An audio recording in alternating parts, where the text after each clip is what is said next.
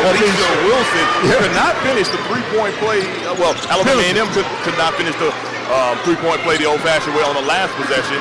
Right, Pendleton came up short on that, but Alicia snagged that rebound and said, no, this is mine. Here's a shot that goes up, but nothing doing. Rebound goes to Christian Jackson, the Enterprise Alabama native. She's from Lower Alabama. Her parents made the way up today. They had a nice long trip on their hands, just in general. But here comes Alabama State, moving from right to left on your television screen. Right, and Mo, just since last Saturday, you can see Alabama State has worked on their offense. They're moving the basketball a lot better than they did in the game against Jackson State. Here's Taylor Smith on the drive inside. Shot off the mark. Rebound goes to Alabama A&M. Jaya Harris-Smith running it from left to right on your television screen. And she's going to draw a foul as she heads to the paint on that play. Right. Good drive. Put her head down, went to the basket. And now she's getting out to the free throw line for two. All right, so checking in for the Alabama A&M Lady Bulldogs will be number 11, Nia Palmer, and also number 22, Shalimai Sanders. We mentioned about people coming from all walks of life to this game, but as a matter of fact, her father, Coach Deion Sanders of the Colorado Buffaloes, formerly of Jackson State University, is in the building about 15 feet to the right of Coach and I here in the building. He gave her a big old hug here during the pregame. Right in that situation. No stranger to Huntsville because, of course, being at Jackson State, he got an opportunity to come up here and play. And I remember that homecoming game where he brought out the pink scooter. Yep.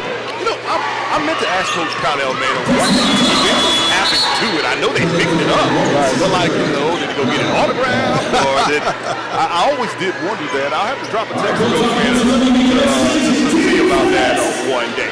In the meantime, going 1 of 2 with Jaya Harris-Smith from the charity stripe. Alabama A&M leads 6-4 over the Lady Hornets. There's the steal right there. Sanders has the ball. She gets it over to Palmer. Now Sanders. Here's the near wing three. Well off the mark. Rebound, last touch by Alabama State. It is going to remain with Alabama A&M. Yeah, I think she has a little. I think they're a little nervous. Daddy didn't see her. As soon as he left her hand, I knew it was off. She's got to settle down because she can shoot the basketball. Absolutely. There's Coach Dawn Stewart, head coach of Alabama A&M University. Of course, no stranger to the SWAC, playing her college ball at Jackson State, and then also going to be a head coach at Prairie View, and also Arkansas Pine Bluff, to join head-to-head with Frida Freeman Jackson, one of the best to ever do it as a player at Alabama State and also as a coach. Right, Hall of Fame. In the SWAC Hall of Fame. Absolutely. Absolutely. You talk about like someone who probably has elevated their way from the student of the game to just a well-knowledge information capturer of the game. That's Coach Frida Freeman Jackson. Right, and I had the opportunity to see her as a player and as a coach, and she's a great mentor. And remember, their daughter went on to be one of the top players in the state of Alabama. Absolutely. Absolutely. I remember asking, Coach Lou Jack and also Coach Freeman, like, how y'all spending this time? And they were like, look, family comes first, and our team knows that. Yep. And he also talked about like how they used to always bring her on the trips there. There's a nice order in the paint, and it is up and true for Alabama State. That is Caitlin Bryant. Yeah, Bryant did a nice throw on that. We got a tie ball game. It's 6-6 under 3 minutes to go here in the first quarter between Alabama State, the Lady Hornets, and Alabama A&M, the Lady Bulldogs. You're watching everything live here on the SWAC Digital Network. Thank you for checking us out. Here's Shalimai Sanders going to try to drive inside. Ball is taken away, and it is stolen by Taylor Smith. Smith driving on the other end, and it looks like they're going to get a reach in on Alicia Wilson. She got caught with a hand in the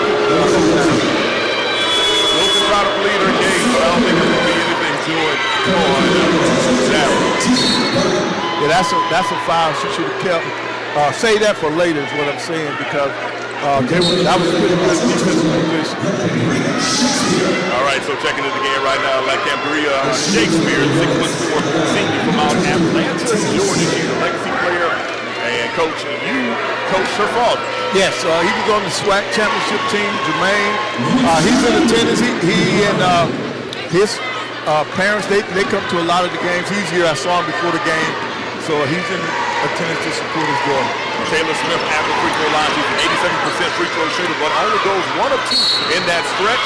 Alabama State will get the rebound off of the second miss, and it looks like they're going to get jump ball, and then the possession will go to Alabama A&M. All right, so Zanaya Palmer coming up with the jump ball, and the possession goes back over to Alabama A&M. We've got 2:25 to go here in the first quarter between these two long-time rivals. And Alabama State is extending their defense. They're trying to speed up or force a couple of turnovers, trying to get some easy baskets. Fans still trying to make their way into the event center. They throw it inside to Shakespeare. Shakespeare goes high on the glass. They scores. Andrea Shakespeare coming through with the bucket to give Alabama A&M a 1-point lead, 8-7. Yeah, she did a good job of sealing in the paint, and Alabama A&M was able to get that ball to her. Now Alabama State's got to respond. And they got good ball movement against the zone.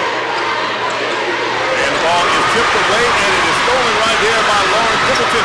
Pimpleton with the bucket. And one. Yep, and that even brought Deion Sanders out of his seat that time. Great body control.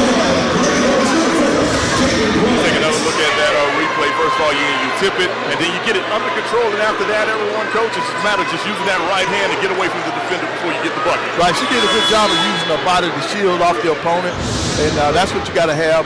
If you want an opportunity at those and ones, and this is definitely an opportunity for an old-fashioned three-point play. Lauren Pendleton on the year. 84%. And we may have jinxed it right there. Rebound goes to Taylor Smith.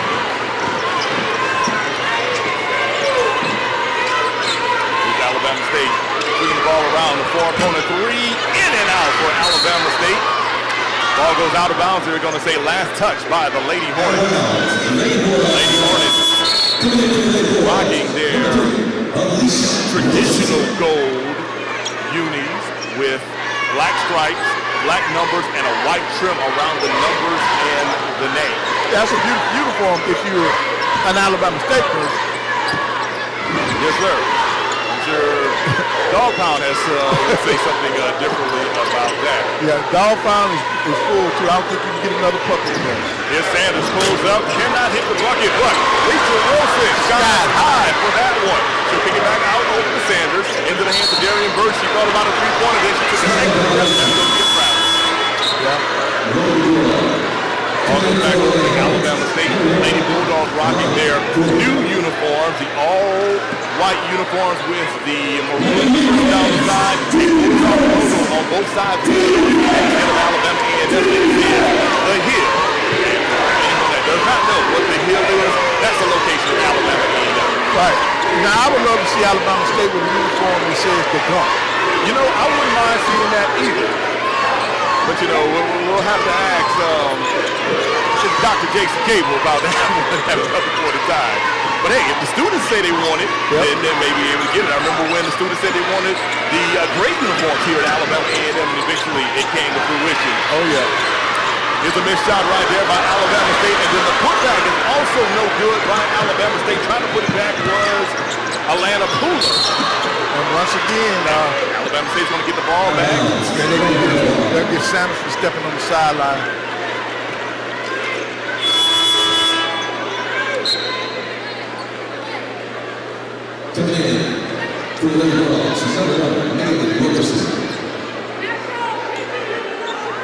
All right, so 26.7 seconds to go. Alabama State can go for that final shot of the course. Shot clock is turned off. Here come the Lady Hornets.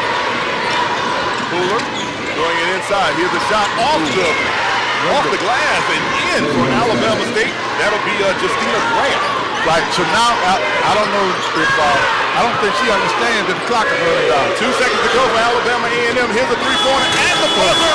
Tries to bank it in, but no good. And that's going in the first quarter. We played one inside until Alabama A&M Event Center. Your score, Lady Bulldogs 10, Alabama State 9. We'll be right back.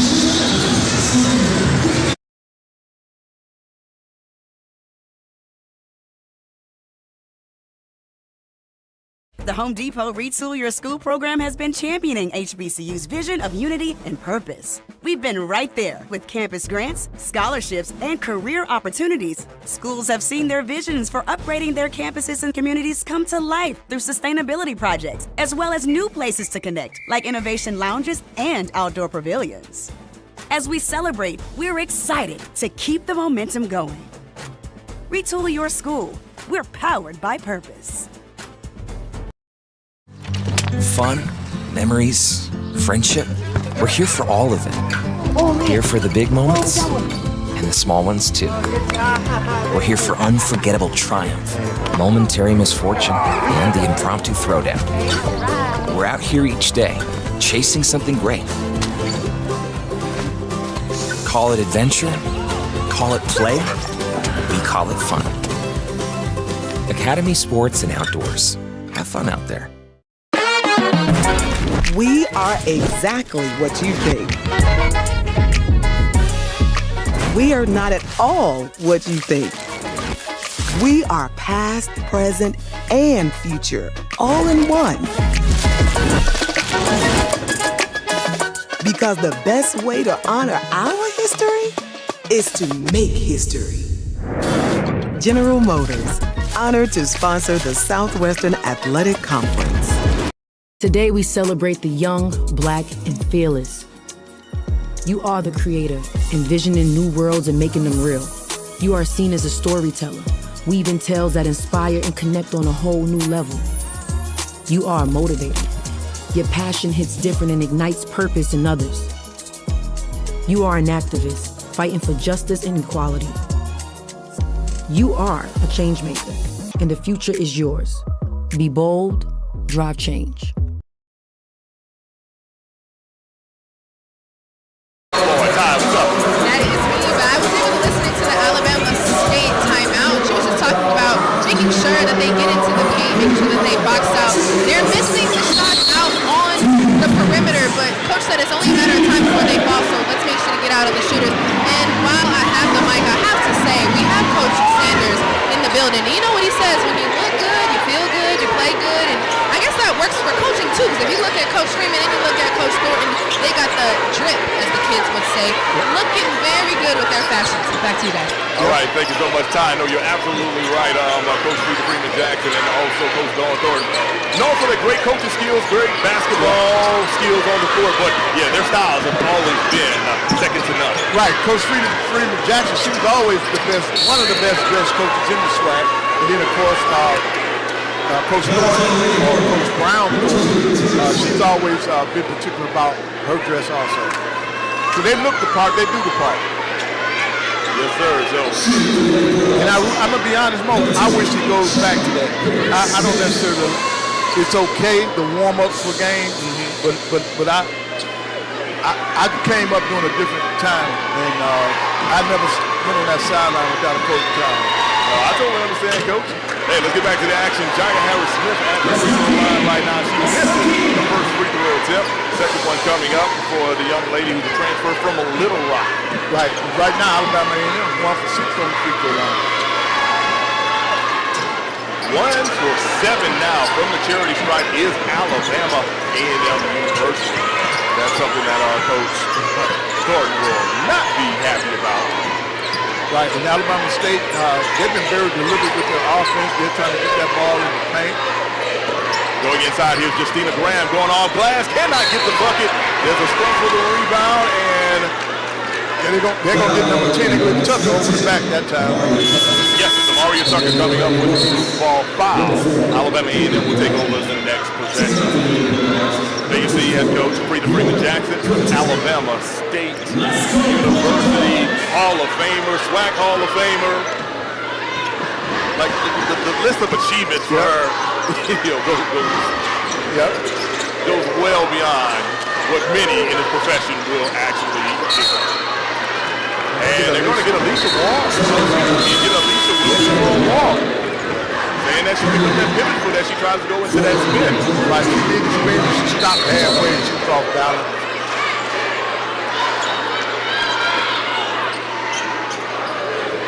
And Alabama A&M's going to sit back in this zone, though. this trip, they're going to make them work from the perimeter. So here come the Lady Hornets. Moving from right to left on your television screen or mobile device, or if you're watching on an iPad as well. Thank you for joining us here. This is the SWAC Digital Network. A number of games are being broadcast live this year on the SWAC Digital Network, thanks to the work of the Southwestern Athletic Conference with Commissioner Dr. Charles McClellan. Yeah, they're doing an outstanding job, and they're going to get, I think they're going to get burned on that time. Reaching in, trying to knock that ball away. Walker's coming back in the game. I know they're waiting on her to get back more after she had that concussion. Yeah. She just haven't been herself. Yeah, Kayla Walker had a career high at the University of North Alabama game, and she got a three-pointer right there by Alabama State. That should have been number 4?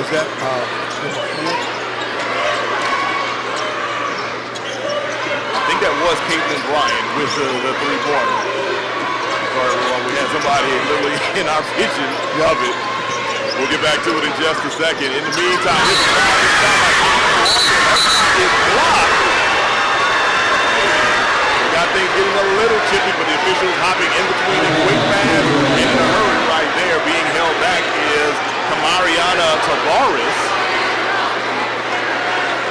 Like that was Tavares with the block now, but I think what happens in this case, because Walker's so short, it's the physics thing again, Mo. Oh, agreed. No, totally agree. You know, you look at it, it seems like they're making a basketball move. It appears that the officials will go and take a look at that. But in the meantime, we'll take a media timeout. We'll be right back for SWAC basketball on SWAC Digital Network.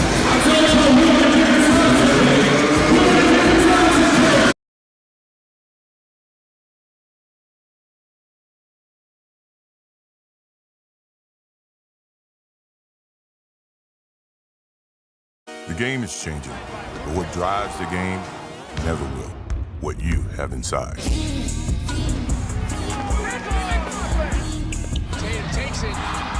Gatorade, is it in you? Starry Lemon Lime Soda.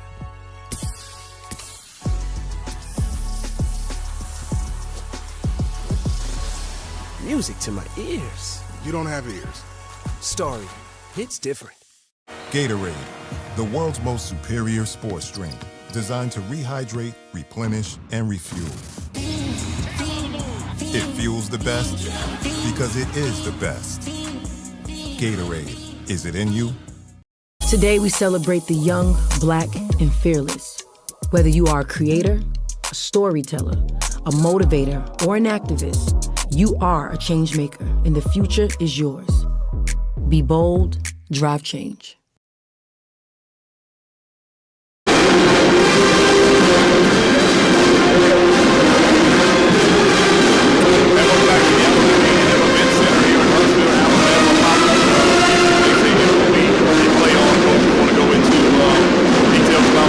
Well, yeah, I just think like once again, when I first saw the play live, to me it was just business. The way Walker went up, he was already off balance. All they did was just play tough defense, hard, knock the ball with her hand. So that's all it was. All right, let's go remember our broadcast for that time. Boy, it's like they never You'll see some pom-poms going back and forth. That is Kadada Brown, the sister of Coach Don Thornton. And now I've been a reporter in the SWAC for a couple years, and I can say that she's been at every game that she can go, supporting her sister, being the loudest in the arena. And that's what Coach Don Thornton preaches to her ladies, just to make sure to have that family aspect and atmosphere, and that has contributed to their success. All right, thank you so much, Ty Flo, SWAC Digital Network sideline report. Yeah, that means family is involved. That's family. Oh, without a doubt. Of course, you know, their father was a very, very prominent member of the Jackson, Mississippi community. I think he was on the city council as well. And he's an HBCU grad, so that's how they got their early look at, HBCUs. Yep, sisters supporting sisters. You got to have more of that. Correct. And I mean, look, that's her biological sister. Coach Dawn Thornton is also a member of Delta Sigma Theta, Sorority Incorporated. They're always here to support their sister as well. Back to the action right now. Here's a three-pointer from the near wing. Malin Wilkerson well off the mark. Rebound goes to Alabama A&M. Swing it back around. Here's Wilkerson again. In and out. Yeah, that one did everything but dropped it. Alabama State pushing though. Exactly, and the jump step inside right there. It is made by Caitlin Bryant once again for Alabama State, and the Hornets on top, 13-10. Right, Alabama A&M scoreless for the last 350, Mo. So they got to find a way of putting that basketball in the basket. So here come the Lady Bulldogs. Squaring up and hitting right there is Alicia Wilson. Came up with that baseline jump shot. Broke that drop for the Lady Bulldogs, and Alabama State's already putting it back on. Here's Tavares. She's going to kick it out. And crowd wanted a charge. Instead, it's going to be a three-point attempt that hits the back iron by Taylor Smith. Rebound goes to Alabama A&M. That's Jaya Harris-Smith. And then there's a scrum for the ball. Eventually, Harris-Smith comes back up with the ball. And here we go. Here's a pull-up by Walker. Inside the paint. Can't get the bucket. Ball goes out of bounds. We're going to say last touch by Alabama A&M. Right, it's really like Taylor's is not there right now. I think it's because of time away from basketball with that concussion. But she's a tad bit off. But she's a warrior. I expect her to around Alabama State is hoping that she doesn't. Let's go.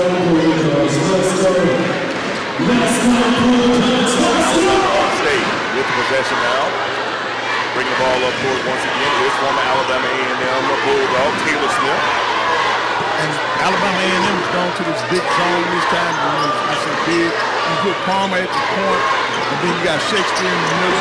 They almost got a turnover out of it. Absolutely. Alabama State recovers. Here's a corner three. Hits the back on. Rebound goes to Palmer. Here comes Palmer now. We've seen her do this a lot. Get the rebound and literally take it coast to coast. Instead, she'll pull up and she'll hand it off to Harris-Smith. Harris-Smith, and then you got Walker on the wing. Alabama State is in man-to-man this time down the field.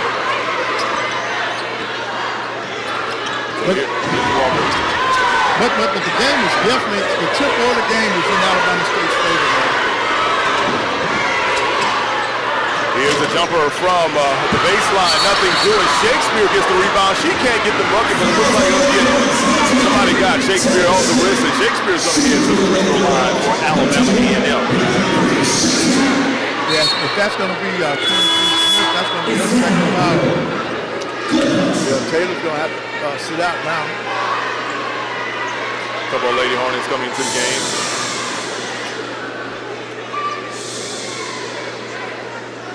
Into the game right now for Alabama State is Amari Franklin, the Pensacola, Florida native, along with Alana Pooler, as LaCambria Shakespeare goes to the free throw line for Alabama A&M.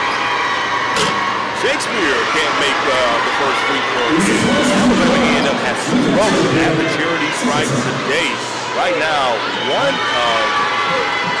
the stats say 1 of 7. Well, now 2 of 8. Yeah, so I think that's hopefully that'll light a fire up under them, but Alabama State, they're looking to attack the zone defense. 13-13 is our score, 5.5 minutes to go before the half. Alabama State thinking about a three-pointer, and they're taking. And rebound goes to Alabama State, and the putback is up and through for the Lady Hornets. Let's call that to Pooler with the putback bucket. Right, she did a good job of getting on the glass. 15-13, Alabama State back on top. We got a whistle away from the ball, Coach. And they're going to get Pooler for that foul, and that's going to be only the 4th team foul, so it'll be out of bounds under the basket.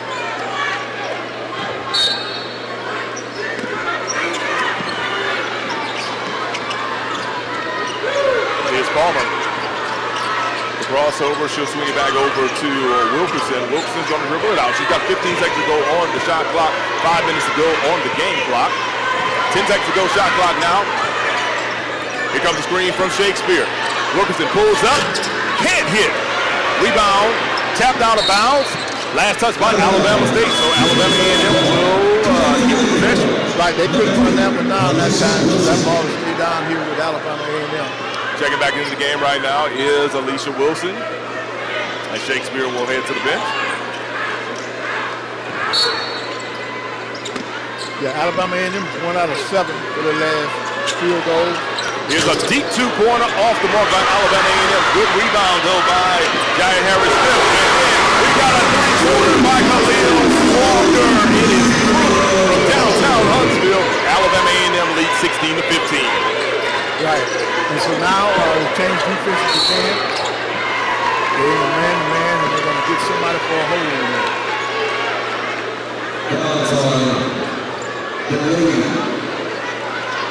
Oh, they're getting an offensive foul.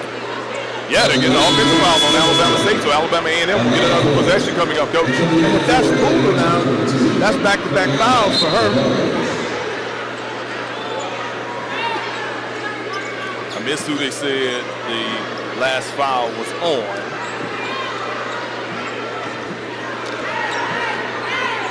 Yep, waiting for the stats to update. Sometimes it just gets so loud in here, everyone. Sometimes we can't even hear the public address announcer. Here's Wilkerson with the rock. The nice crossover. The dish inside to Wilson. It gets tipped out of bounds. Last touch by the Lady Hornets. Lady Bulldogs keep possession with 14 seconds to go on the shot clock. Right, so Alabama State's been doing a pretty good job on out of bounds under the basket. They've defended well so far because Alabama A&M definitely tries to score under the basket. Here's Walker, the floater inside, nothing doing, but she did draw a foul right there. Looks like they're going to get Kamariana Tavares on that foul. And going back to the free throw line will be Khalil Walker, the UAPB transfer. Right, now Tavares that time, if she had not turned her body, she would have been in, she was okay. But when she turned her body, that created the foul. And when you put Walker at the free throw line, you're talking about an 84% free throw shooter. Line right now is Walker. And first free throw is up and true.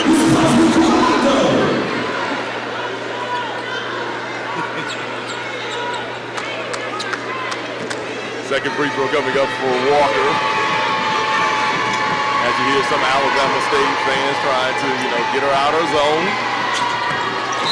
Nothing doing that when she goes 2 for 2 on that free throw. Checking into the game right now for Alabama A&M. On Middleton. And when you start to talk about Alabama State, they got a nice protection over there behind their bench. Absolutely. Like I told you, Coach, there's 3 Trailway charter buses outside with nothing but Alabama State fans. Alabama State is going to get some more for the offensive fouls. That elbow just too much on that play. Right.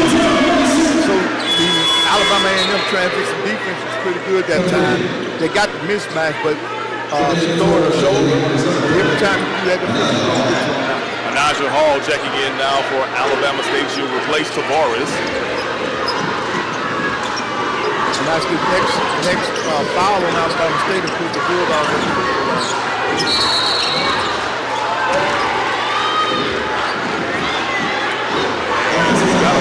We got a foul away from the ball. It's going to be offensive, so Alabama State's going to get the ball right back. Right, I think they're going to get Smith that time on that dribble handoff. I think she used her body. You can't do that on that dribble handoff.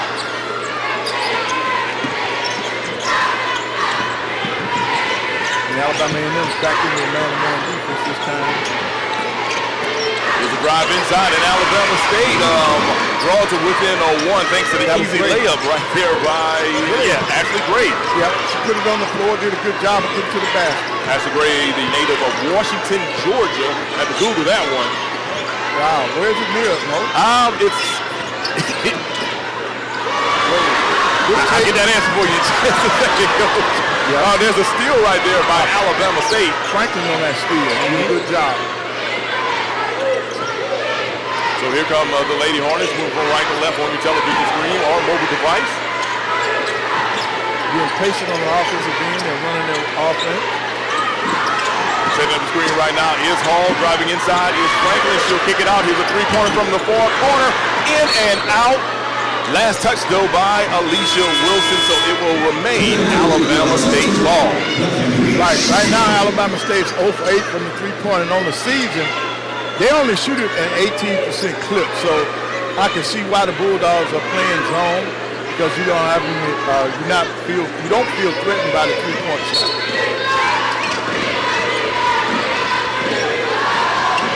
So here comes Alabama State. 16 seconds to go on the shot clock. Amari Franklin dribbles baseline, tries a floater, nothing doing. Rebound goes to Anaya Palmer. Palmer looking for an outlet, and she does. Get it, she gets it in the hands of Jaya Harris-Smith. We're approaching 2 minutes to go in the first half. 2 minutes to go in the first half. And Alabama A&M on top of Alabama State 18-17. We're gonna have another offensive foul on Alabama A&M. Yeah, it looks like they're going to get Shakespeare on that one. The official pointed down at his foot. Are they saying that she might have tried to trip the girl, or? Yeah, I think the contact came with her foot. So. Okay. So Alabama State gets another opportunity here, trailing by 1. 2:15 to go.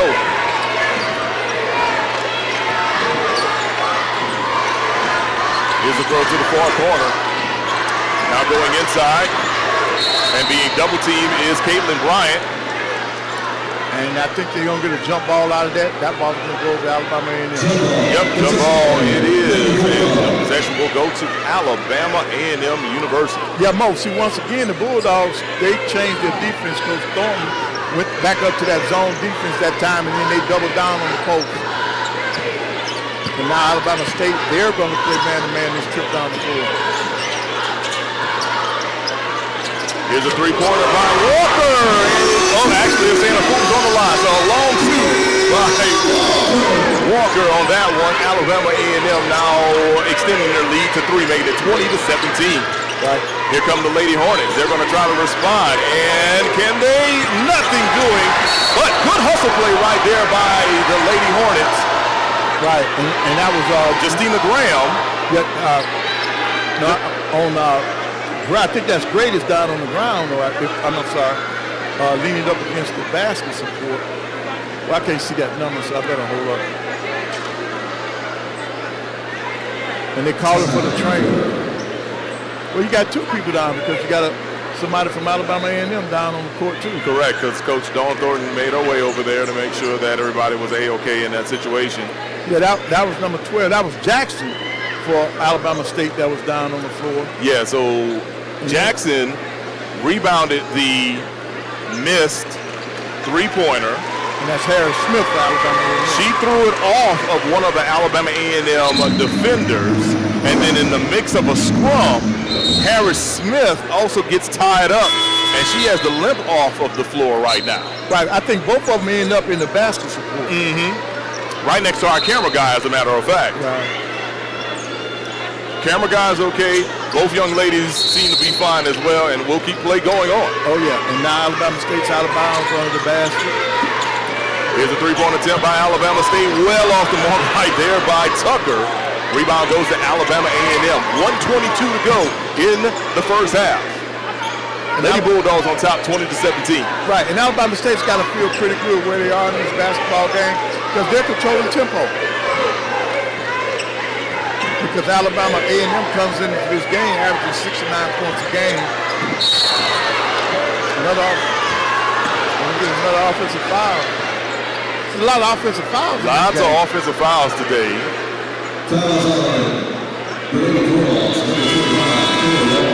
Yeah, they're going to get Taylor Walker for that one. I mean, that's a lot in this first half of the ball game. Correct. First and second quarter, they're really calling that real close. So you got to be careful on the screen on the offensive end.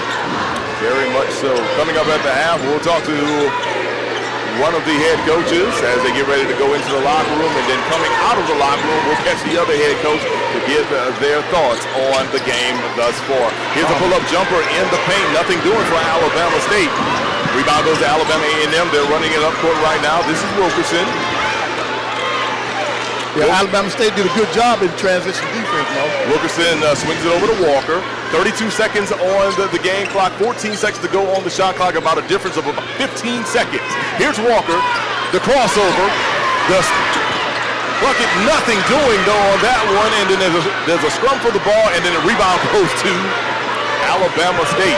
Shot clock is officially turned off. So they can really go for the last shot if they want. Correct.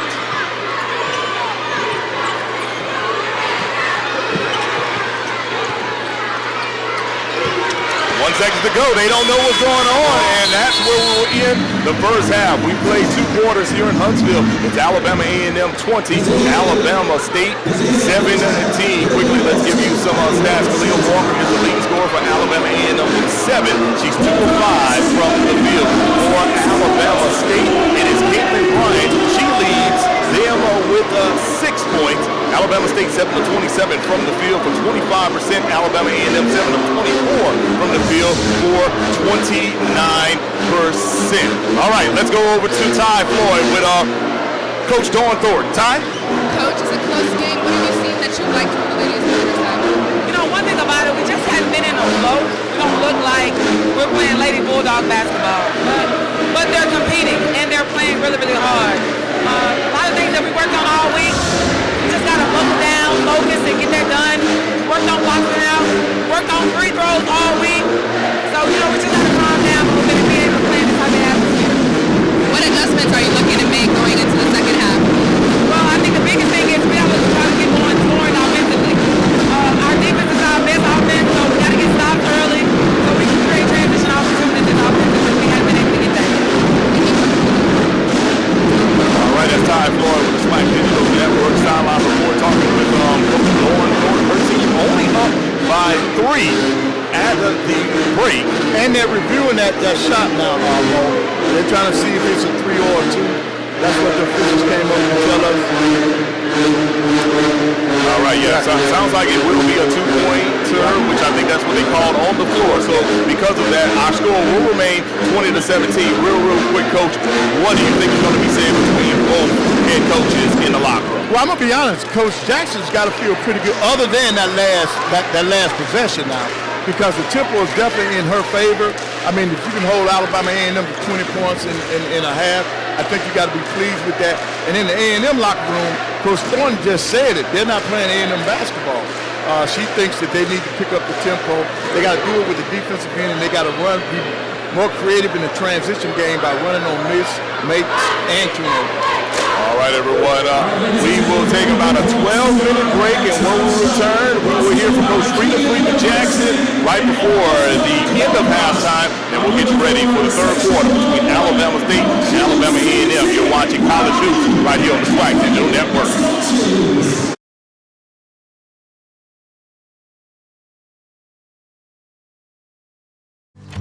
Fun, memories, friendship. We're here for all of it. Here for the big moments and the small ones too. We're here for unforgettable triumph, momentary misfortune, and the impromptu throwdown. We're out here each day, chasing something great. Call it adventure, call it play, we call it fun. Academy Sports and Outdoors. Have fun out there.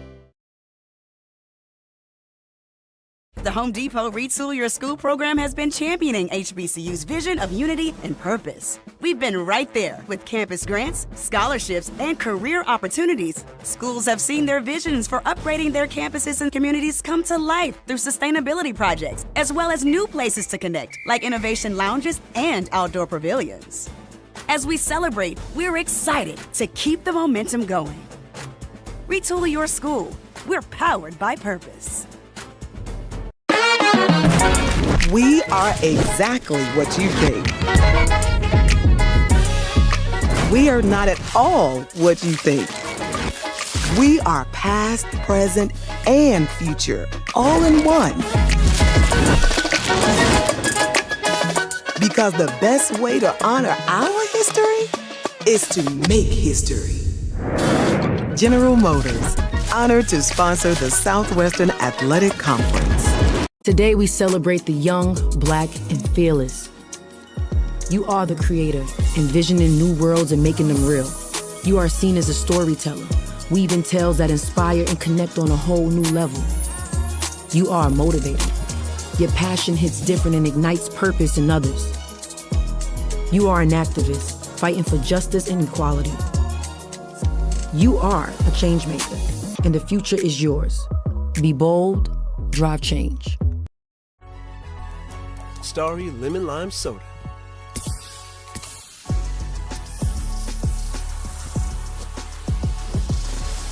Music to my ears. You don't have ears.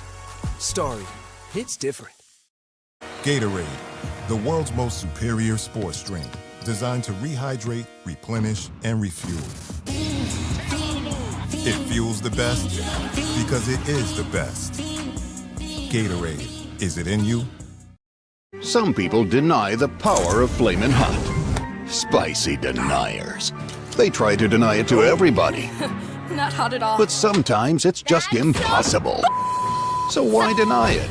Unleash your Flamin' Hot. The game is changing, but what drives the game never will. What you have inside.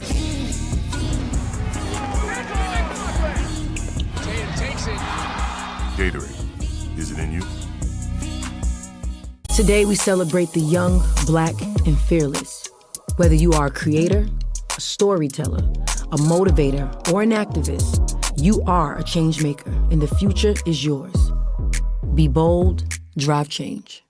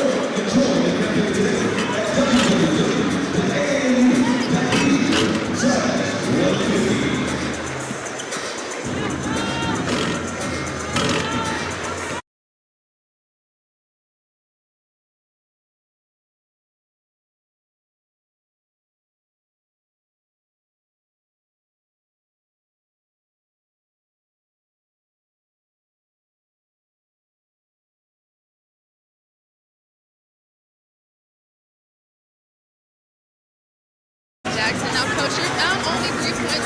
What adjustments are you looking to make in this half? Well, we're going to have to knock down some shots. I thought we did a great job on the defensive end.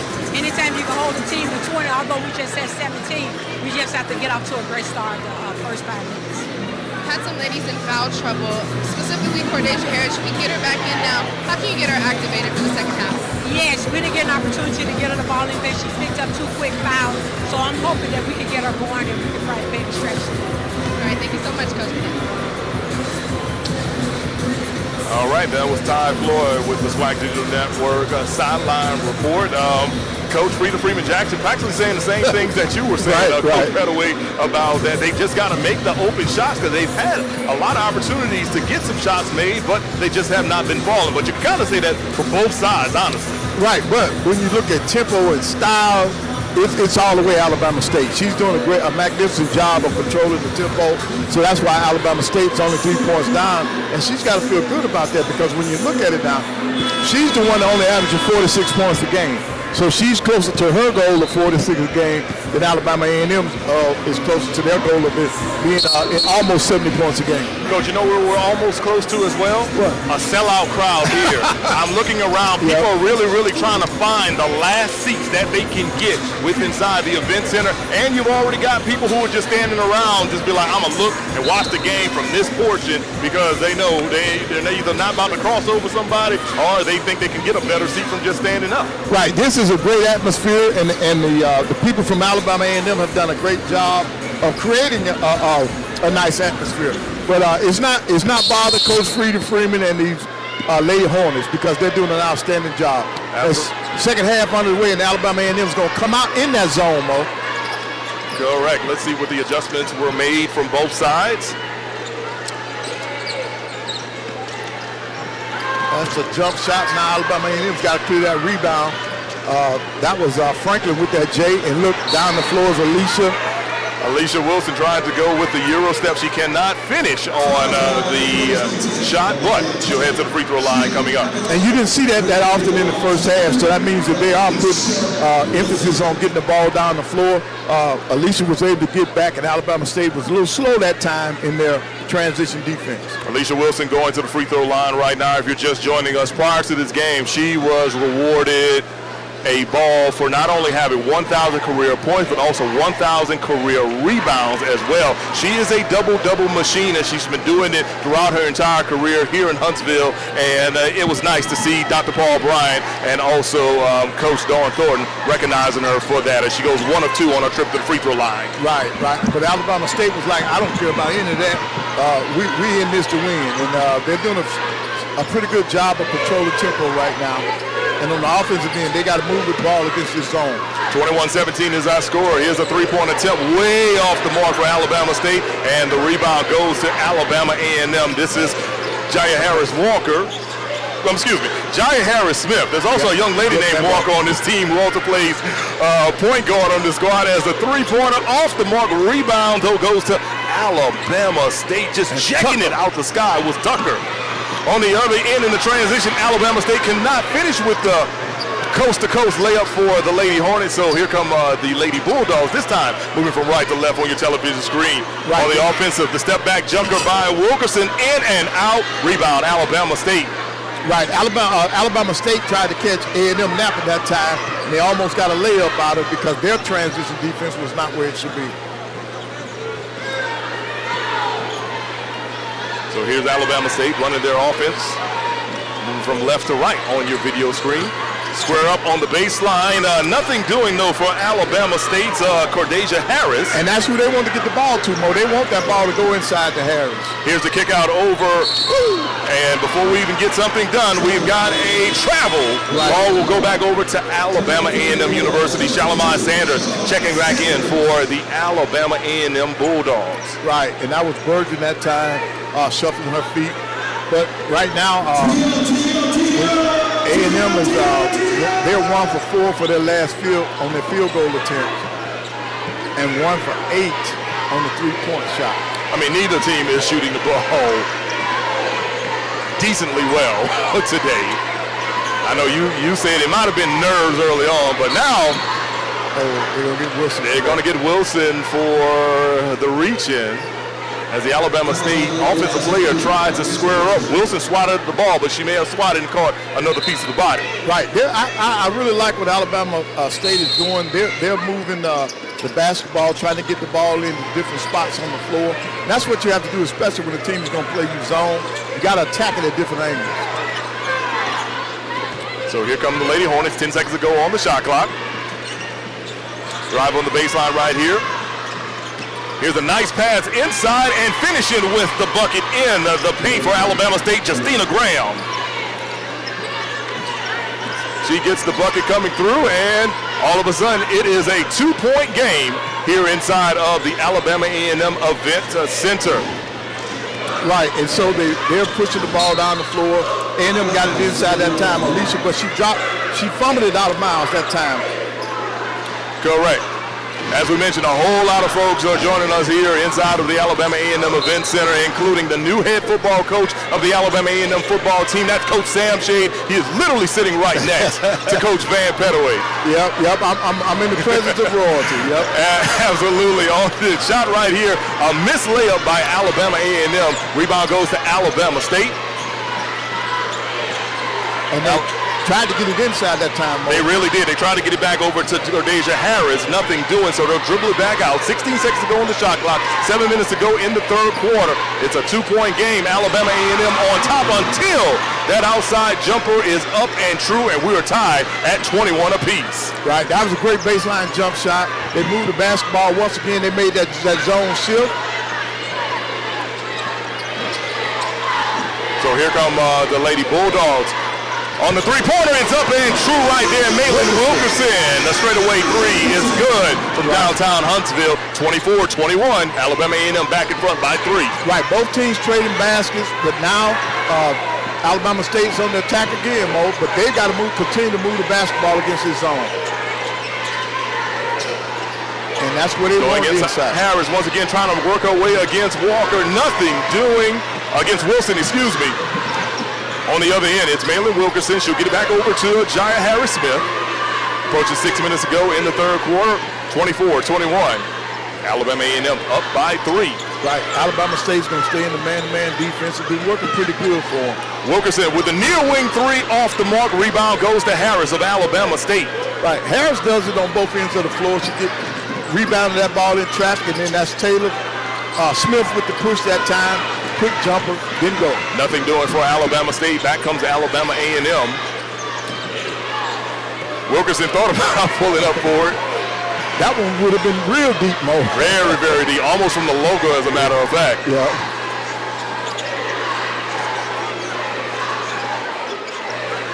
So here come the Lady Bulldogs. 6 seconds to go on the shot clock. It's Wilkerson, the far wing 3, hits the sidearm. Rebound goes to Harris-Smith. She's going to reset and let things go. Coming up in just a few moments, we'll give you updates from across the Southwestern Athletic Conference, let you know who's winning and who's behind at the half. Inside to Alicia. Inside to Alicia Wilson, and talk about rising high. The score is Alicia Wilson, and she does it right there, 26-21.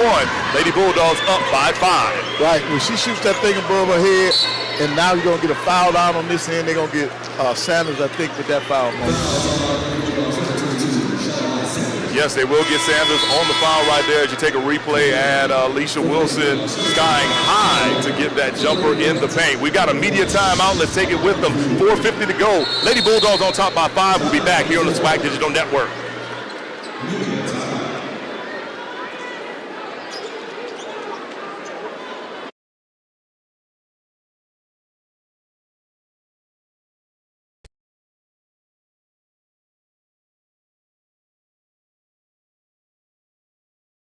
The game is changing, but what drives the game never will.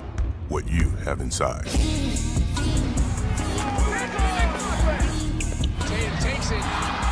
Gatorade, is it in you?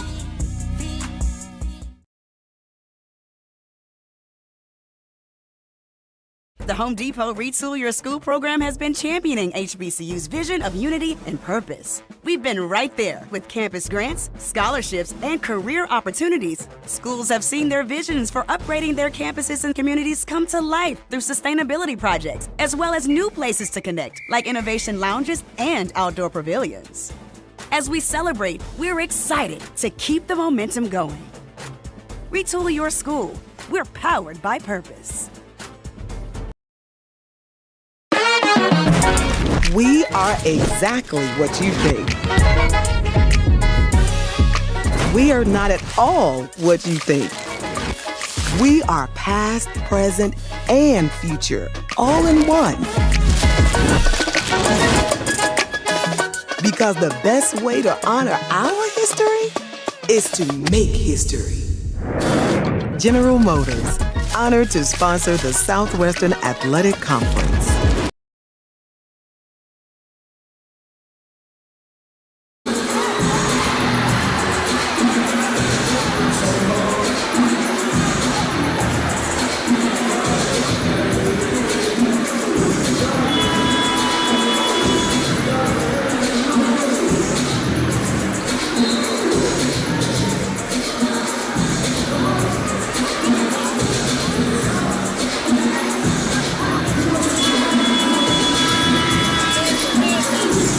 Welcome back to the Alabama A&M Event Center. Our score right now, Alabama A&M on top, 26-21. Let's go to Ty Floyd with our SWAC Digital Network sideline report. Ty? Yeah, in the timeout, Coach Thornton said, let's drive the ball, and they're going to throw different defensive combinations at them. They're looking to go inside because the Alabama State Hornets are in trouble. They're saying that they can go inside off the roll, off ball screens, because they already know that once the guard hits that corner swerve, the defenders are going to go, whoa, because they don't want to get in foul trouble. She also said that the third quarter matters now, so they're going to make sure that they play that big brand of Bulldog basketball. All right, thank you so much, Ty. And that was Brian at the free throw line knocking them down, Mo. Knocking down that free throw, so that's good for Alabama State. She goes 1 of 2 from the charity stripe, making it a 4-point game, 26-22. It's always interesting to see what they come up with after timeout, and then Alabama A&M is going inside. Turnaround jumper off the mark right there by Alicia Wilson, but the putback is up and true for Lauren Pendleton as she muscles her way on the score. Right, that was Alabama A&M's 9th offensive rebound. Caitlin Bryan swings it over to Taylor Smith. Alabama State's going to reset and get to the hands of Taylor Smith once again. Right, Taylor's doing a good job of running this Alabama State offense. Oh, they missed the pass inside that time, though. Here's the kick out, the three-pointer from the far corner is up and true for Alabama State. Knocking it down from downtown, Christian Jackson. Yep, Alabama State, they were able to move the basketball and get a good, got a good open shot that time. 28-25 is our score. Lady Bulldogs up by 3. Here's the wild shot right there by Wilkerson, nothing doing. Put back by Palmer, nothing doing either, and looks like we're going to get a loose ball foul. Right, they were holding Wilson because Alicia was trying to get to that ball, and they were holding her down. Checking into the game right now for Alabama A&M will be Jai Harris-Smith checking back into the game. She'll replace Wilkerson. And then for Alabama State, look like they're going to bring Harris back in. She's going to replace Pooler that time, Mo. So here's Wilson.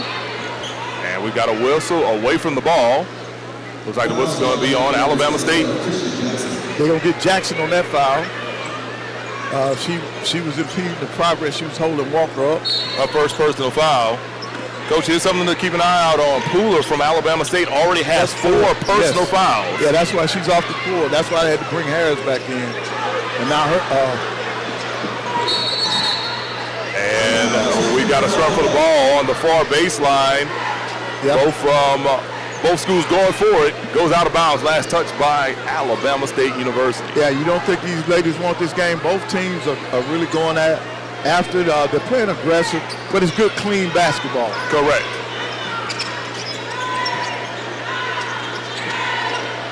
Seven seconds to go on the shot clock. And Alabama A&M is going to be called for a travel on Khalil Walker. Right, Walker was trying to get a dribble on that time, and she took steps before she put the basketball on the floor. 28-25 remains. I scored 3 minutes to go here in the third quarter. Alabama A&M up by a tray. They go inside right now. Here's the wild shot off the mark by Alabama State's Harris. She does get a rebound, and then she throws the ball away. It is stolen by Pendleton. Here comes Pendleton, throwing it up court to Harris Smith. Harris Smith goes underneath the basket, tries to throw it from behind there. Right. Tapped out of bounds by Alabama State to remain with Alabama A&M. Right. That was a good look. She was trying to get it back to Wilson. She was open, but Alabama State got their hands in the passing lane. Darian Burton checking back into the game for Alabama A&M University. We just saw a quick shot of Coach Frida Freeman-Jackson, the head coach of Alabama State. Here's Burgeon driving inside. Her shot is blocked, but she'll head to the free throw line as they got her on the arm. Right, that'll give her Burgeon the opportunity to get to the free throw line. You know, she's a senior. It's her last time playing against Alabama State here in Huntsville, and right now she's scoreless in the basketball game. And of course, last year she came up huge against Alabama State University in this contest that literally went all the way down to the final seconds. Right. That was a big game for her. Here's Burgeon at the charity stripe, in and around and down the loop. Yeah, well, that's good for her to get on the board. That'll give her some more confidence going down the stretch, because they're going to need her leadership going down the stretch. Absolutely. I mean, this team is full of veterans, but when you have the veterans who have been through it all, it makes it even sweeter in the pot. She misses the second free throw, 1 of 2 on her trip to the charity stripe. Here comes Alabama State now. The floater from the baseline is off the mark by Alabama State's Bryant. Right, and only because she came down with the possession of the basketball and stepped on the baseline, the ball is going to go over to Alabama A&M. So here come the Lady Bulldogs, and Alabama State may be putting on some pressure. A little press. Yep. Coach Frida Jackson is doing an outstanding job of mixing things up, trying to keep the Lady Bulldogs off balance. And when you look at the score, they've done that. So here comes Alabama A&M. Darian Burgeon will be fouled on the play once again. Yeah, they're going to get Jackson for reaching in that time, and she's got to be careful. That's just her second foul. That'll be her second foul. And Taylor Smith is coming back into the basketball game.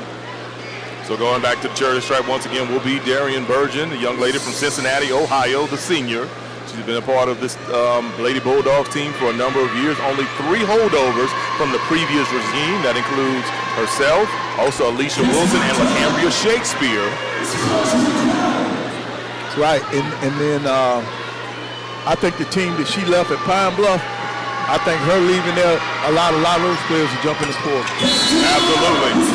2 for 2 right there for Darian Burgeon. She makes it a 6-point game. Lady Bulldogs on top of the Lady Hornets. But in the SWAC, that happened in another place. Jackson State was the same thing.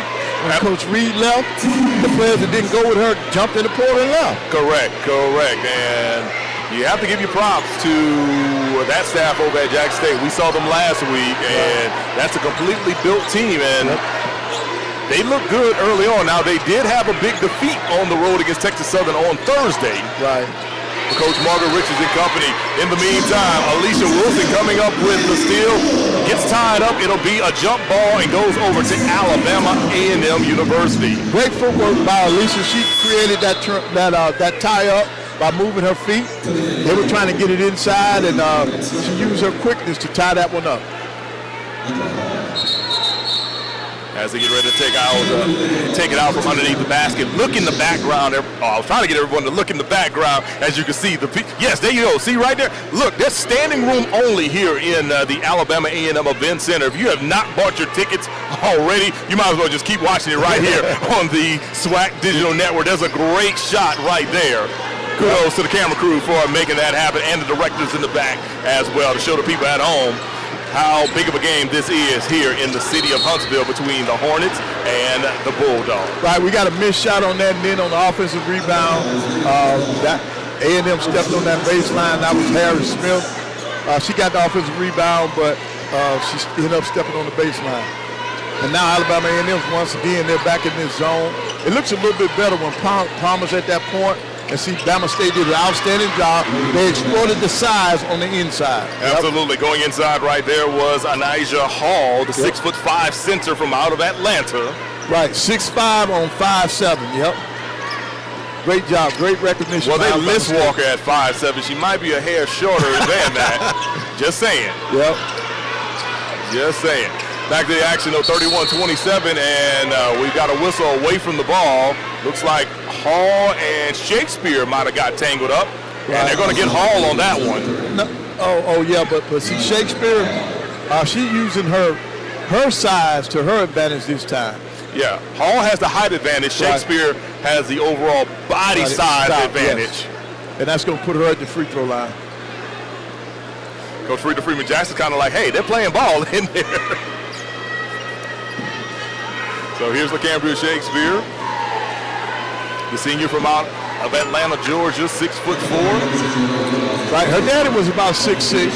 Played the forward position for me. He played the 3 and the 4, depending on who we were playing. She's got that A&M history. And she goes 1 of 2 from the charity stripe. 1:08 to go in the third quarter. 32-27 is our score. Alabama A&M on top by 5. This is SWAC basketball here on the SWAC Digital Network.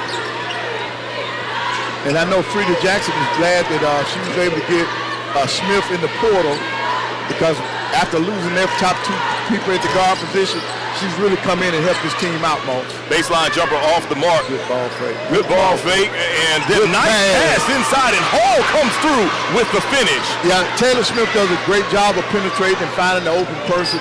That's what she can do. We had an opportunity to see that last year. She does a good job penetrating. 32-29 is our score. Alabama A&M on top. We've got a 5-second difference between shot clock and game clock. Darian Burgin rocking the pink shoes, running the offense. She gets it in the hands of Lauren Pendleton. Pendleton's got 9 seconds to go on the shot clock.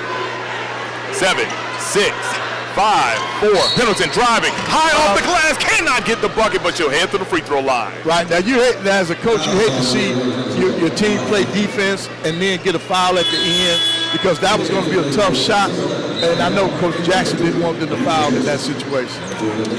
Correct, so going to the free throw line right now will be Lauren Pendleton. And on the day, she's 0 for 2, but on the season, she shoots it pretty good.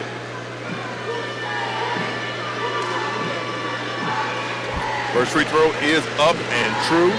We talk about this big rivalry game, another huge rivalry game happening in Baton Rouge, Louisiana right now. Grambling and Southern. Yep, Southern leads Grambling 32-21 at the half. We'll give you more scores from the SWAC in the fourth quarter. Grambling's women are one of the surprise teams because they're losing, and Southern is doing a pretty good job because they are winning. And look, Alabama A&M did not play this right. Absolutely. What a circus shot that goes up and through the hoop for Ashley Gray. She is money right there. Last name may be Gray, but that shot was green, Coach. Yes, sir. Green for money, because I was on the spot. Alabama State did a good job that time with a sideline break off of the free throw. That's one of the plays used to be in my playbook. If you shot a free throw on me, I wanted to score on you on the next end. And they did a great job of doing that. So here's Ashley Gray going to the free throw line. Only a 45% free throw shooter. So we'll see if she can get the three-point play. But see, Mo, in a rivalry game, this is when this game makes some players' career. Correct. Because this is the game that the fans want to see. This is the game that has a lot of pressure. So somebody can step up, and this will help their career.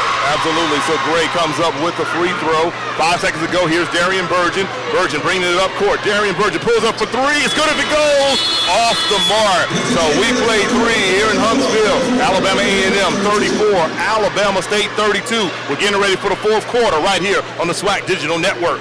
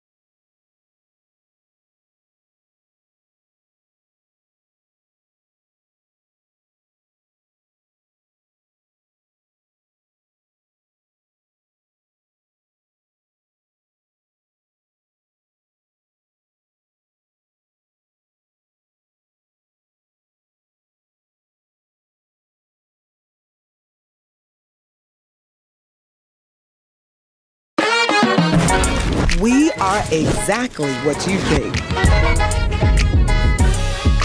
We are not at all what you think. We are past, present, and future, all in one. Because the best way to honor our history is to make history. General Motors, honored to sponsor the Southwestern Athletic Conference. Starry Lemon Lime Soda.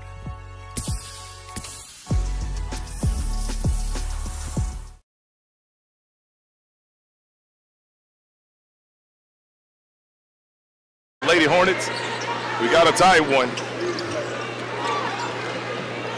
Absolutely. Here's a corner three for Alabama State, off the mark by Justina Graham. Ball goes out of bounds over to Alabama A&M University.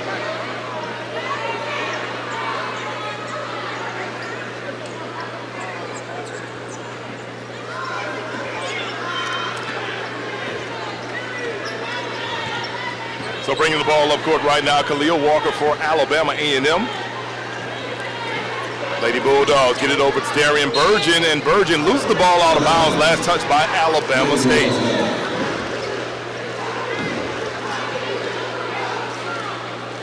Not at all.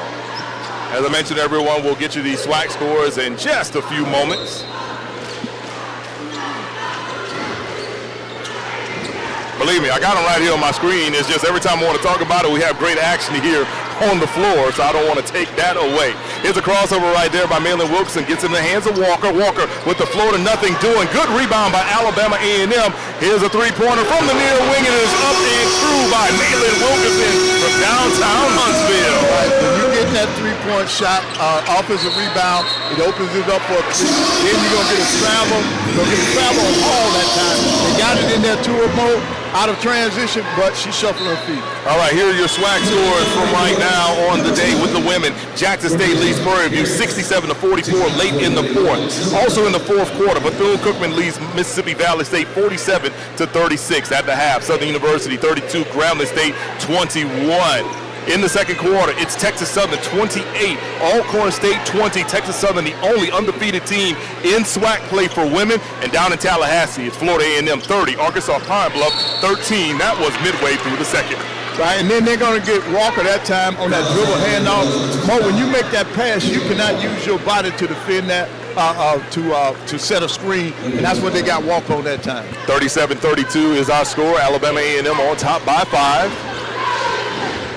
We're live here in Huntsville, Alabama, a.k.a. the Rocket City. Inside the Madhouse on Memorial Parkway. Right. Bama State's doing a good job of moving the basketball, and they're going to get that jump shot out of the corner, and you're going to get a foul. That was Bryant getting that foul on that shot. Baseline jumper by Bryant off the mark, but she will go to the free throw line for the Lady Hornets. And for the day, she's 1 out of 2 from the free throw line. And on the season, she's about a 70% free throw shooter. Right. Caitlin Bryant from Opelika, Alabama, so right down the road from Alabama State. Not too far away from where Coach Frida Freeman Jackson had a lot of success as a high school coach at Lochapoka High School. Oh, wow. First free throw is up and true by Caitlin Bryant. And you know something I'm just not noticing, man, and we had him last week. Yes, sir. I did not know Bianca was on the bench with Coach Jackson. Yeah. I talked to Coach. Yeah, when I talked to Coach Jackson, I asked her about that, and she was like, "Oh yeah, she helping now." Yeah. And she was like, she put her degree to work. I said, "Okay." Yes, so Bianca. Great basketball player. If I'm not mistaken, Mo, she may have been player of the year her senior year or junior year. I think she was her classifications player of the year. Yeah, right. I'm not sure if she won Miss Basketball, but she was her classifications player of the year, playing over at Blue Tech. Yes. Here's a steal right there by Alabama State Taylor Smith. Smith's going to drive with the left hand. Floater, nothing doing. Ball tipped around, grabbed for Alabama A&M, and then there's going to be a loose ball foul as Alabama A&M will keep the possession. Right, I think they're going to get... they're going to get number 11 on that foul. That's going to be Graham. But they got great penetration. Taylor Smith penetrated, got it up to the basket. It just didn't fall, and they couldn't come up with that offensive rebound. So bring the ball up court right now. Jaya Harris-Smith for Alabama A&M. She's coming across the logo at the 8-minute mark. Off the screen, Harris-Smith wants to get it over to Wilkerson. Wilkerson has knocked down a couple of threes today so far. Inside to Wilson. Here's Wilson, and they're going to call her for a charge. Yeah. I'm going to tell you something. If they looked at that, I promise you, I don't think that was offensive foul. I think she faked that. In fact, she was falling before Wilson even turned in there. But nevertheless, the officials saw it a different way, and that foul's going to go against Alicia, and Alicia's going to have to end up. Alicia's going to end up going to the bench after that foul. That's Alicia's third personal foul, or is that 4? No, I think that's going to be her 4 when they update. When they update, okay. Yeah. Alabama State got it inside the hair, and she kicked it to the other side of the floor. Tucker tries the baseline shot, nothing doing. The rebound goes to Pooler. Pooler with the putback and the score. It's a 1-point game, but the Lady Bulldogs still up by 1. Right. Alabama State did a good job of crashing the offensive glass. So with 4 fouls, you got Pooler, who just scored, and on the other end, Alicia Wilson, who also has 4 fouls, and Coach Dawn Thornton wants a timeout.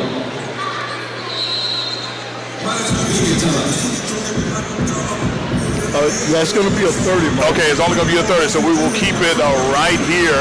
And because we're keeping it right here, I just want you who are looking at home to just look at the spectacular crowd that's going. Well, we were showing you the spectacular crowd that was going on here inside the event center.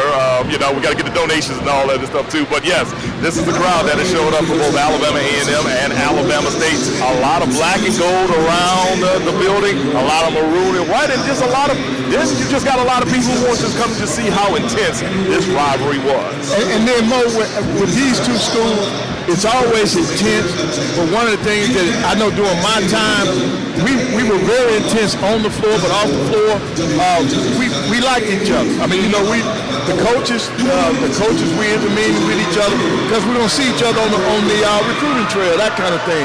But in terms of the players, they know each other because a lot of them came from same high school, same JUCOs, that kind of thing. So it's always a very intense rivalry, but it was fun, intense during the game, and then after the game, we were all family. Yeah, a lot of love and respect between the Hornets and the Bulldogs when it comes down to what it matters the most, and that is respect and gamesmanship and teamwork. Yep, that's just like now, Coach Lewis Jackson and I, we still chat it up every time we see each other at the Magic City Classic and other places like that. So this is a great game for both institutions. Now you see the huddle right now for Coach Rita Freeman Jackson and the Alabama State Lady Hornets. Coach, they told us it was supposed to be a 30-second timeout, but apparently they must have changed it up on it. Full-time media. Well, it's all right. We're still talking.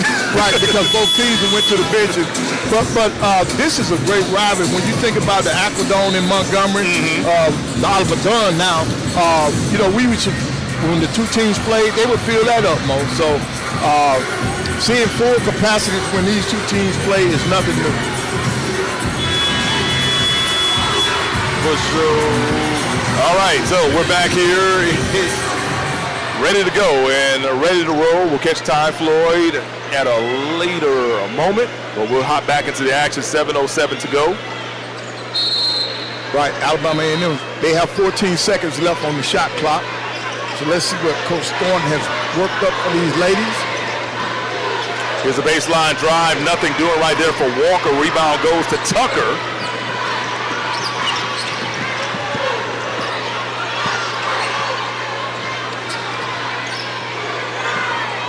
And so Alabama A&M is back in this zone now with Palmer at the top. Throwing it inside off the hands of Harris, goes out of bounds, goes back over to Alabama A&M. Right, now Shakespeare did a good job defensively. She forced them to throw that ball a little bit higher, and Harris was able to bring it in. So bring the ball up court right now is Jaya Harris-Smith. Gives it to Ansa Pendleton. Pendleton pulling up from the charity strike, gets the kind roll of ball and good. Good ball screen, good screen. And then a good jump shot by Pendleton. Good pull-up, mid-range jumper. 39-36 is our score as we approach 6 minutes to go in regulation. Lady Bulldogs and Lady Hornets both want to get a victory in this one. Here's a deep outside three-pointer off the mark, but the rebound by Harris is good on the putback. Right, great job on the offensive glass. And I think they will get Khalil Walker on that one. 39-38 with a chance to tie the ball game up coming up, Coach. Right. And with Harris going to the free throw line, during the season she's 64% free throw shooter. But in this game today, this will be her first time at the free throw line. Talk about a moment of pressure. Man, oh man. Right.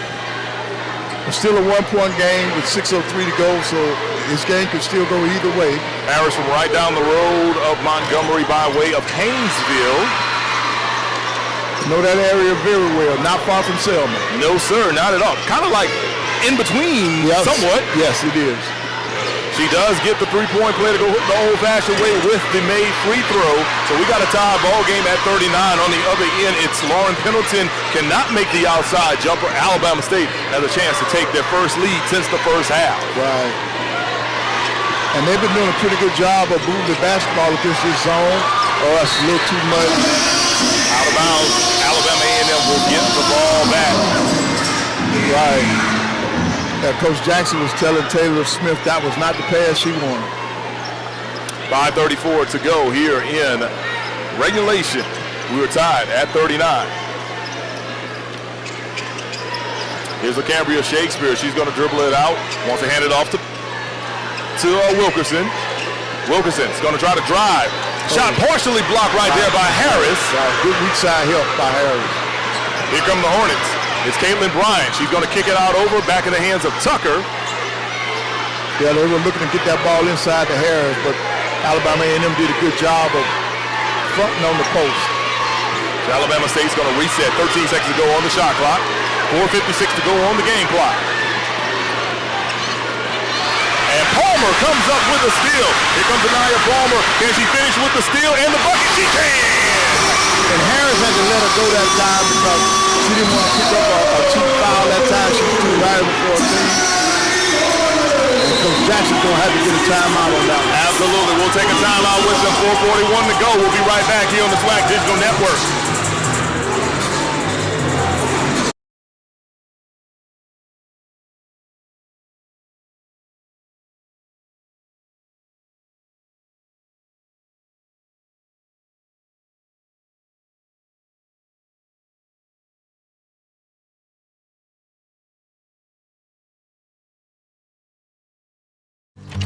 Fun, memories, friendship.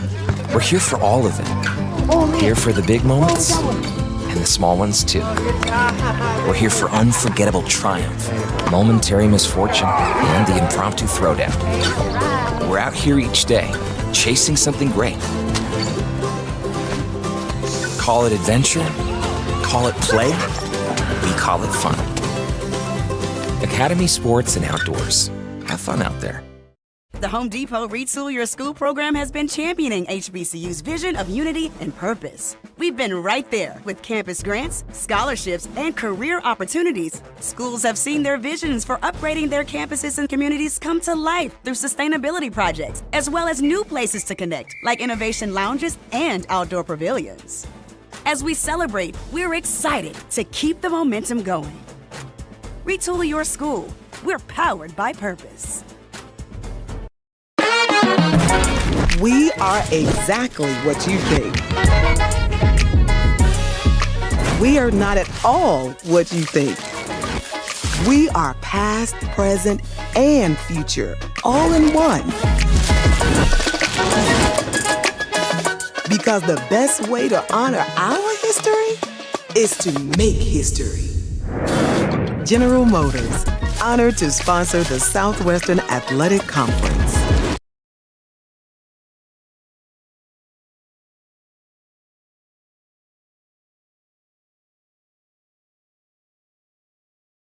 Floyd with our SWAC Digital Network Sideline Report. What's up, Ty? The Alabama State ladies are fired. Coach Rubin said we got to move the ball around. Let's not force it. Let's not rush it. We were encouraging number 27 Smith after that turnover, number 23 Smith, after that turnover, telling her to just slow down, play her game, play her brand of basketball.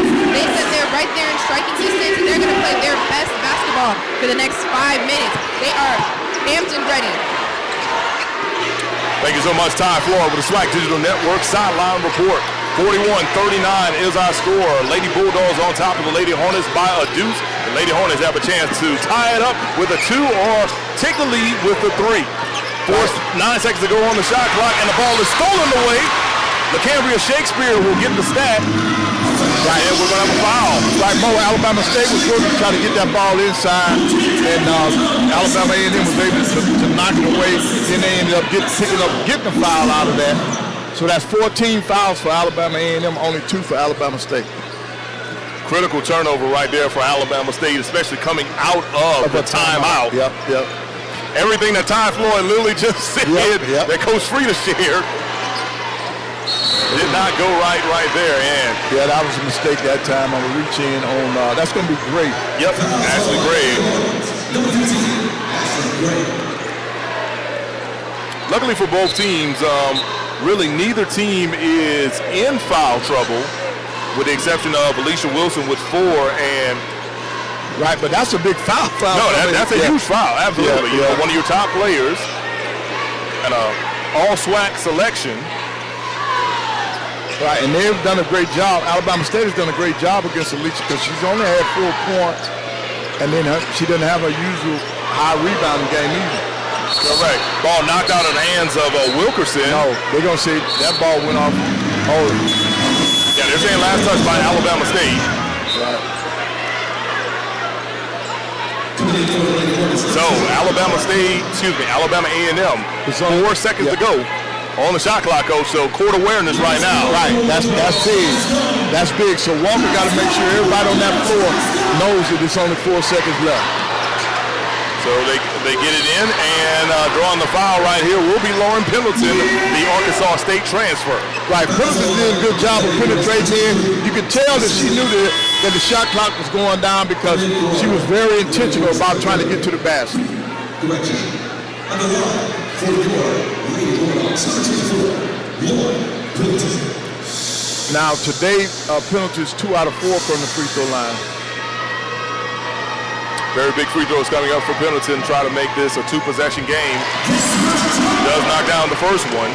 She's a Little Rock, Arkansas native, played at Arkansas State, which means that she faced Arkansas Pine Bluff many a days when Coach Thornton was on the sidelines as the opposition. She goes 2 for 2 right there, and Alabama A&M has flipped their way into a 4-point lead. Right, and Coach Thornton, she played everybody in Arkansas. She did not care.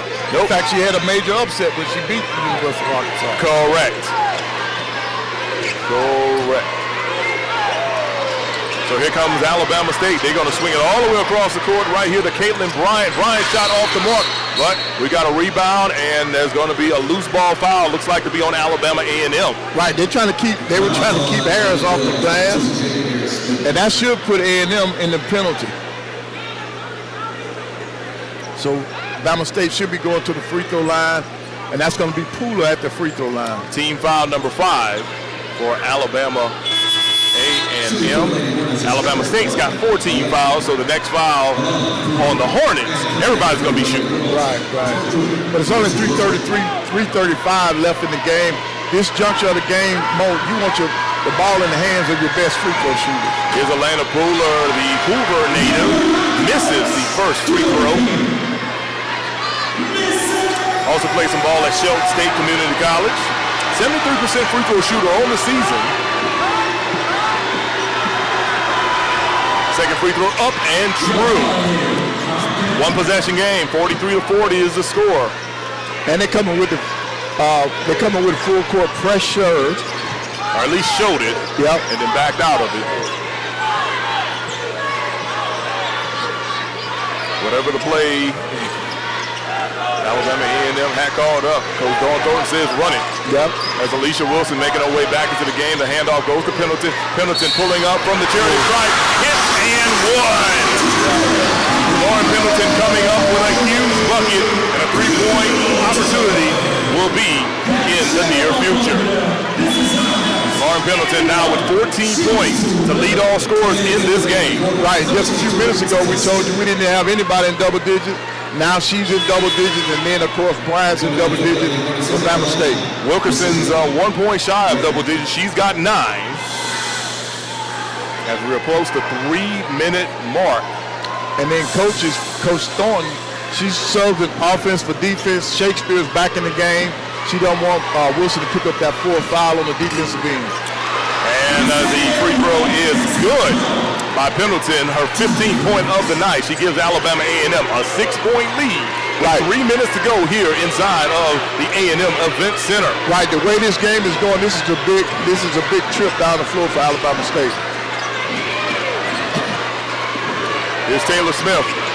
Throws it inside to Justina Graham. Nothing doing. 10 seconds to go on the shot clock. Here's a outside jumper by Alabama State. Nothing doing. Long rebound corral right there by Bryant. Alabama State's going to reset to get into the hands of Smith. And what do we got? We got a whistle before the shot. Right there. I think they're going to get Palmer on that one, I think. Yes. Yes. They will. Lisa Wilson will check back in. Shakespeare will take a seat. And that's going to end up putting Smith at the free throw line. And on the season, she's pretty good, Mo, 87%. From Foster's, Alabama. Now, Foster, if I'm not mistaken, that's closer to Selma. It's not like Oroville, somewhere down in that area. It's in Tuscaloosa County. Right, yeah. Okay. Yep. I'm guessing you blink and you miss it. Yeah, if you go the back way, well, what we call the back way from Selma to Tuscaloosa, you'll hit it. And you hit it real quick now.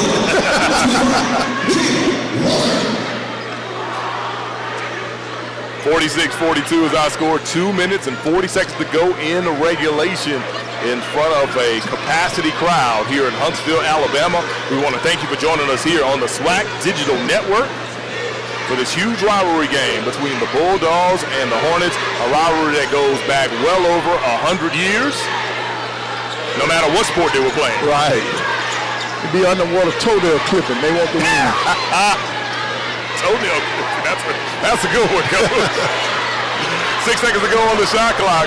Here comes Jaya Harris-Smith. She's going to kick it out over to Pendleton. Pendleton, the step back 3 off the mark. Yeah, Alabama State just froze on that. Yeah, everybody froze. Right. It's like everybody was playing freeze tag. Not freeze tag. Red light, green light. They said red light. Yep. And Alabama A&M was able to corral the offensive rebound. So here's Wilson. She'll get into the hands of Pendleton. 4 seconds to go on the shot clock. She's got to get a shot off. Running floor. Off the backboard and in from Pendleton. Pendleton is feeling it tonight. Yeah, it's Saturday after 12. Most banks are closed. Yes, sir. And then there's a travel on the other side. Alabama A&M will get the ball back. And Coach Dawn Thornton is firing up. Right. And right now, Alabama State's they're in trouble right now, man, because they're losing their points. They played a great game the entire game, and here for a couple of seconds, they're allowing the pressure to get to them. And Coach Jackson wants them to bring full court pressure. So now Coach Thornton is going to her bench and bringing in Sanders. It's a tough situation for her to be in now because they're coming up with pressure. Correct. I mean, the main thing right now, if you're Alabama A&M, you just have to protect the basketball. Right.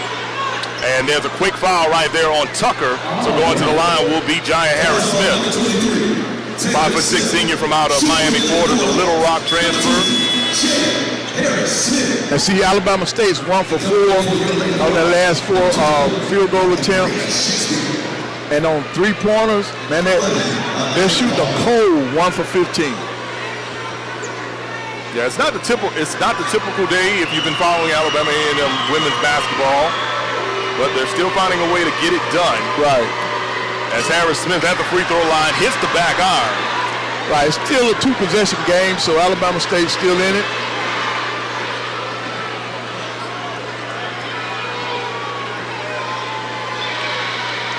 Second free throw attempt is up and hits the backboard. back iron. Right. So no harm done right there. Alabama A&M still leads by 6. Alabama State definitely needs a score right here. Right. Under 1:30 to go. They don't need a 3. They need to score. Nice dish inside to Harris, and Harris gets the bucket in the paint. Runs over one of our players and has to pick her up quick, fast, in a hurry. Right. 48-44. Yep. So now Alabama State's got to play defense. Coach Thorne's going to get a timeout so that she can get some subs on the floor. I think she'll bring Wilson in because this is the offensive end, and she'll probably take Shakespeare out. And then on the defensive end, Alabama State's got to be looking at playing great defense because with 1:09 on the clock, you don't have to foul. They got 20 seconds left on the shot clock. You just play it safe. Just play great defense. You don't want to give up a 3-point shot. And more during this timeout, they have gone to a full timeout. All right. So let's take a real quick break, and Coach and I will be right back here on SWAC Digital Network.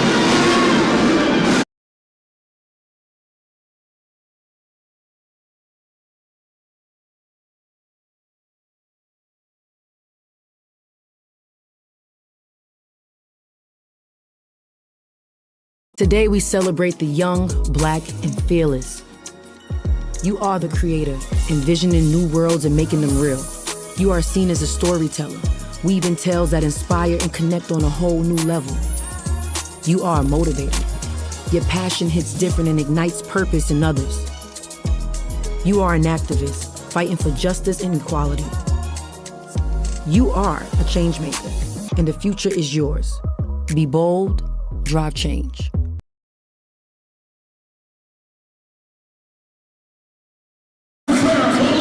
No more, I'm sorry. I was just saying I was watching the table over there. Alabama State tried to make a sub, but after that horn goes off, that first horn, you can't make a sub, and the official caught it and sent it back to the scores table. All right. Good catch, Coach. So now you got 20 seconds on the shot clock. Let's see what Coach Thorne has drawn up for her ladies. 20 seconds to go on the shot clock. 1:06 to go on the game clock in regulation.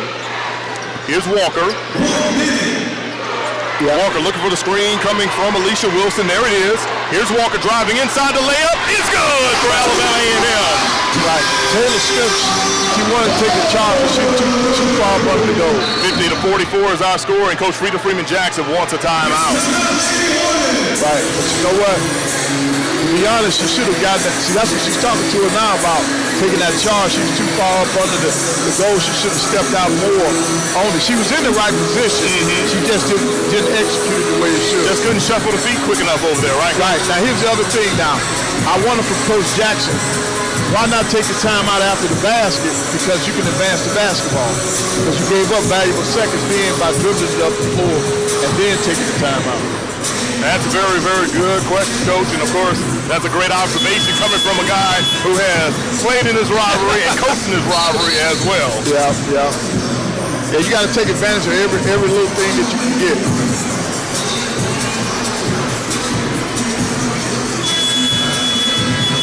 During this timeout, I'll take another opportunity to give you some scores from across the Southwestern Athletic Conference. Into the third quarter, Southern University leads Grambling 49-38 at the half. Texas Southern 37, Alcorn State 27. Texas Southern, the only undefeated women's SWAC team going right now. Florida A&M 43, Arkansas Pine Bluff 20 at the break, and we have one final. Jackson State bounces back from Thursday's loss, 67-48 over Prairie View A&M. Right, that's a good win for Jackson State on the road. Here's an outside three for Alabama State. Hits the front iron, does Caitlin Bryant, but she gets her own rebound. Bryant, the spin, but she cannot finish. Gets her own rebound, and she's going to draw the foul. They're going to get Shakespeare on that foul. Right, Shakespeare missed that defensive rebound, and then Alabama State was able to get it, drive to the basket. Now they'll get an opportunity to try to score with the clock stop. 34 seconds to go in this one. Offensive subs coming in for Alabama A&M, Shalimai Sanders and Alicia Wilson. Yeah, that's Bryant going to the free throw line for Alabama State. And on the year, she's 70%. And in this game today, she's 3 out of 4 from the free throw line. Whoa. And we got a lot of movement. Right. And you have to be careful with that, too. Correct. You can have a lane violation. But the referee had the ball in her hand the whole entire time, so Dog Brian misses. Right, the dog pound's giving her the business down there on that end.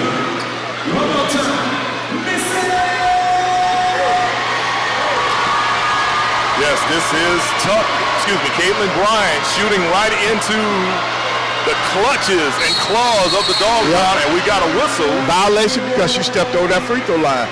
She shot it and then tried to follow a shot up. You can't do that. So she misses both free throw attempts. Right. So now they do have to play the foul game. 50-44 remains our score. Alabama A&M on top of Alabama State. And with Alicia Wilson on the floor, if she touches it, you tackle her. Instead, they're going to get Khalil Walker. All right, shout out to Brian Howard, Sports Information Director here at Alabama A&M University. Official attendance for the women's game, 5,981. So it's not quite a sellout, so not over that 6,000 yet. Not yet, but then you think about there's a few other just people here, so it puts it over 6,000 theoretically. Right, because look, here's what's happening. You got people standing all around. They're not even sitting down. Exactly. Yep. Exactly. And, you know, you had the cheerleaders in the band. I'm guarantee you that puts you over 6,000. Right. That's Walker stepping up to the line, hitting a big free throw for Alabama A&M. Alabama State, they gotta try to extend this game. This would be a great time for them to run their free throw break. 2 for 2 right there for Walker. She makes it an 8-point game. But Coach Jackson gonna get her timeout to advance it. Goes free to Freeman Jackson. There you see her right there in the brown. Gonna go over some things with her assistant coaches like Coach Clayton Harris. And they just called the full timeout. All right, so it's a full timeout. Coach and I are gonna take a very quick break. We'll be right back.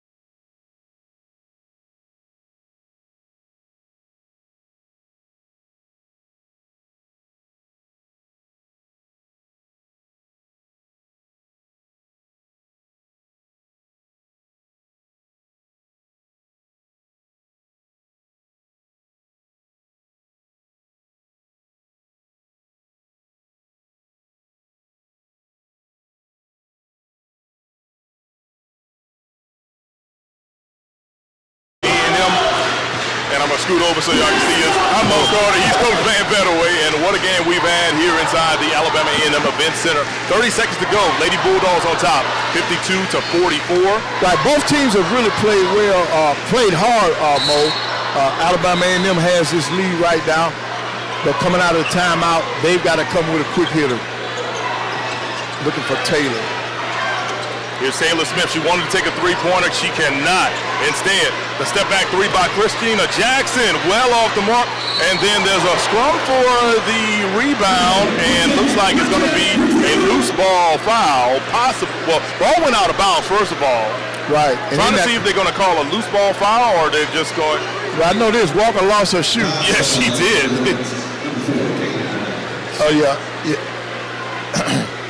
So let's see. Yeah, well, A&M is walking to the free throw line, so it's against Alabama State. All right, definitely is. Okay, will be a loose ball foul on the Lady Hornets.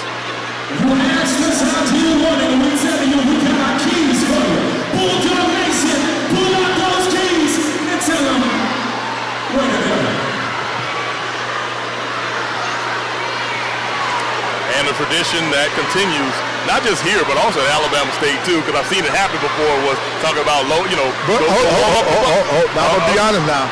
Mo, They took it from you? we started that years ago, Doc.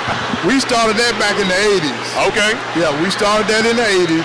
Get your doggone, get your keys ready so you can warm it up. Warm up that doggone bus, however you can, so you can get there. You can get on down the road. All right. Well, the Alabama A&M faithful got their keys out, telling the Hornets get ready to warm up the bus.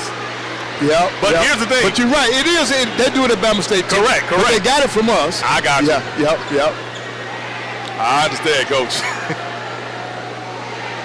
Walker seemed like she was shaking up.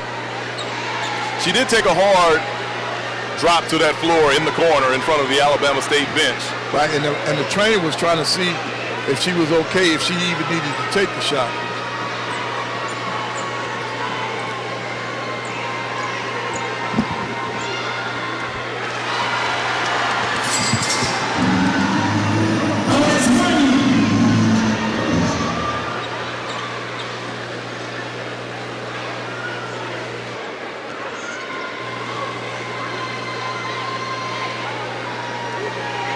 First shot up, second shot up, good. So Walker was able to put down both of those shots, Mo. She was able to put both of those shots down. That gives A&M a nice cushion. Yes, sir. 10-point lead for Alabama A&M. Alabama State needs a bucket quickly. The outside three is up and true for the Lady Hornets. Right there, that is Jackson. 54-47, 6 seconds to go. Will Alabama State foul? They will not. Palmer's going to dribble it across the half court, and that is it. Alabama A&M scores a 54-47 victory here over their arch rival, Alabama State. Right. Coach Thornton and her group, Alabama State did an outstanding job. They kept this game to the tempo that they wanted, and that's why it was only a 7-point difference in the game. And I thought Alabama State executed their game plans to perfection. They just came up short on the scoreboard. Absolutely. So let's run down some scores real quick for you. Leading scorer for Alabama A&M, Lauren Pendleton with 17 points on 6 of 11 shooting. And actually, let's go to Coach Dawn Thornton with our post-game report via Ty Floyd. Take it away, Ty. Let's talk about Lauren Pendleton and her performance. I mean, 17 points. What do you think was clicking with her to be able to have such a dominant performance? You know, LA hasn't really, she hasn't been really pleased with her intensity, the way that she's been playing. So it meant a lot for her to just actually really go out and just kind of get over the hump. You know, got her versus Jackson, trying to get back in the swing of things. So I'm definitely proud of her, tonight. She definitely showed up. It's big energy. That's the motto. How were y'all able to play big and get this win against the rival today? Well, one thing about it, we know we don't lose to the school down the street. So we just have to come out and take care of business. Coach, you've been around the SWAC. You've had plenty of stops, but you have done something so special here. How are you able to do it, and what does it mean to you to be able to do it? We just got to continue to do what we love to do every day. They're prepared. We get in the gym, taking care of business academically. We just got to continue to do the small things. Thank you so much, Coach. Now, ladies, that brought the big energy. Yeah, definitely. Big energy. Big up. All right. Thank you so much, Ty Floyd, with the SWAC Digital Network post-game report. There we see Shalimar Sanders hanging out with her dad, Pro Football Hall of Famer and head coach of the Colorado Buffaloes, Coach Deion Sanders, a.k.a. Coach Prime. Of course, he's very, very proud of his daughter and their team's efforts here. And what a game between Alabama State and Alabama A&M. Once again, your final score, 54-47. Let's run it down real quick. Alabama A&M 16 of 48 from the field for 33%. Lauren Pendleton leading the way with 17.6 of 11 from the field. On the other side, it was Christina Bryan with 11 points, 4 of 10 from the field. Her team shot 17 of 55 from the field for 30%. So with the victory, Alabama A&M will improve to 11-6 on the year and 4-1 in SWAC play. Alabama State will drop to 4-3, 2-3 in SWAC play. Coach, any final thoughts? Well, I thought both teams played well during the entire game. Alabama A&M made more plays towards the end, and that's how they came out with the score. Correct, and of course, you always got to throw the records out of the window, out of the books, whatever, because clearly these two teams played their hearts out from beginning to the end. Oh, yes, oh, yes. And I look forward to the next game doing the same thing. Absolutely. So here's what we're going to do. Coach and I are going to take about a 25-minute break. When we return, we will have live action of the Alabama State Hornet against the Alabama A&M Bulldog men's basketball game. To be part 2 of the doubleheader right here on the SWAC Digital Network. See you soon.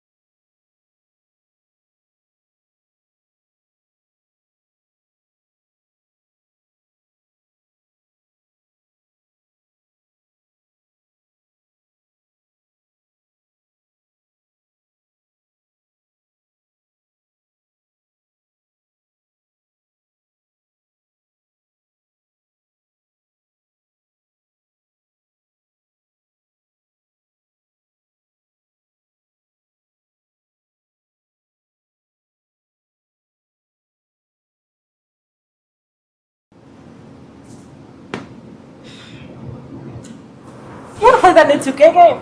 Yeah, sure. Ain't nothing else to do. Welcome to Alabama A&M 2K25. Press any button to continue. This looks good. Okay, A&M. Yeah, this definitely got me excited for this. Oh, I know they didn't add in this song. Get real.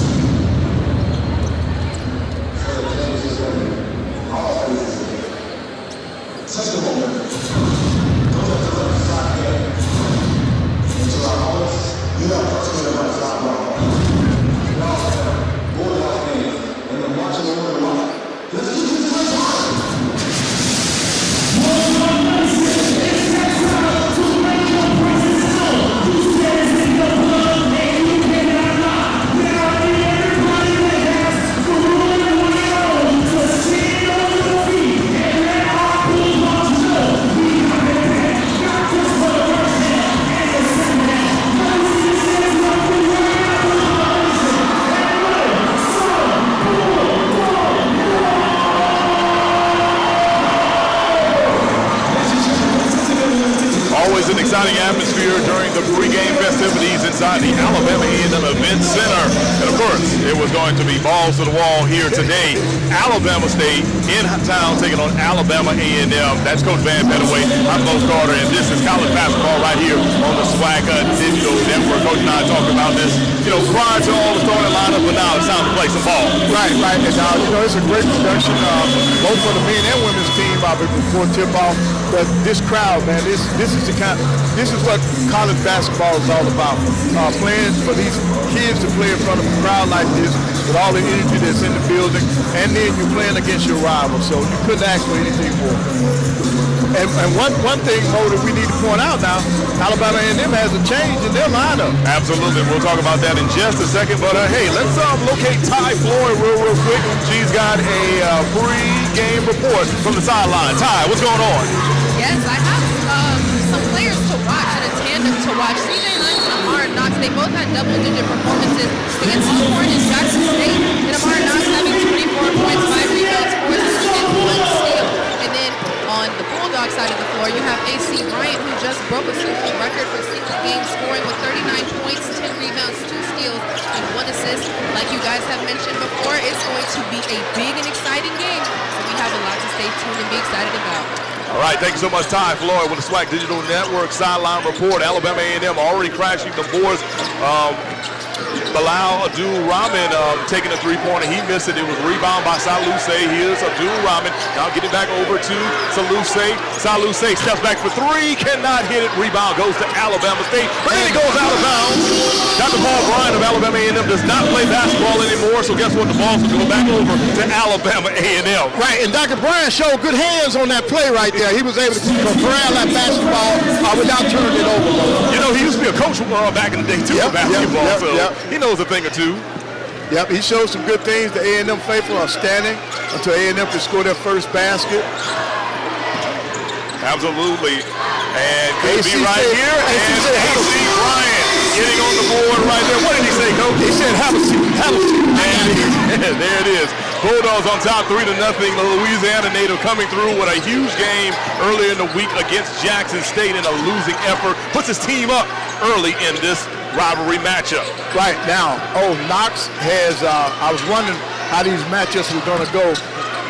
Throwing it inside for Alabama State right there. Yep. Let's see, that's Obang Okan coming through with the bucket for the Hornets. 3-2 is our score. Lorenzo Downey coming off the screen, gets in the hands of none other than A.C. Bryant. Right. And we'll talk about his performance from earlier this week in a triple overtime loss. But Alabama A&M will turn the ball over, and they will go back over to the Hornets. Right, that was Say stepping down the sideline. But now what I'm looking at, Alabama State, they're going after mismatches. And that time, they caught Bilal down on the block, and they put the ball down because he is the shortest person on the floor for the Bulldogs. So we got to keep an eye on that. Will they try to exploit his side? Bilal Abdul-Rahman, the freshman from Atlanta, he's been coming on strong for Alabama A&M, but also coming on strong for Alabama State is C.J. Hines coming through with a three-pointer. Puts his team up for the first time by a score of 5-3. Right, good deep shot by Hines. Looked real good on that follow-through. So here's Alabama A&M moving from left to right on your television screen or mobile device or your iPad. Bilal Abdul-Rahman gets in the hands of Chad Moody now. Here's Moody. The spin in the lane, the turnaround jumper. Not his shot off the mark. Saluse tries to corral it. Last touchdown by Alabama State. Right. Slade did a good job of crashing the glass, and that possession to stay with the Bulldogs. Now we got to see what Alabama State is going to do on this inbounds under the basket. Because Alabama A&M men's team, they're real intentional about trying to score on out of bounds. Absolutely. Alabama State losing a close one last week to Jackson State, and then Alabama A&M also losing to Jackson State on Monday in triple overtime. Games that both the Hornets and the Bulldogs had late leads in the second half and just could not finish it out. Right, and Coach Matlock was looking for that call that time, but the Bulldogs retained possession. There's Bilal Abdul-Rahman, the sensational freshman from Atlanta, has worked his way into the starting lineup for Alabama A&M. The ball goes over to Lorenzo Downey. Here's the Canadian. May have taken an extra step, but instead he kicks out Saluse straight away. Three, hits the back on. Rebound goes to Alabama State. Yep, and that's Obang Okan. Yep, big time rebound. So the Hornets trying to extend their lead right now. Here's a drive right there by Amar Knox. And they're going to take out of bounds. Ball will go back over to Alabama A&M. Now, Knox has one of the quickest first steps in this SWAC now. It's been a long time since I've seen a guy with a first step that quick. Got a chance to really watch him last week against Jackson State. And then against Alcorn, he was doing some of the same things. So I expect him to put the ball on the floor a lot. 17 minutes ago here in the first half. Alabama State on top 5-3. Here's Chad Moody. He's going to drive, go off glass. Shot is blocked right there by Okon, but they're going to call it a goal. Getting some bread in the bucket to Chad Moody. We're tied up at 5. Right, Moody's doing the right thing. You got to put it on the floor, get to the basket. Weak side help came over. Okon did the goal to you, trying to block that shot. You just saw Coach Tony Matlock for Alabama State University, formerly at South Carolina State. We had a lot of success. And also at Ole Miss, I remember him from the SEC. He was assistant coach on that staff from Memphis. Here's a drive inside, shot partially blocked, but then there's going to be a foul. It looks like C.J. Hines will head to the free throw line for the Hornets. Right, I think they knocked some of the equipment loose on that basket, so it's going to be a pause in action. You are correct, Coach, and the officials glad for them to go ahead and catch that as well, because, we want to make sure that all the equipment is working, not just from the video standpoint, but also for a safety standpoint as well. So, but see, the problem is the right people. Oh, yes, he is. I see the right guy now. Has seen that something has come loose. Yes. Absolutely, and Coach Otis Hughley Jr. walking over as well, because he kind of knows about that. But in the meantime, we're going to take a media time out for them to kind of get things clear and fix it on up, and then when we return, we'll have more action from here inside of the Alabama A&M Event Center. You're watching College Hoops here on the SWAC Digital Network.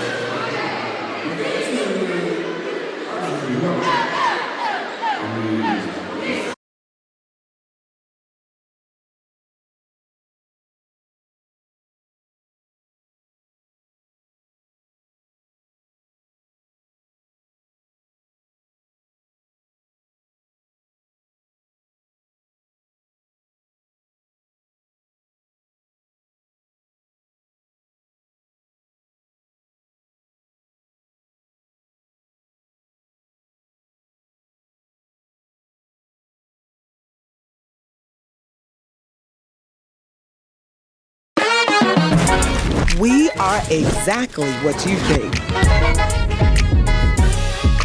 We are not at all what you think.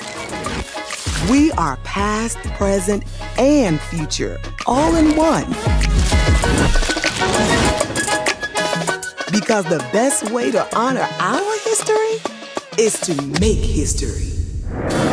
General Motors, honored to sponsor the Southwestern Athletic Conference. Fun, memories, friendship. We're here for all of it. Here for the big moments and the small ones too. We're here for unforgettable triumph, momentary misfortune, and the impromptu throwdown. We're out here each day, chasing something great. Call it adventure, call it play, we call it fun. Academy Sports and Outdoors. Have fun out there.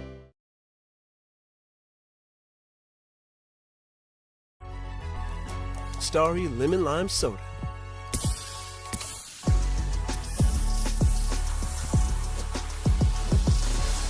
Music to my ears. You don't have ears. Starry, it's different. All right, welcome back to the Alabama A&M Event Center. Looks like they got everything all squared away, but what in the world were they working on? Ty Floyd, she's got the answer. So when I first asked, they said it's either from the rim where the rim lights up or it's the microphone. And we can't confirm that it is the microphone. At first, it was questionable to return, but now it's confirmed that that microphone is out for the game. It's only a $600 microphone. I mean, no big deal, right? It's used to catch natural sounds from the game, but we will be hearing it on this basketball. All right, well, I don't know if I need to go ahead and let Dr. Paul Bryan know that, or should we just shoot that straight over to Dr. Charles McClellan? Yeah, that's going to be a home issue, so that would be Dr. Bryan. All right.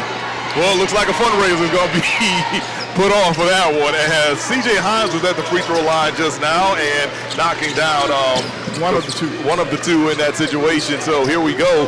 6-5 to the score. Hornets on top of the Bulldogs. And the Hornets come out of there changing their defense. They go to a zone trap. Here's Saluse. Going in inside to A.C. Bryant. A.C. Bryant using the left hand and scores in the paint. Good cut by A.C. to the basket. Good, great look by Say. Here comes Amar Knox. Had a great game last week on the SWAC Digital Network with yours truly and Coach Pettaway on the call against Jackson State. Just could not push his team past Coach Mo Williams and the Jackson State Tigers. Right now, Alabama A&M's playing man-to-man. There goes Knox. Nice cut between the defenders, but then his shot was swatted away. Ball regained by the Alabama State Hornets. Nobody paying attention to the shot clock, and shot clock violation. Great defensive stance by the Bulldogs. He's talking to his guys, telling them that they have to be conscious of what's going on the floor. Correct. As a coach, you don't want to see that shot clock running down because your guards did not pay attention. Correct. All right, we got a media timeout. We'll take it with them. We'll be right back here on the SWAC Digital Network.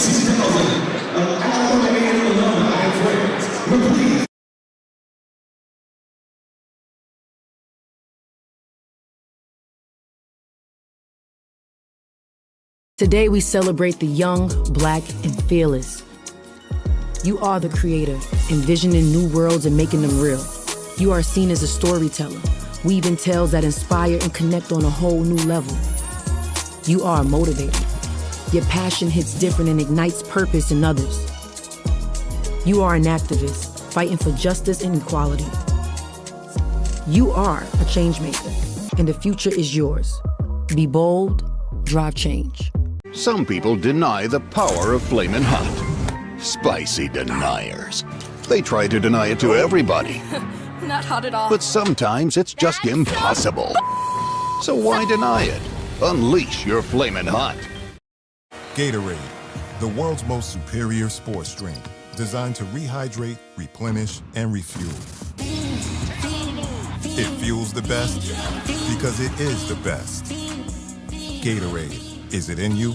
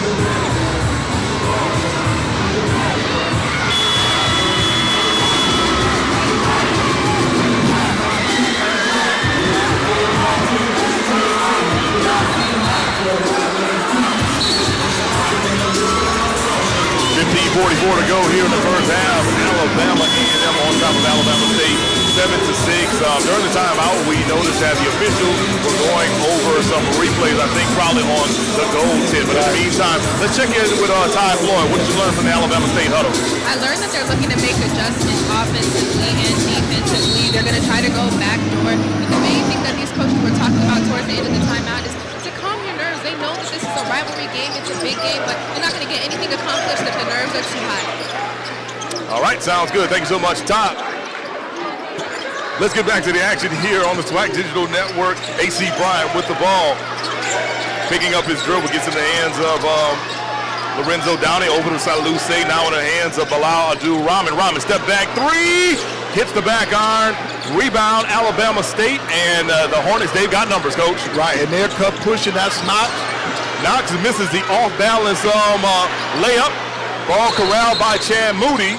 Oh, Bilal. And yeah, Bilal Abdul-Rahman was down on the floor. Officials catch it quickly or whatever. He'll have to come out. He may have to come out the game momentarily. It will remain Alabama A&M ball. Let's see what they decide to do. Well, yeah, it's still A&M's ball. I think they were just trying to make sure, for safety reasons, they stopped the game because it was Alabama's A&M's possession anyway. Correct, yeah. So it looks like he just got nicked up just for a second, but he's A-okay as he brings the ball up court. Moving from left to right on your television screen, mobile device, or iPad. I know if it was my first start, the doctor would have to take me out the game. Exactly. Here's Rahman, gets it over to Lorenzo Downey. Downey's got 10 seconds to go on the shot clock. Now in the hands of A.C. Bryant, coming off the screen for Salou Say, going behind his back. A.C. Bryant, deep three, hits the back on, rebound, Salou Say. Here's Say, gets it over to Downey, the Canadian for three, nothing doing, but he runs down his own rebound and scores on the putback. With his left hand, that's a great move by Lorenzo Downey. He likes to crash the offensive glass. Lorenzo Downey, the young man from Nova Scotia. On the other end, his TJ Matlock, the head coach's son, he cannot get the running floater to go. Rebound goes to A.C. Bryant. Bryant swings it over to Lorenzo Downey, back in the hands of Bryant, now in the hands of Salou Say. Right, Alabama A&M is trying to run their offense. Alabama State's playing great man-to-man defense. Running floater by Bilal Abdul-Rahman is good in the paint. Alabama A&M has a 5-point lead on the Hornets. Alabama State rocking the all-gold uniform with black numbers and a white trim and a hornet on both legs of their shorts. Right, and that was A.C. Bryant with a great rebound in traffic. Here comes Bilal Abdul-Rahman, the Atlanta native. Been coming on big in a number of games, especially in the SWAC play. Right, he's had some great games, even in the preseason. He's earned his playing time. Correct. Salou Say gets the ball and swing it over to A.C. Bryant in the corner. Three is good from downtown Huntsville. A.C. Bryant picking up where he left off against Jackson State with the three-pointer. Alabama A&M up 14-6. Right, and Coach Matlock's getting a timeout. Let's take another look at that three-pointer. Here's A.C. Bryant, three-pointer. It is true. Right, great ball movement by the Bulldogs. Correct.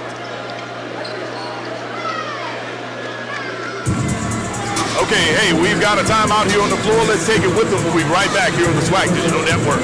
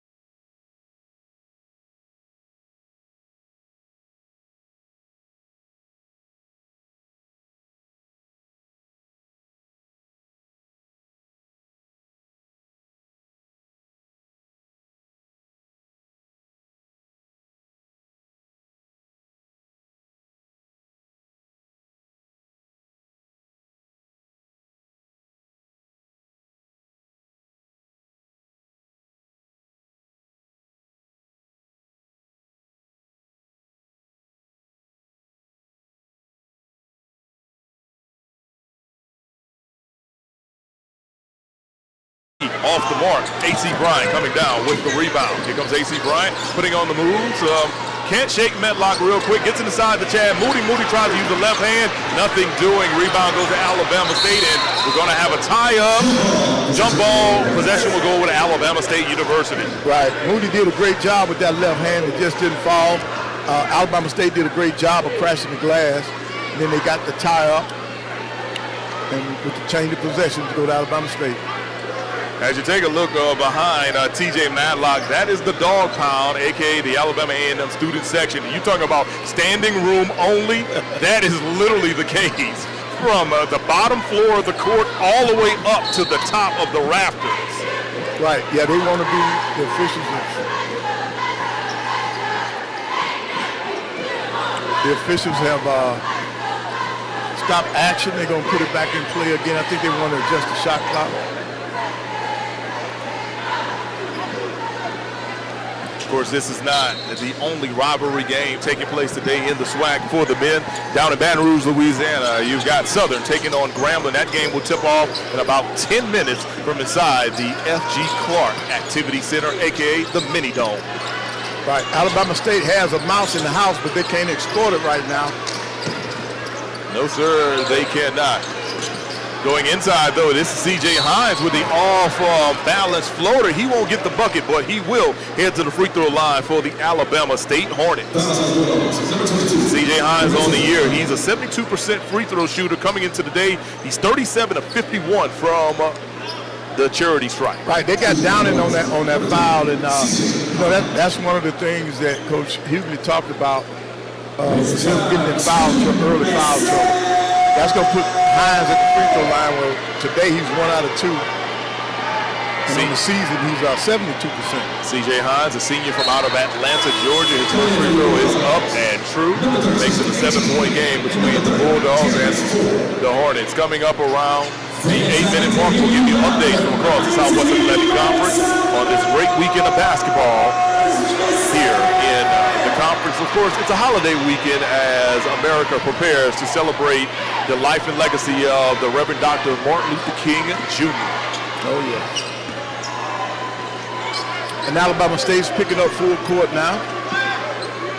Is Bilal Abdul-Rahman trying to beat the double team, gets it over to Darius Ford, and they do break it, get it up court to Chad Moody going inside, and Alabama A&M gets the bucket right there. Angad Ayang coming through with the bucket in the paint. Right, that's great ball movement by the Bulldogs. They pushed the ball up the floor, got Ayang doing a rim run, and got it right to him. Ayang from South Australia. Here's Alabama State trying to get back into the game with a three-pointer, nothing doing, but the rebound goes to Alabama State, and they cannot get the putback either right there. Trying to get it was just Stephen Walker, but nothing doing. Alabama A&M outrunning now. Right, and now that puts the Bulldogs back down in half court. That's Darius Ford with that turnover that time. Yeah, couldn't make the give and go happen on that one. Instead, Alabama State pulls up for 3, nothing doing right there for Hines. Rebound goes to Chad Moody. And Ford tries to throw it up court once again into the hands of Ayang, but it was just too short right there. In the meantime, C.J. Hines tries to take it to the goal. Then the ball hits the side of the backboard. Right. So, with that being said, we got to take a media timeout. 11:19 to go. Alabama A&M on top by 8. We'll be right back.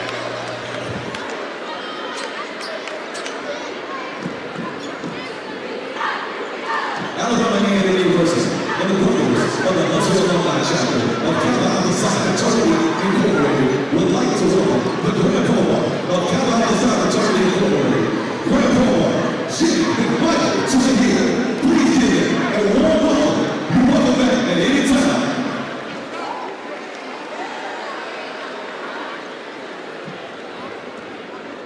Bulldog fans, let's take a moment to welcome the newest member of the Alabama A&M family.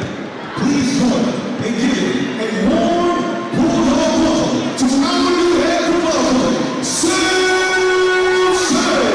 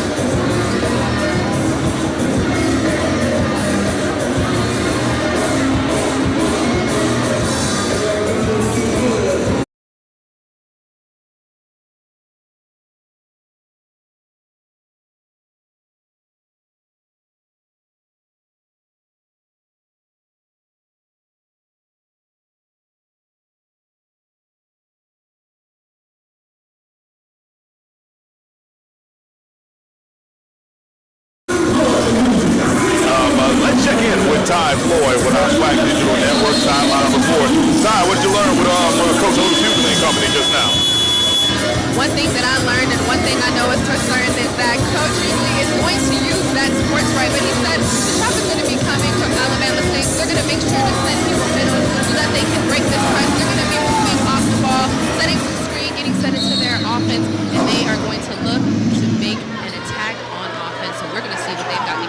Right, anytime a team presses you or pressures you, you got to attack them. You attack them to get them to back up. And the great thing is if you can score. So I'm quite sure that's one of the things they discussed. And Alabama State is saying, we just going to come out and apply pressure.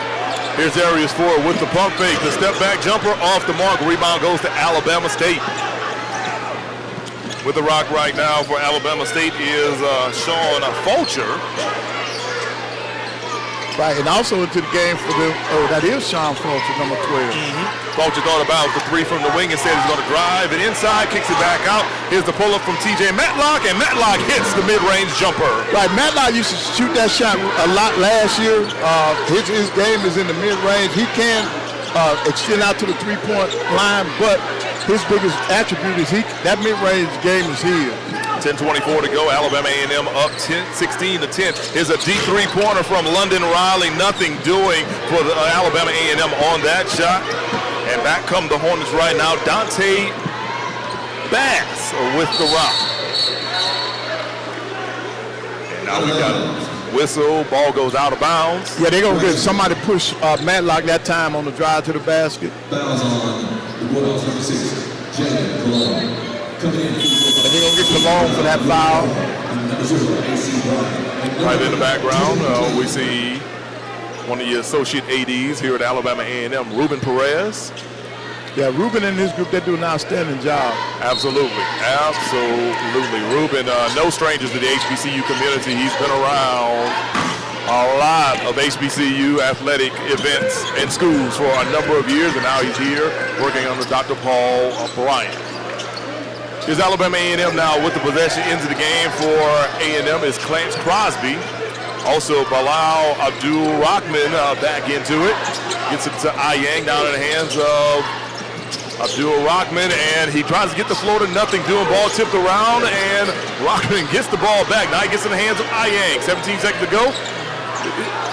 The baby hook, nothing doing right there for Alabama State, and then looks like Clarence Crosby takes a hard fall onto the floor. Right, he got his hand in there on that rebound. They're going to get him for that foul. And right now, Alabama A&M, they're doing a pretty good job on the glass. They got a 15-8 rebound lead, and in fact, they have 8 offensive rebounds.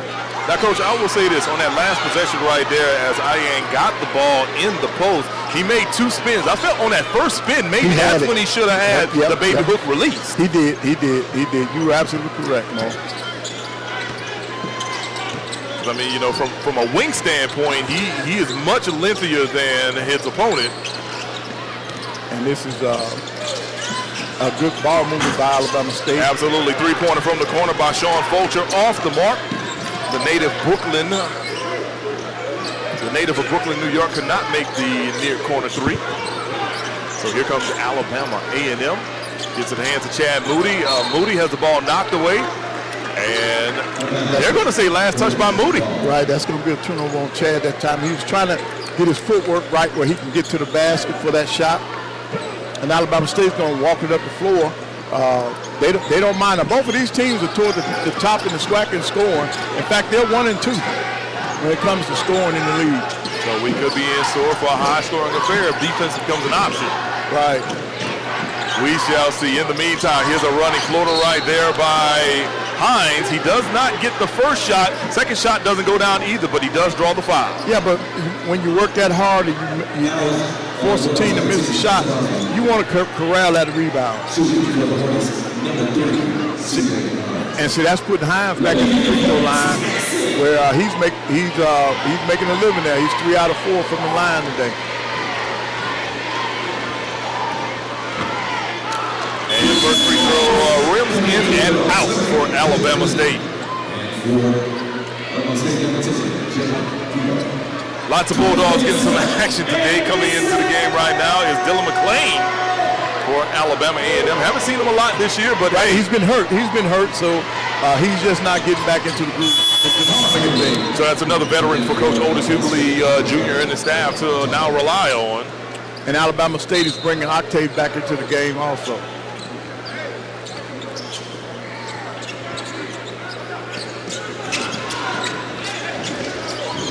So Bilal Abdul-Rahman bringing the ball up now in the hands of A.C. Bryant. And A.C. Bryant had a career game the other night in a triple overtime loss to Jackson State, where Alabama A&M just lost their way in that third overtime as McClain gets the three-pointer from the far corner to fall and drop. Yeah, even though he hasn't played a lot, he can really score the basketball. He shoots in fact, he's 60% from the Welcher with a nice dish inside to Jalen Kiago. Yep, Kiago standing in there by himself.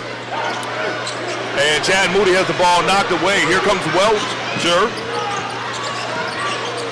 Excuse me, Fulcher. The ball moving by Alabama State. C.J. Hines tries the three-pointer from the far corner, nothing doing. Rebound goes to A.C. Bryant. A.C. Bryant, native out of Shreveport, Louisiana. So now A&M needs to look for mismatches because Alabama State is switching a lot on the ball screen, and they need to exploit that. Here's Abdul-Rahman. Running floater, takes some contact, and he'll go to the foul line. Right, he did an outstanding job that time of driving the ball to the basket, and he'll get it to the free throw line after this time. Absolutely, media timeout, 7:23 to go. It's the Bulldogs 19, the Hornets 13. We'll be right back on the SWAC Digital Network.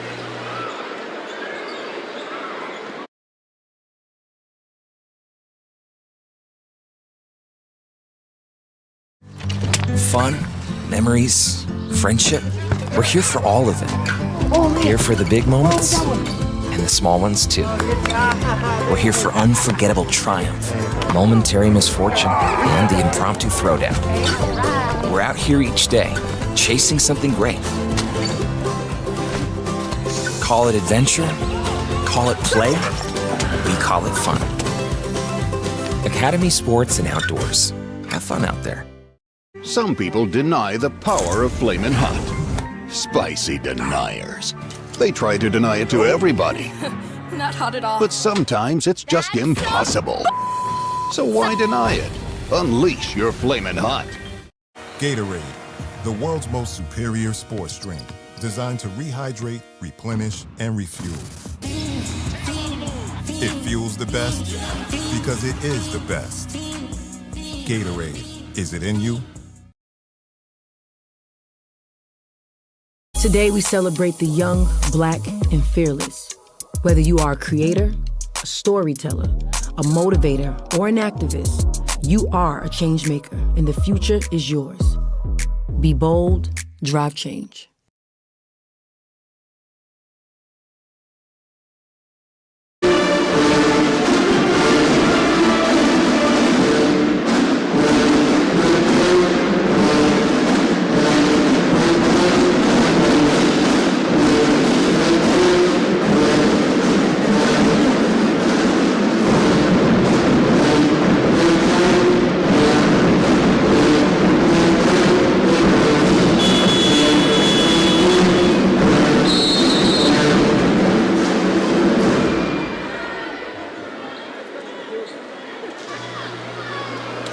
And welcome back to SWAC basketball here on the SWAC Digital Network. Let's head over to Ty Floyd. She was hanging out with the Hornets during the last time out.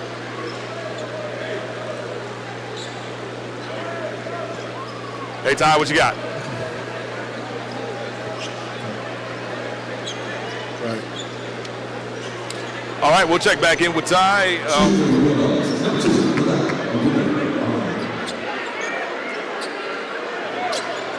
Abdul-Rahman, the Atlanta sensational freshman. Yep, he did a good job. Put that free throw down. Belay, on the year, he shoots it at 83%. Rims in and out on the second one, so 1 of 2 on the trip right there. He makes it a 7-point game, though, with his trip to the charity stripe. Now Alabama State coming out of that timeout, they got to have a specific play call, and it's got to involve Knox. Knox, who just had the ball, kicks it over to Micah Octave, and Octave's shot is blocked into the front row right there by Clarence Crosby.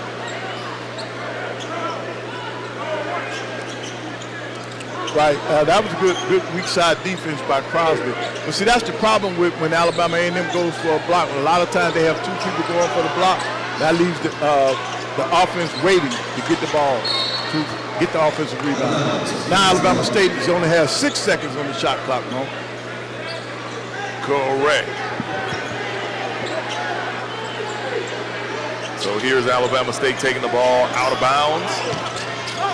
They throw it over to Michael Octave. Octave will take the three-pointer, nothing doing. Rebound goes to Bilal Abdul-Rahman. Hey, Ty Floyd, we got you this time. What did you learn with the Alabama State Hornets just now?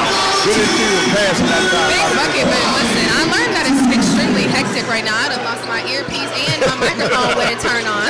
So that's what I learned about that. But these guys were just saying that we're good. They're going to try to get their bigs involved on offense and defense. They're going to try to get some stops on the Alabama State side of the ball, and they're going to set ball screens and try to, just like this, try to go up and get some shots. What I noticed in this timeout is that it's an all hands on deck type of thing. Yes, you have Coach Tony Madlock, but you also have Tyrone Levitt and Mardrakus Wade, as well as Sidney Ball, where they're giving those guys advice.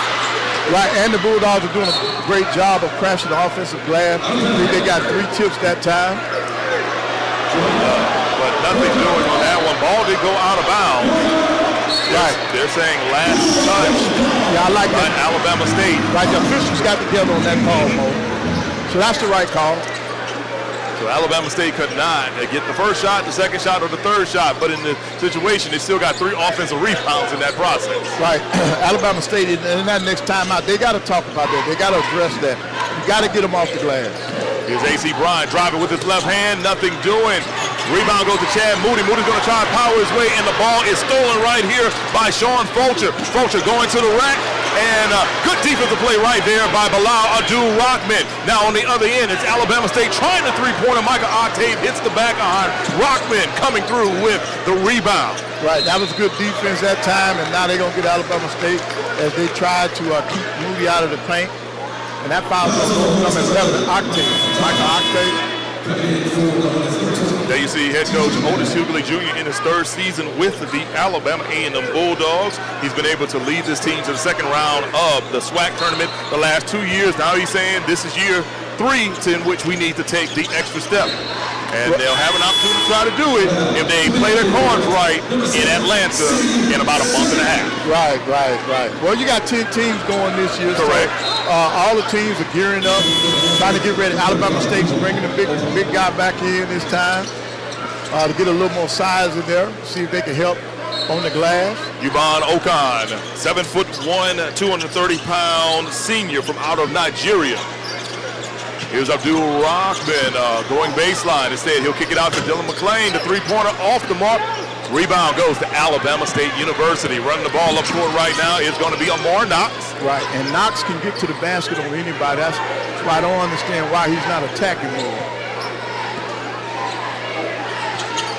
Knox and the young man from Arkansas Pine Bluff are 2 guys we have seen probably with the most explosive type of plays on the court as Knox knocks down the near wing three-pointer for Alabama State, cuts the lead down to 6 in favor of Alabama A&M. Right, because they prior to that, they were scoring for the last 252. Here comes Alabama A&M moving from left to right on your television screen or mobile device. Abdul-Rahman for 3, and it is good from the near wing. Freshman from Atlanta continues to be impressive for Alabama A&M. Can Alabama State respond? Here's Knox driving inside, creates some separation. Fall-away jumper is good as he goes down to the floor. Right, now that's the Knox that we saw last week. A.C. Bryant's going to try the four-corner 3 and says, take that, Mr. Knox. I got you on that one. A.C. Bryant, the three-pointer. On the other end, here comes T.J. Matlock, and Matlock loses the ball. Last touch by none other than Matlock, so it's going to be Alabama A&M ball. No. I think they're going to correct that. I really think they're going to correct that. Yes, they are. The official from the far side says differently. Right, Matlock, now that's what Matlock can do. He can put the ball on the floor. If you look at his body, he's got a great body. He can take the pounding. They got to do more of that. And of course, Coach Hay, it does not hurt that he is the son of a head coach. Right, he knows the game. Yeah. Correct. Basketball is definitely in his blood. Here's a drive inside by Knox. It is lost by Knox, but Okan comes up with the rock. On the other end, though, Knox gets the ball back. The running floater is good in the paint Check that. That's going to be Sean Fulcher with the running floater for Alabama State University. Right. 28-20. Yeah, he and Knox got the same hairstyle, so I'm not serious. Yeah, no, you know, they've got the dreadlocks, and they both have them tied up in the back. Yep. One wears 12, one wears 1. Here's a three-pointer off the mark. Chad Moody comes up with the rebound. Say Luce back into the game and hits the outside jumper. The young man from Senegal coming through with the bucket. Right, great pass by Moody that time. But now for Alabama State, Knox has got to get down here. 30-20 is our score. Knox kicks that over to Octave. Octave thought about the three instead. They'll go inside to Okon. He's being guarded by Say. Say tries to take the charge instead. Okon loses the ball. Here comes AC Bryant using the left hand and gets the bucket to go on the layup. Alabama State's going to try to push it quickly though. Matlock Jr. to Fulcher.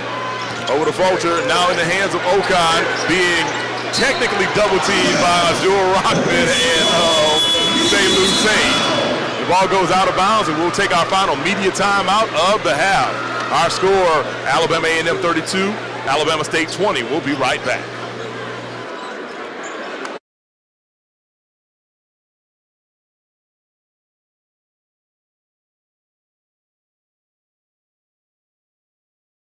The Home Depot Retool Your School program has been championing HBCU's vision of unity and purpose. We've been right there with campus grants, scholarships, and career opportunities. Schools have seen their visions for upgrading their campuses and communities come to life through sustainability projects, as well as new places to connect, like innovation lounges and outdoor pavilions.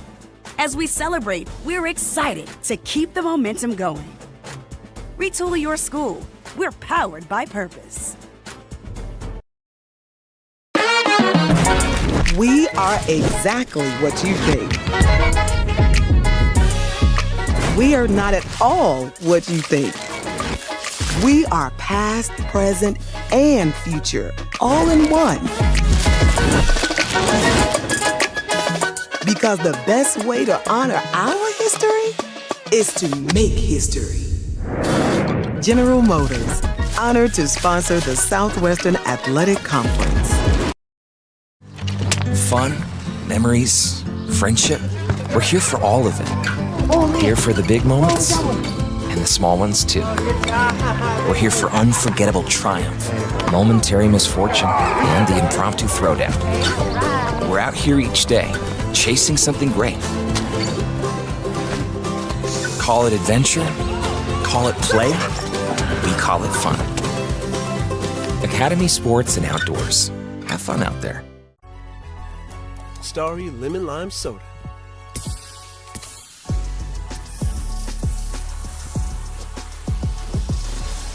Music to my ears. You don't have ears. Starry, it's different.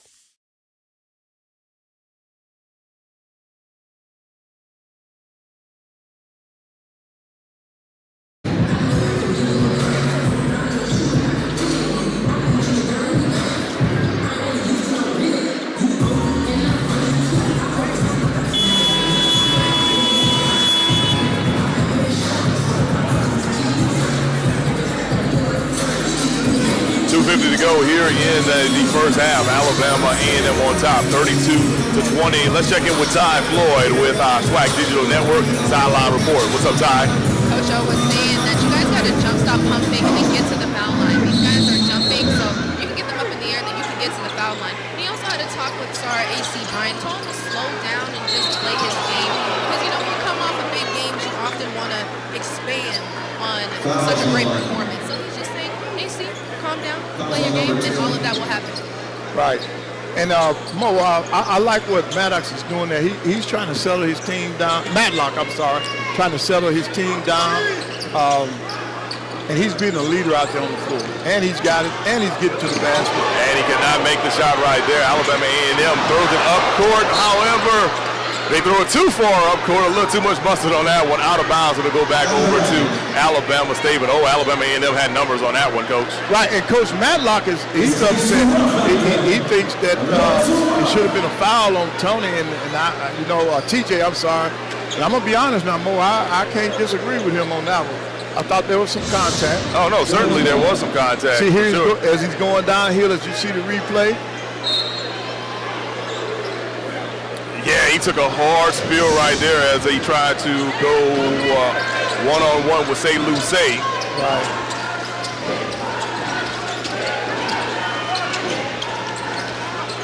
And going inside the dunk city right there, Ubang Okan with the dunk. Right, great ball move. Oh! And we got a slip and fall right there. They're going to get Say on that. Got real quiet in here real quick, Coach. So what was happening, see, they were joining each other coming up the floor, and then Say just put the brakes on. He put the brakes on.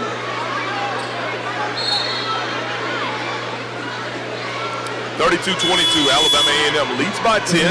2 minutes and 18 seconds to go in the first half. And see, that's Say once again picking up another cheap foul. That's his second foul, and that's been part of the issue with him all year. Coach Hughley says that he gets into early foul trouble. Yeah, because when he gets out of foul trouble, he is quite effective, both offensively and defensively. Offensively, because he does have a sweet shot, but defensively because, man, that arm length is something else. Right, and now what they're going, Alabama State is trying to isolate. And there's a partial block right there by Chad Moody, and Alabama State will have a shot clock violation. Right, yep. Chad Moody showing everyone why he is one of the best blockers in the entire Southwestern Athletic Conference.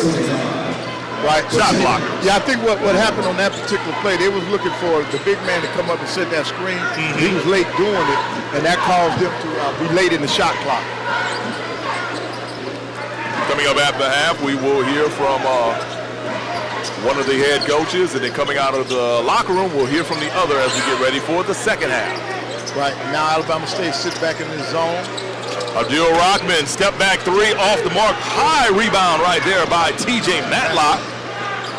Here's Amar Knox trying the far corner three, nothing doing, and rebound goes to Aaron Smith, making his first appearance today for Alabama A&M. Adil Rockman swings it over to London Riley. Riley will try the three-pointer right in front of our desk, nothing doing. Matlock coming through with another rebound. He's going to try to push it all the way down the floor, and he does, and gets the bucket right there for Alabama State University. They're only down by 8 following that bucket. Right. You don't want to give them momentum going into the locker room, and Alabama State wants to continue. They want to get the ball back and score again before the end of the half. 45 seconds to go. There's about a 30-second difference between shot clock and game clock. Chad Moody's got the rock and thought about giving it to London Riley instead. Aaron Smith, he's got the ball. And then here's a drive here. That was Bilal Adil Rockman going back to the free throw line right now. You talk about a fearless little player. He not only is fearless, he is willing to put his body on the line, Coach. Right, and you'd like that when, you know, he's your floor general, he's your leader, and when you can get that from your leader, you know, that's contagious. It goes off to the other players. Absolutely. Of course, a lot of family support for this young man. We've spoken to his mother and his grandmother, and of course his father, who make frequent trips here to Huntsville, Alabama from out of their Atlanta home. Right. You see him so much, it almost makes you wonder, do they live here in Huntsville? Yeah, I don't care what day of the week it is, you'll see them. Absolutely, absolutely. So Adil Rockman knocking down the first of 2 free throws at the charity strike. Can he get the second one? Yes, he can. But if he was my son and that good, I'd follow him too. Because you know, you give him that support. Oh, agreed. And coaches love that, man. I love the parents that were involved in the kids that played for me. Coaches love that. Absolutely. Alabama A&M up by 10, under 30 seconds to go here in the first half. Shot clock and game clock are just about identical as C.J. Hines with the running floater goes straight over Chad Moody's outreach arm. Then the ball goes out of bounds and... No, they're going to get a pushing foul. Oh, they will get a... Okay. Yeah, they're going to get a pushing foul on that. I did not see Darius Ford falling. Yeah, because they pushed him out of bounds. Yeah. Gotcha. But, you know, that's also because... you got the three-point club that's right here in the way of our vision for about 10 feet going from midway point of the floor near the corner. But they need one thing. They need that basketball, and they're still down there with the children. It's just literally just sitting there by she just put it back on the floor. Yeah, she had it the whole time. All right. Well, look, we got a timeout on the floor. We're going to keep it right here. So far, Coach, quite the physical battle between the Hornets and the Bulldogs. Right. So what I like about the game, I think both teams are getting what they expect out of this basketball game. Alabama State wants to be a very physical team. They're a physical team without fouling. They're playing the entire half. They only have 14 fouls. They only got 14 fouls. Of course, Alabama A&M has 7, but that's been their MO all year. They've been fouling all year long. So I'm just happy that both teams get an opportunity to play their brand of basketball. Absolutely, and of course, somewhat of contrasting styles, but clearly both teams, they want to get the best look, and they also want to get the easiest shots off, too. And we've seen that happen more for Alabama A&M than what it's been more so for Alabama State. I've seen a lot of tough shots for Alabama State tonight. Yeah, that's true, because they're not getting the transition like they've been in the past. Because, we went to Jackson State, the biggest thing they kept talking about was their transition game for Alabama State. And so one of the corrections, I said he was going to get 2 shots out of it. Nobody's in the one. That was A&M in the 1-and-1. And now A&M will get a chance to go for the last shot. And you got Colin on the floor now. Yes, you do. Here, A.C. Bryant, who scored 39 points the other night against Jackson State. Here's Jalen Colin, the deep three-pointer right before the buzzer.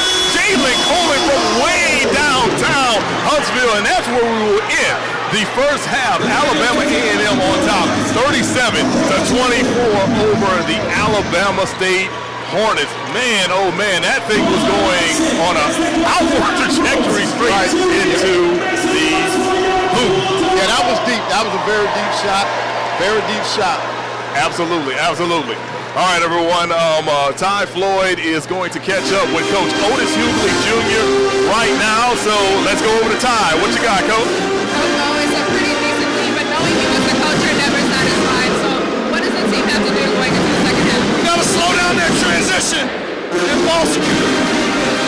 A.C. Bryant has a double-digit performance already. How can you continue to give him opportunities in the second half? You just gotta continue to play team ball, and hopefully he get lost and he can get him. All right, now give me one word to describe the second half. Consistency. Thank you, Coach. All right, thank you so much, Ty. Hanging out with Coach Otis Hughley Jr. before he goes into the locker room. And not too often I hear Coach not be without a voice that early in the game. Right. Coach Redaway. Right. His word is intense rivalry. He's doing a lot of yelling over there. His voice is a little strained, but hey, look, you don't mind getting strained where it is now. You got to lead like this. Absolutely, absolutely. All right, so here's what we're going to do. We're going to run down our stats for the first half. A.C. Bryant leading the way for Alabama A&M with 13 points on 5 of 8 shooting. Alabama A&M 14 of 36 from the field for 38%, 6 of 18 from behind the three-point arc. For the Alabama State Hornets, their leading scorer is C.J. Hines. He's got 7 points. He's 1 of 5 from the field, but he's knocked down 4 of 6 free throws. His team, 9 of 30 from the field, 2 of 11 from three-point range. So, as always, Coach, thoughts about what these coaches will tell their teams going into the locker room? Well, when you look at the rebounding total, I guarantee you in Alabama State's locker room, coaches going to talk about these 13 offensive rebounds that Alabama A&M got in that first half. You want to clean that up. And then they've got to get to the free throw line more. They're 4 for 6 from the free throw line, but they're not shooting. They only shoot 30%, 18% from the three. So they got to get their transition game going so they can get some easy baskets. Absolutely. All right, everyone. Coach and I will take about a 10-minute break. We'll come back. We'll hear from Coach Tony Matlock, and then we'll have second half action between Alabama State and Alabama A&M. You're watching College Hoops right here on the SWAC Digital Network.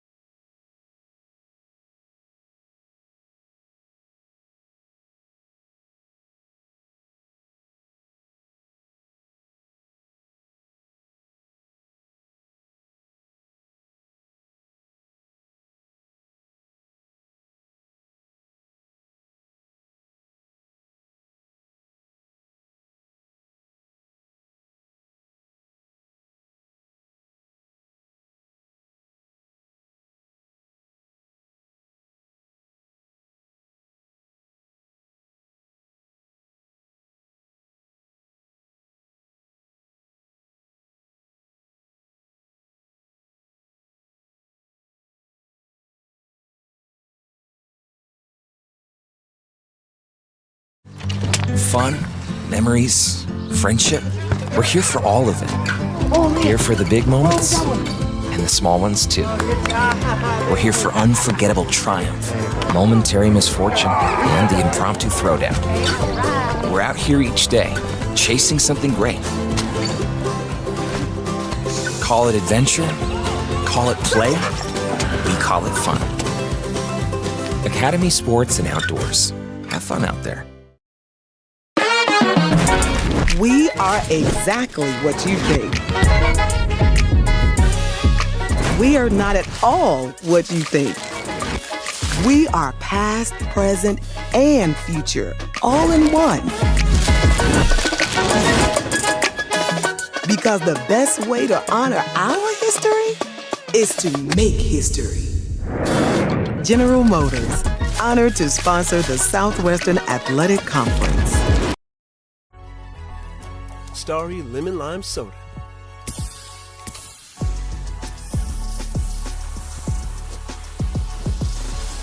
Music to my ears. You don't have ears. Starry, hits different. Gatorade, the world's most superior sports drink, designed to rehydrate, replenish, and refuel. It fuels the best because it is the best. Gatorade, is it in you? Some people deny the power of Flamin' Hot. Spicy deniers. They try to deny it to everybody. Not hot at all. But sometimes it's just impossible. So why deny it? Unleash your Flamin' Hot. Today we celebrate the young, black, and fearless. You are the creator, envisioning new worlds and making them real. You are seen as a storyteller, weaving tales that inspire and connect on a whole new level. You are a motivator. Your passion hits different and ignites purpose in others. You are an activist, fighting for justice and equality. You are a change maker, and the future is yours. Be bold, drive change. The Home Depot Retool Your School program has been championing HBCU's vision of unity and purpose. We've been right there with campus grants, scholarships, and career opportunities. Schools have seen their visions for upgrading their campuses and communities come to life through sustainability projects, as well as new places to connect, like innovation lounges and outdoor pavilions. As we celebrate, we're excited to keep the momentum going. Retool your school. We're powered by purpose.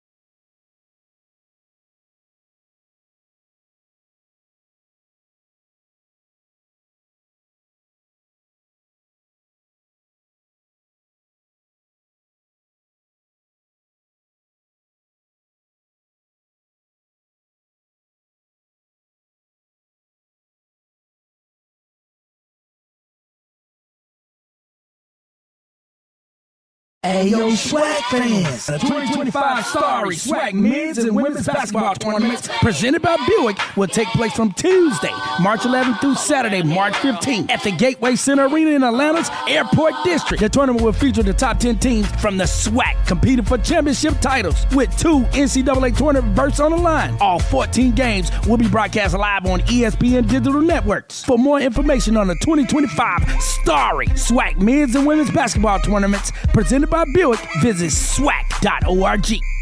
Hey, yo, SWAC fans! The 2025 Starry SWAC men's and women's basketball tournaments presented by Buick will take place from Tuesday, March 11th through Saturday, March 15th at the Gateway Center Arena in Atlanta's Airport District. The tournament will feature the top 10 teams from the SWAC competing for championship titles with 2 NCAA tournament berths on the line. All 14 games will be broadcast live on ESPN digital networks. For more information on the 2025 Starry SWAC men's and women's basketball tournaments presented by Buick, visit SWAC.org. We are exactly what you think. We are not at all what you think. We are past, present, and future, all in one. Because the best way to honor our history is to make history. General Motors, honored to sponsor the Southwestern Athletic Conference. The game is changing, but what drives the game never will. What you have inside.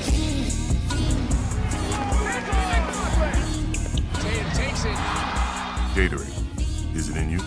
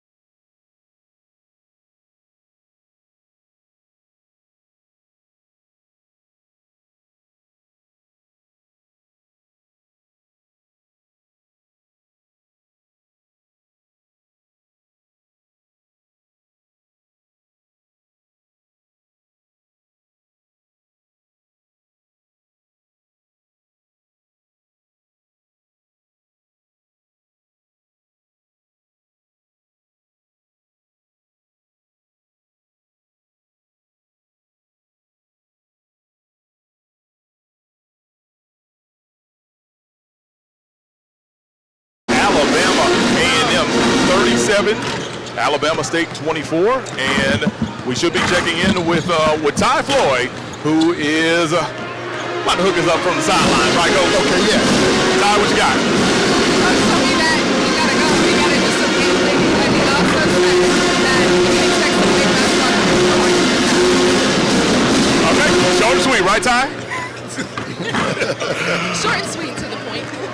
Gotta love it, gotta love it. So, of course, right now the Hornets on top by 13. Big three-pointer at the end of the first half goes to propel Alabama A&M to a 13-point lead. Right. Right now, I think the momentum going into our locker room is still in A&M's favor because when you look at it, they were on a 5-0 run in the last minute and one of that half until Alabama State hit that shot. But look, I think in the second half, you're going to see more transition basketball out of Alabama State because that's what they've been doing. That's what they have done in the past all year. And so this is the slowest I've ever seen them play in a basketball game this year. So I expect them to pick up the pace.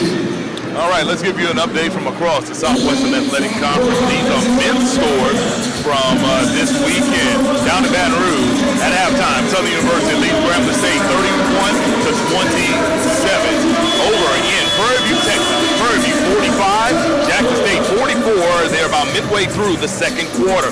Down in Daytona Beach, Florida, it's Bethune-Cookman 57, Mississippi Valley State 39. Of course, right here in Huntsville, it's Alabama A&M 37, Alabama State 34.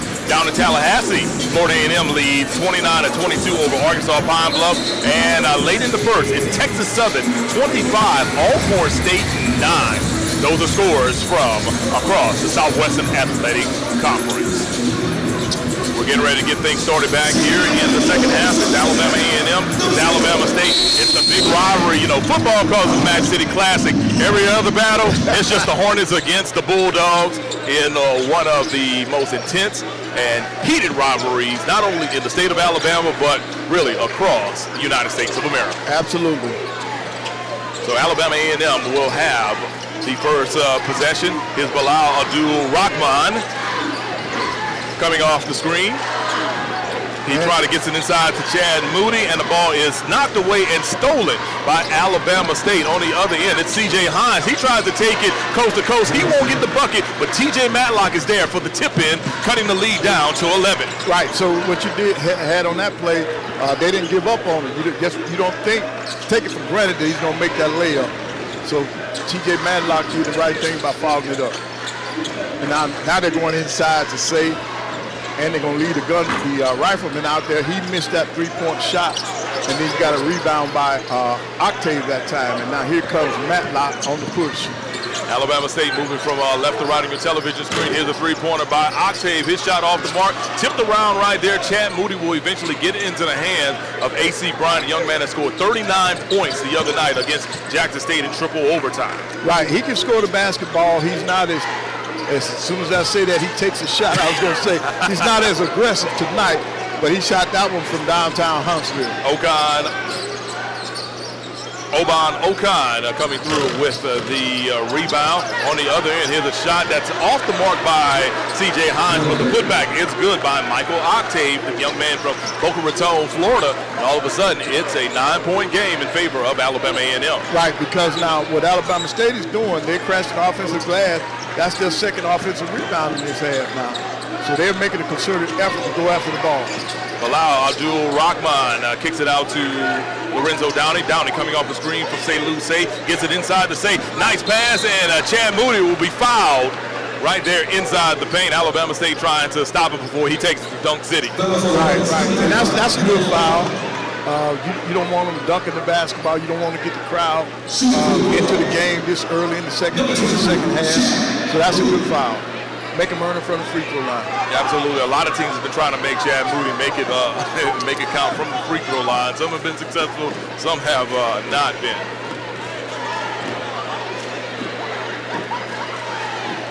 First free throw attempt is up and true for Chad Moody. As Alabama A&M flips their way back to a 10-point lead. Right. He is so quiet in here, you can hear a pin drop. Well, I think a lot of it also has to do with everyone's really trying to get back to their seats as well, Coach. I ran to take a quick break during halftime, and the restroom line was pretty long. The concession line was pretty long. So, yeah, I think everybody's really, really trying to just get their way back to their seats. And some people are just like, you know what, forget it. I'm just watching from up here in the rafters.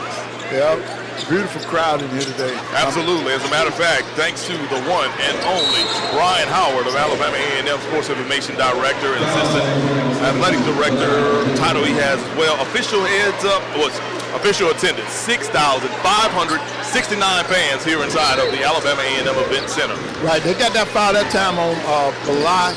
And see, Alabama State started the game out like this, trying to post him up.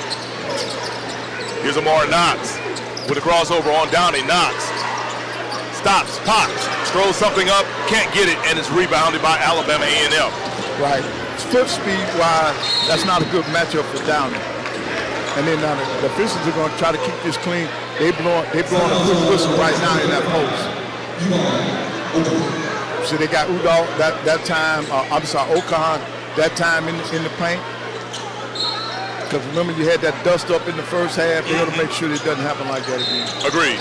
And we got another whistle before the inbounds right here. Yeah, I think they're going to get Matlock on that. And then coach is telling them they're doing the same thing on the other end. So make sure they call it on the same way on the other end.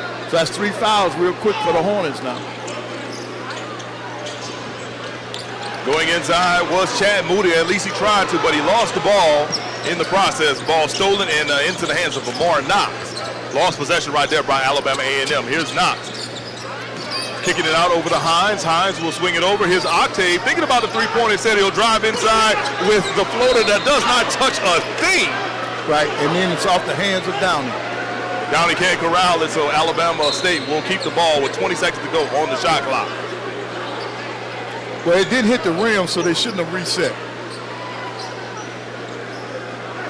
Correct. There you see head coach Tony Matlock.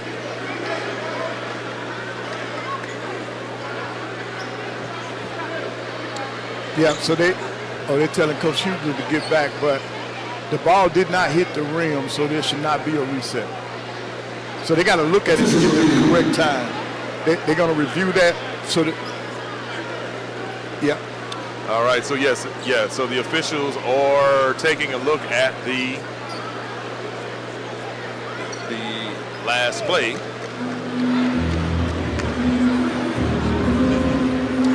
So as they continue to do that, Coach and I will just sit back and allow you to enjoy 6,569 fans. There's a view of 6,569 fans inside the Alabama A&M Event Center.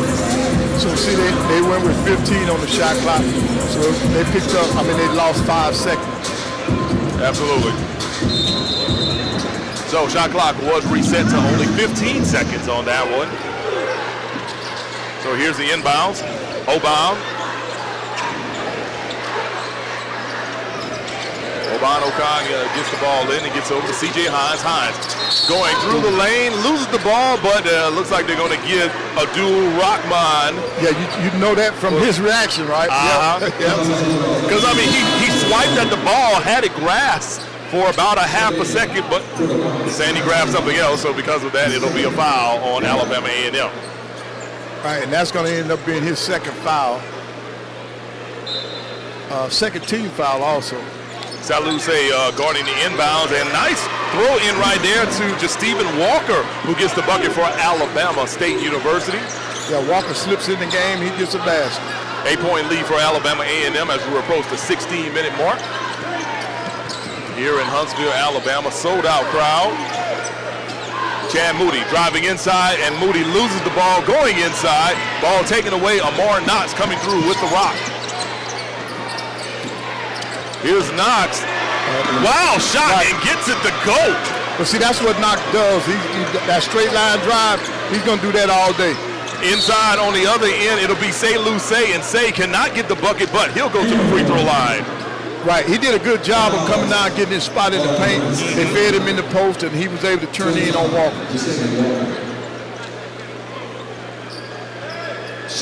So going to the line right now is Say Lucé, the young man from the Senegal, 7 foot, 218-pound junior. Crazy wingspan. Right. And the lefty gets the first one to fall. Dylan McClain's going to check back into the game right now. He'll give Chad Moody a breather.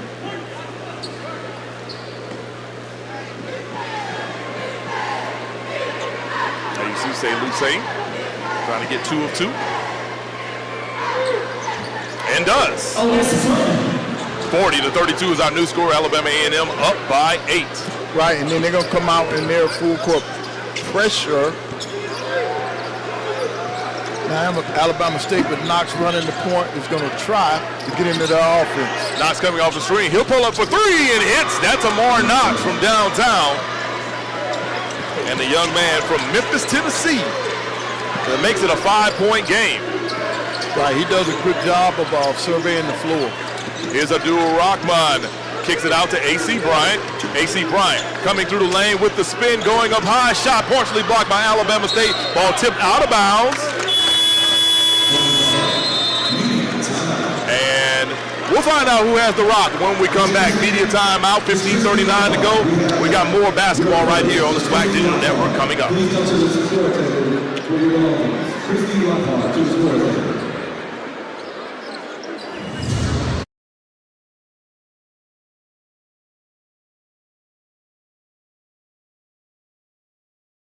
Gatorade, the world's most superior sports drink, designed to rehydrate, replenish, and refuel.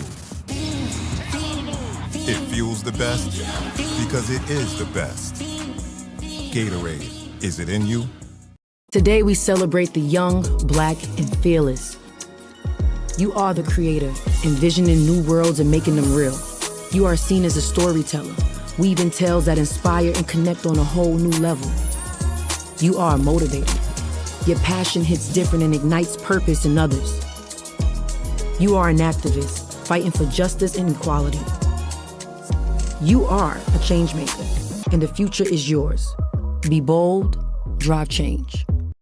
The game is changing, but what drives the game never will. What you have inside. Takes Gatorade, is it in you?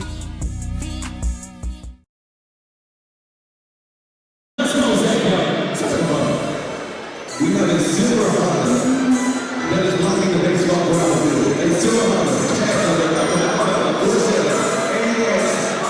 802. Is a silver hunter out on tag blocking the baseball ground field. Please, a silver hunter. Taking the first inning, 812.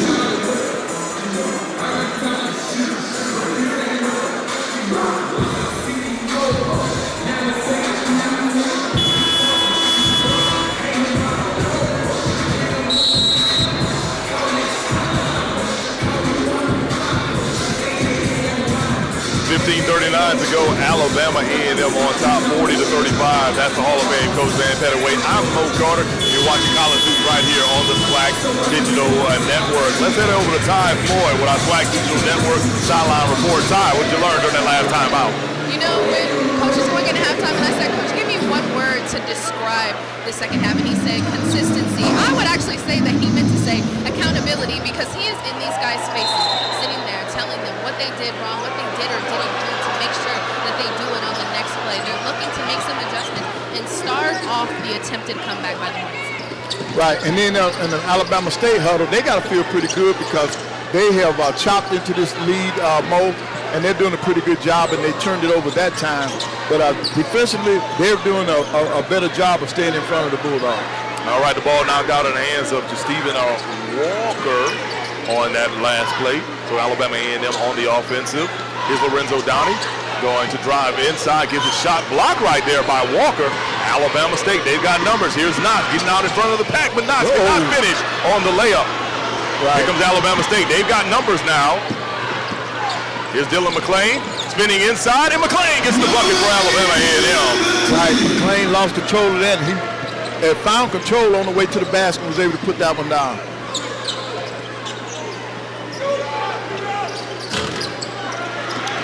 Missed shot right there by Alabama State, but it's still controlled by TJ Matlock, the running floater with the right hand. Nothing doing, but Matlock's going to head to the free throw line. Right, they're going to get say on that, I do believe.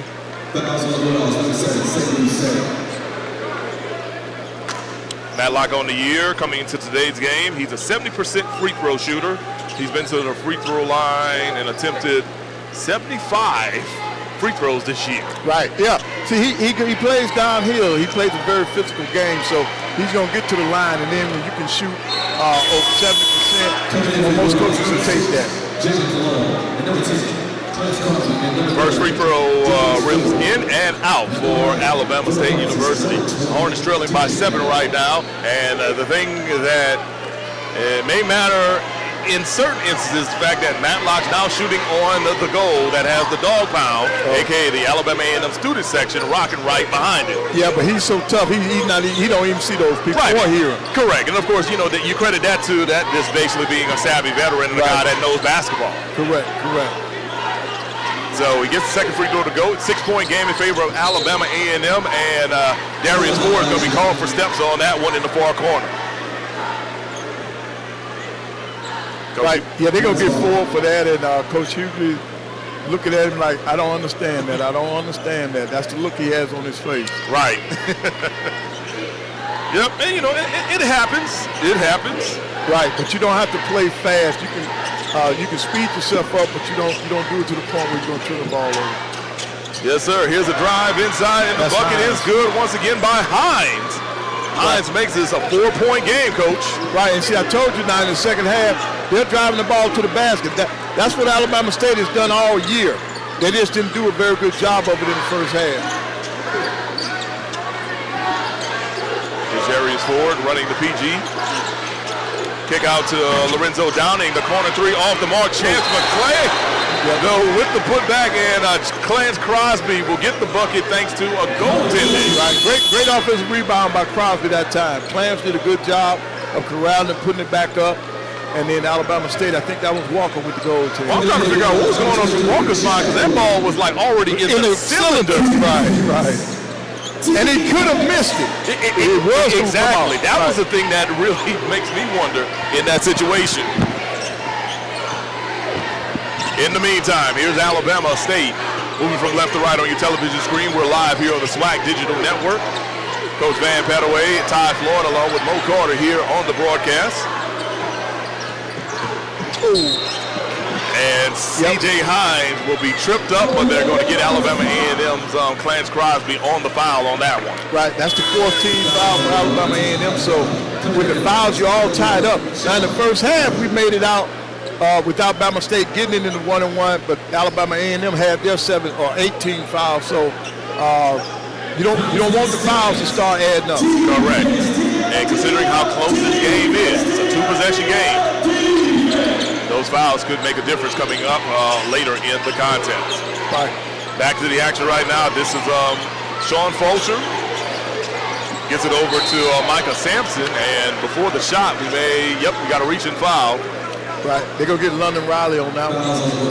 Coach Otis Hughley Jr., you see right there, going to the bench, telling A.C. Bryant, get on back in there. Well, see, I think what has happened in this second half, the players on the floor have not recognized that Bama State is putting emphasis on putting the ball on the floor. In the first half, they were passing them along the perimeter, but now they're just going to the basket. Correct. And you gotta get in front of them without fouling. First free throw attempt is up and true right there by Micah Sampson. And you look at how Matlock is talking to his teammates, directing people, and giving them instructions. Second free throw is up and true by Simpson. 83% free throw shooter on the year. Came into the game missing only 3 attempts from the charity stripe. All of a sudden, it's a 4-point game.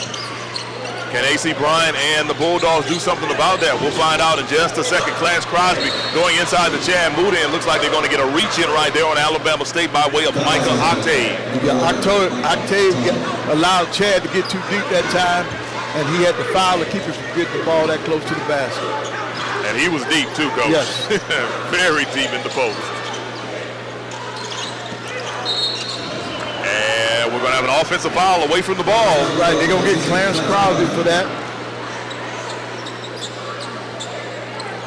Next foul, Alabama State will be at the free throw line. Lorenzo Downey checking back into the game for Alabama A&M. Now that makes it a very small lineup, because now that puts Lorenzo Downey at the 4 spot. That puts Lorenzo Downey at the 4 spot. Bilal Abdul-Rahman checking back into the game too for Alabama A&M. So Alabama A&M in the backcourt is going to be somewhat small. As Simpson tries a deep three-pointer, it is good. He shot that one from Montgomery. I was just about to say the same thing, Coach. He shot it from the gump. Yep. 1-point game. Alabama A&M only on top, 44-43. Chad Moody gets the ball in the paint, can't get the easy bucket. Ball corralled by Alabama State. Hornets have an opportunity to take the lead. You see, they're doing it all by driving to the basket. I'll tell you this, Fulcher, he got the crowd into it. He did. He got Darius Ford on skates for a second, but then he lost the ball, so he had to actually back it on out. Simpson's going to try another straightaway 3. This time off the mark, rebound though to Alabama State. Right, just Stephen Walker turnaround jumper well off the mark right there. And here comes Alabama A&M. The drive inside, A.C. Bryant can't get the bucket to go, but he'll be at the free throw line after we take our next media timeout. 44-43, Bulldogs up by 1. We'll be right back on the SWAC Digital Network.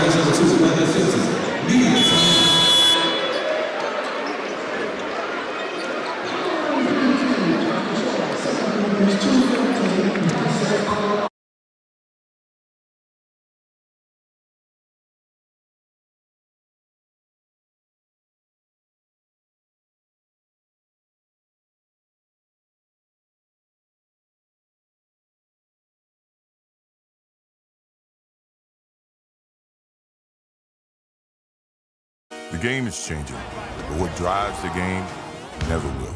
What you have inside.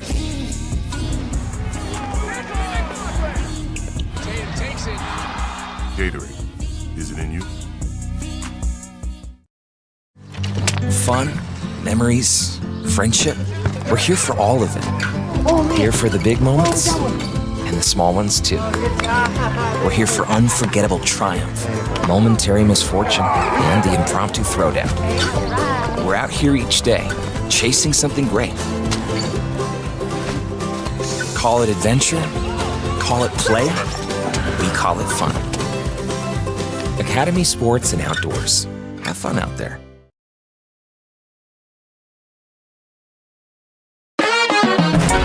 We are exactly what you think. We are not at all what you think. We are past, present, and future, all in one. Because the best way to honor our history is to make history. General Motors, honored to sponsor the Southwestern Athletic Conference.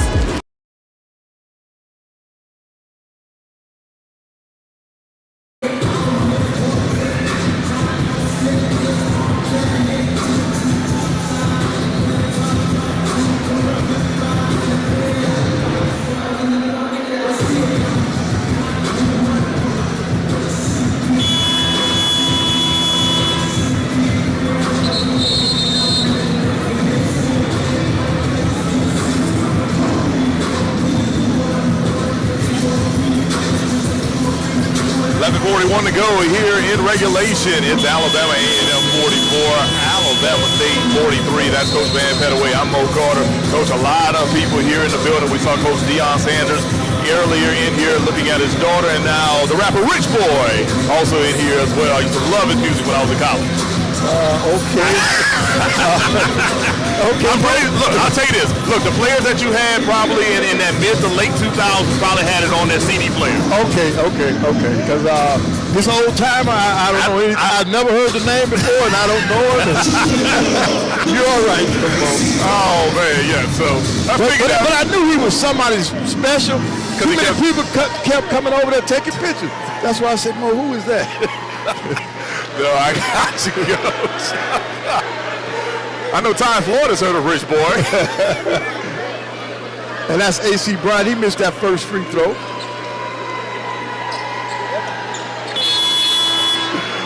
All right, hey, let's check in with Ty. Ty, what you got, girl? In this Alabama State timeout, they said you have to move fast on defense, stop the ball in transition, and rebound. They are amped up, very hyped up after that last bucket, and they're looking to expand upon that. And I just have to say, you two are hilarious. I would argue that you are the best in the sport. Oh, well, thank you so much. Thank you so much on that one. Ty, I got to ask you though real quick. You're old enough to remember the song Throw Some D's on it, right? Yes, of course. I mean, Well, he threw some threes on that one. I got you, Coach. Yeah, he threw some threes on that one. That was Michael Simpson again. Exactly, and Simpson is now giving Alabama State a 1-point lead, 46-45. Lorenzo Downey is going to try to counter that. Instead, gets over Bilal Abdul-Rahman. 17 seconds to go on the shot clock. Here comes the freshman from Atlanta. The scoop shot, nothing doing. Out of bounds. It'll be Alabama State ball. Wow. Now, Coach, I can also tell you this, too. My junior year at Southern University, so 2007, he was actually one of the performers for homecoming. Okay. Well, see, now, don't get me wrong now.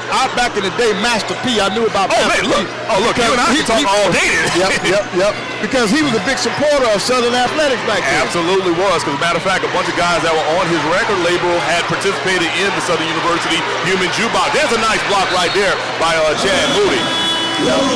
Now, Coach, it's funny you mentioned Master P because Tolly Carr and I were on a SWAC football broadcast a few months ago, and he was asking me about, certain things and whatever. I'm like, look, you know how everybody talks about LeBron versus Jordan, and then you get into heated battles. I'm like, well, I was in middle school and high school. It was no limit against Cash Money. I was one of the Master P guys all day, every day. Right.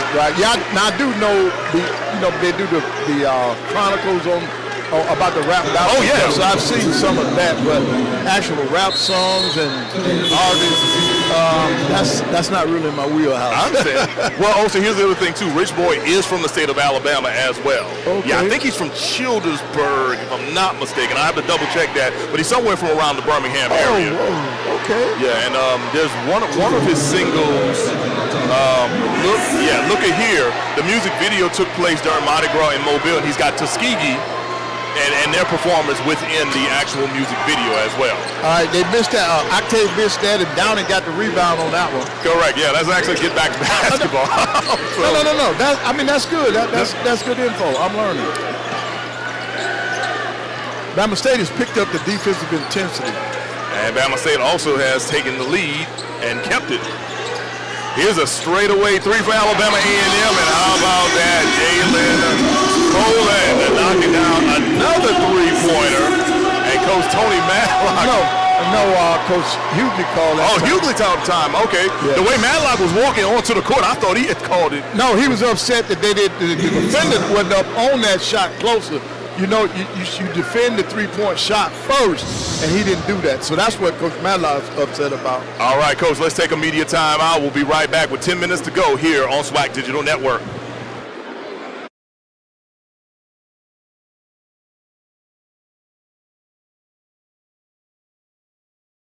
Gatorade, the world's most superior sports drink, designed to rehydrate, replenish, and refuel. It fuels the best because it is the best. Gatorade, is it in you?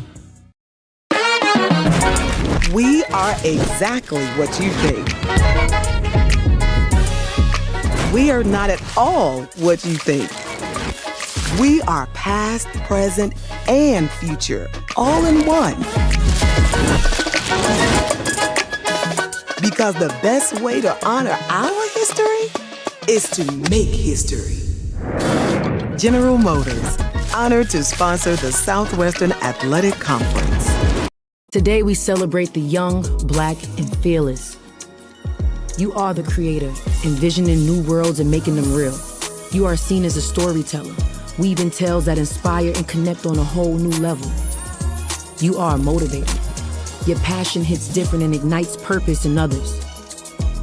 You are an activist, fighting for justice and equality. You are a change maker, and the future is yours. Be bold, drive change. Starry Lemon Lime Soda.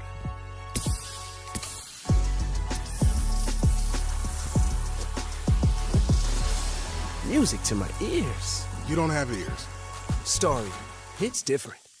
The game is changing, but what drives the game never will. What you have inside.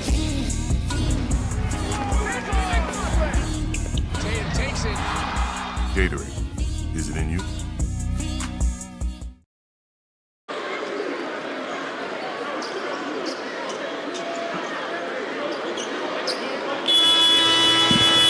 One to go in regulation. Alabama A&M on top of Alabama State. That's Coach Van Pettaway. I'm Mo Carter, and let's go over to Ty Floyd, who has the sideline report for the SWAC Digital Network. What's up, Ty? I surely do have something to tell you. Coach O said a lot, but I'm going to make sure that I use the nicer version of what he said. He basically said, you guys are needing outwork. You guys have got to talk to each other. He also said, when you're switching off of ball screens, you're running behind the guy. So y'all have to make sure that y'all communicate. You're looking to set on ball screens, off ball screens. There's some looking to the paint. He also said that you got to box out. Right. And that was McClain with that foul that time. Alabama State's doing the same thing. They're putting the basketball on the floor and getting to the basket. They get to the free throw line. And Alabama A&M, that's their 8th team foul. So at the free throw line right now, TJ Matlock, the coach's son, has a chance to tie the ball game up coming up. Right now, he was this team's leader last year. Right now, he's taking he's not the primary scorer on this year's team, but they got more balance this year. And we are tied, and Alabama State now has an opportunity to take the lead. Simpson, the far wing three, hits the front iron, rebound to Alabama State. Ball goes out of bounds. They're going to say last touch by Alabama A&M. Right, you can't turn it over on with that little pressure because all you got to do is shoot the basketball to get it up. 9:37 to go. And Joe Murkison, Alabama A&M alumnus, wanted to let me know, hey Mo, don't forget, not just Tuskegee was in that music video, there were also pictures of Alabama A&M and Alabama State's band in that music video as well with Rich Boy. So it looks like he loved all the HBCUs. That's in good. the state. That's good. And see, I didn't know that, Mo. That's what I'm saying. This is very educational for me. Great information. Now, once again, Alabama State's doing a yeoman's job on the offensive glass. In fact, right now, they have the lead when it comes to offensive rebound. They have 15 offensive rebounds. Now, at the line is Jalen Kigo at the free throw line, and he gives the Hornets a 1-point lead. And that's the fourth personal foul on Say. So that puts Say and Crosby for A&M. They both have 4 fouls, Mo, and there's a lot of time left in this game. Absolutely. 9:29. He's a 71% free throw shooter as well. But yeah, Coach, definitely a lot of time left in this one as knocks down both of them, and Alabama State has a 2-point lead over Alabama A&M. It's been a while since the Hornets have been up on the Bulldogs, but they are right now. Lorenzo Downing loses the ball. It's stolen. Alabama State has a chance to add to the lead. Simpson, the far corner three. It's good for the Hornets. All of a sudden, Hornets on top by 5. And the Hornet faithful behind them is going crazy. Right, because they feel the momentum. They know that they got the momentum. They got the A&M crowd sitting on their hands. Chance of defense being heard here inside of the A&M Event Center, and it's not by the A&M Bulldog fans. Can Alabama A&M respond? They can. Jalen Colin, third three-pointer of the evening, and Colin has made it a 2-point game. Right, that's a big shot. Alabama A&M needed that one. 8:38 to go in regulation. Hornets 53, Bulldogs 51. Exciting game here on the SWAC Digital Network. If you're just joining us, good. That means you get a chance to check out an exciting game down the stretch in the final 8 minutes. TJ Matlock, the fadeaway jumper is good. Right. Hornets on top by 4. Right, he's in his bag right now. He's doing a good job. Here's Dylan McClain driving inside, nothing doing. Rebound goes to Alabama State. There's going to be a loose ball foul right there on Alabama A&M. Right, and whoever they fouled it, that means they're going to the free throw line. It'll be on Chad Moody. Right now, Alabama State's making all the hustle plays. So Coach Matlock has to feel good about the way his team is playing. They definitely playing with the energy. Only first personal foul on Chad Moody as Kigo is back at the free throw line. Knocks it down. Like we mentioned, he's a 71% free throw shooter, as you see those Alabama State fans who made their way up I-65 here to Huntsville. Right, you got a lot of Alabama State alum in this area of Huntsville, but you had a big crowd to come from the campus. Correct, and I told you, 3 Trailway buses. At least that's what I saw when I came here. There may have been more coming in as well, Coach. Right, well they got a nice contingency in here, and they're loud. 57-51 is the score. Hornets on top by 6. A.C. Bryant bringing the ball up court, moving from right to left on your television screen or mobile device. Here's Bryant, who scored 39 points the other night. A step back 3, off the mark. Rebound goes to Alabama A&M. Lorenzo Downing with the putback. And Coach Otis Newley Jr. wants a timeout, so we're going to take the media timeout with him. 7:53 to go. Hornets on top by 4. We'll be right back.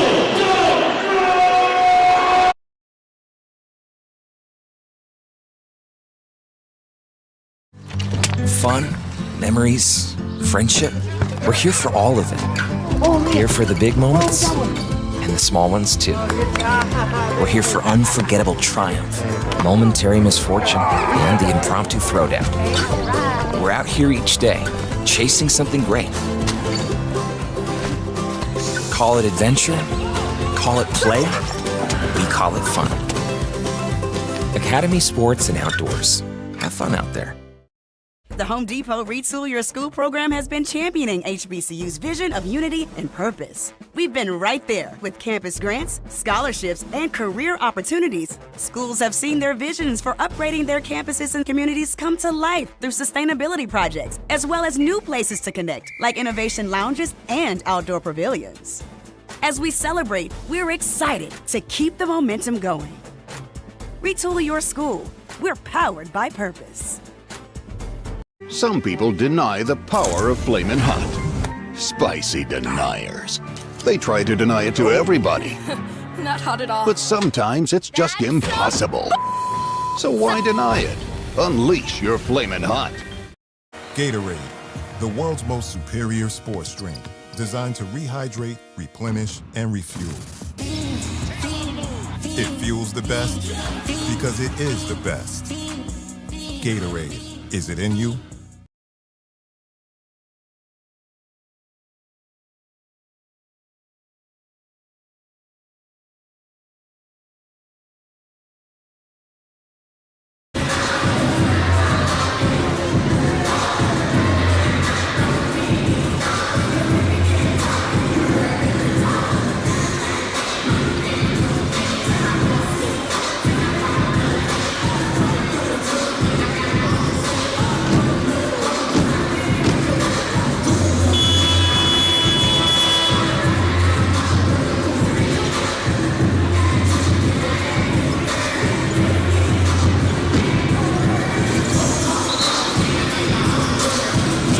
To go in regulation, Alabama A&M trailing Alabama State 57-53 here inside the Event Center. Over 6,000 have packed their way inside the Event Center for this great matchup between these two long-time rivals. Coach, quick thoughts. Otis Hughley Jr. calls another timeout after his team appears to be building momentum. Any thoughts on that? No, not publicly. I talked to him after the game, but he's still looking for some energy out of his team. He's looking for better defense because right now Alabama State's got that straight line drive. All right, let's go to Ty Floyd from the sidelines. What you got, Ty? No, Ty is good. Okay. Right now, and now you got full court pressure by the Bulldogs. Almost got a turnover, but they're gonna get a foul instead.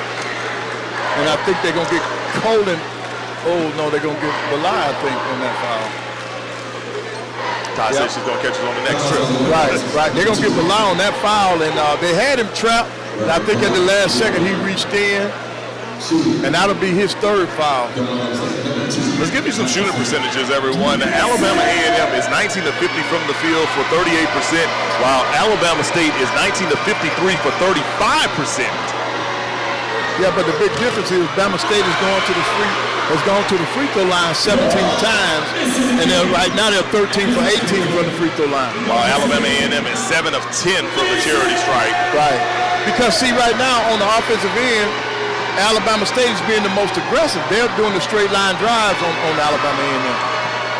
Simpson missing the first free throw, but the second one is good to go. It's a 5-point lead for the Hornets.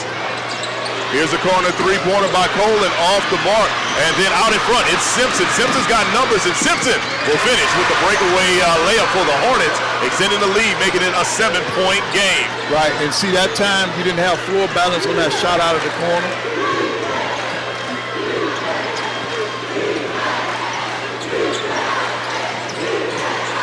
Here comes Alabama A&M looking to cut into this Alabama State lead as we approach the 7-minute mark here on the SWAC Digital Network.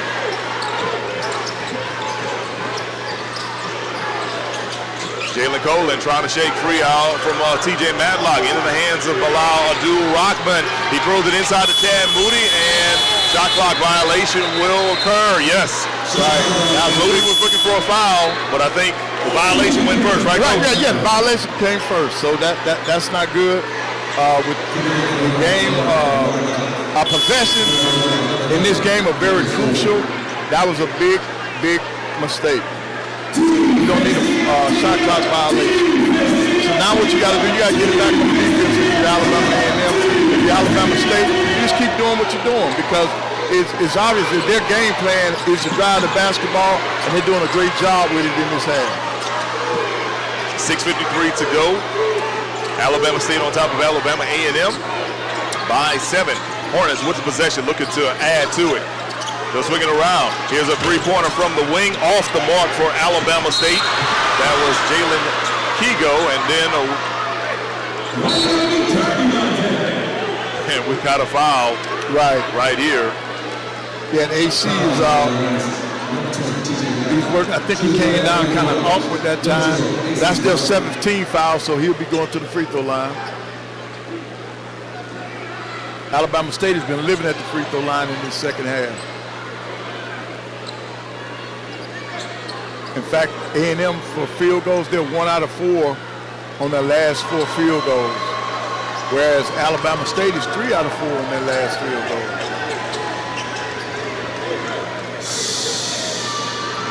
And particularly Mr. Simpson, who's 3 out of 4 from long range. So A.C. Bryant heading to the free throw line right now on a 1-and-1 situation and knocks it down for Alabama A&M University. 74% free throw shooter on the season is A.C. Bryant. And I'll tell you, here's another thing, Coach. You never know what you're going to hear from the crowd with this, with these rivalry games. Dre, who is the in-house PA guy, he said that don't worry, Bulldogs, we got the bug spray for the Hornets. As A.C. Bryant knocks down the second of 2 free throws, he's limping gingerly. He'll be replaced by Dylan McClain. So Bryant's probably going to get checked out real quick, but you'll definitely need him down the stretch if you're Alabama A&M, who's down by 5 right now. Here's T.J. Matlock. He'll get the ball in to Sean Felcher. Right, and Alabama A&M did a good job of getting back defensively that time, but they've got to be able to execute their half-court defense. That's a mismatch. He's going to go by Chad. Chad Moody put in the defense on Felcher. Felcher somehow gets the shot to go up, but nothing doing. 3 seconds to go on the shot clock. Alabama State doesn't know it. Knox throws up a 3-pointer.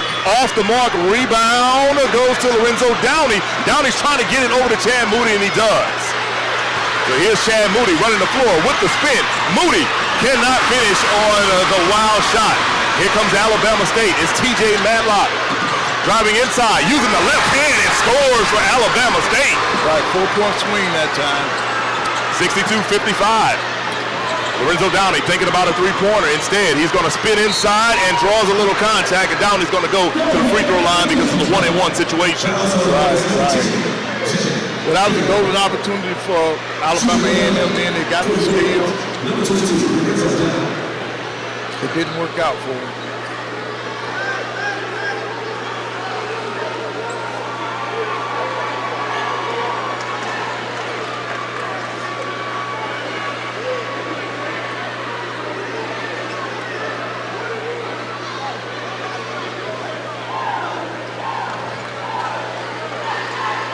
I think Coach Hughes is trying to get AC back in the game.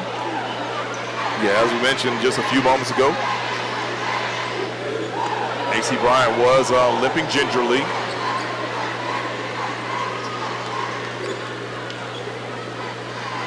I think Downey went over to the sideline to get some talcum powder on his hands, to dry his hands off.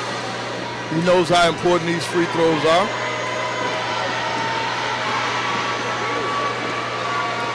First free throw attempt is up and true for Downey. This is a very important game here in the Southwestern Athletic Conference. Right now, on the men's side, Southern leads the league with a 4-0 conference record, followed by Jackson State with 3-0. Then you got 2 teams with 3-1 records. That's Bethune-Cookman and Prairie View, followed by Texas Southern and Alcorn, who have 2-1 records, and right behind them, Alabama A&M and Alabama State with 2-2 records. So still a lot of basketball left to be played in the conference.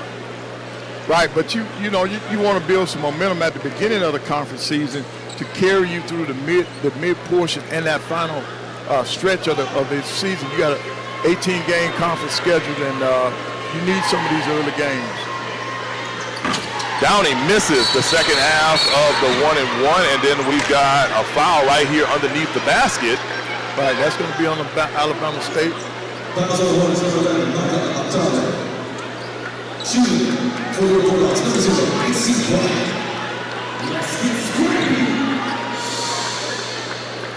AC being active in there on the glass and drew that foul. Yeah, for those who do not know, A.C. Bryant scored 39 points in triple overtime last week in Jackson, Mississippi, as he knocks down the bucket for his team-leading 17th point of the night. He actually leads all scorers with 17. And also, he leads both teams in, well, he's tied for the rebounding lead. Oh, they got an injury timeout, I think, for Alabama State. That's what it appears to be.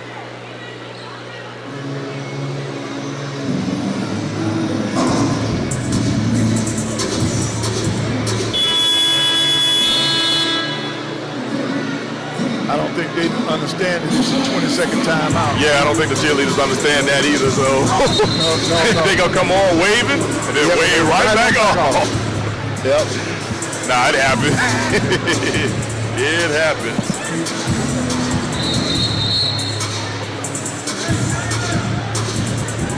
So the officials are trying to get the game moving, telling A&M to get out of their huddle. But, you know, in most times like this too, Coach, it provides a small breather for both teams. Correct. As AC Bryant misses on the front end.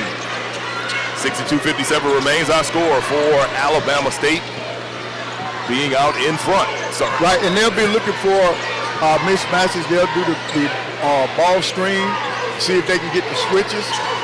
Like here comes the first one. And they got Knox. Here's Amar Knox. Gets stopped in his tracks, though. He's got to kick it back out. Here's a corner three. That's Octave. His three-pointer off the mark. Simpson loses the ball. Darius Ford comes up with the rock. Ford using the left hand, and Ford gets the breakaway layup the ball. 3-point game now. Right. That was a great one-on-one play by Darius Ford. 62-59, Alabama State with a 3-point lead. Here comes Knox off the screen. Knox has a wide open lane, and he takes advantage of it right there and gets the bucket, extends his team lead back out to 5. And Coach Matlock's going to get a timeout on that one. Alabama A&M did not handle that ball screen correctly. No, sir, they did not. And Moody thought he might have been able to get a hand on it, but still couldn't do it. No, you got to get up. You either going to decide during the game or before the game if you're going to hedge those screens or if you're going to play. Well, with Alabama State, you can't play drop coverage or back, as we used to say. You got to get up on the screen. Correct. Now, of course, this is the only game that these two teams are playing. You know, as far as just this week. Yeah. This week. Just primarily because, you know, sometimes you have those weeks where you only play one game on a Saturday. Right, when you play your rival, you don't have a Monday game. It's always been that way in the SWAC. Sounds good, Coach. I should have known that, but I'm glad you were able to clarify that. No, you're good, Yeah. So, with that being said, next week, both teams will be in action against the Texas squads as Alabama State will take on Prairie View and then face Texas Southern in their second game. Alabama A&M will take on Texas Southern and face Prairie View in their second game. Right. Remember, for the women, for Alabama A&M, they will play on Thursday. There'll be a doubleheader on Saturday and then a single game for the men on Monday. 64-59 is our score, 4:48 to go. And coming up, well, that was just a regular timeout. We do have a media timeout coming up on the stoppage to play after we get the 4 minutes. There's a three-pointer from way downtown. That's Darius Ford. Right.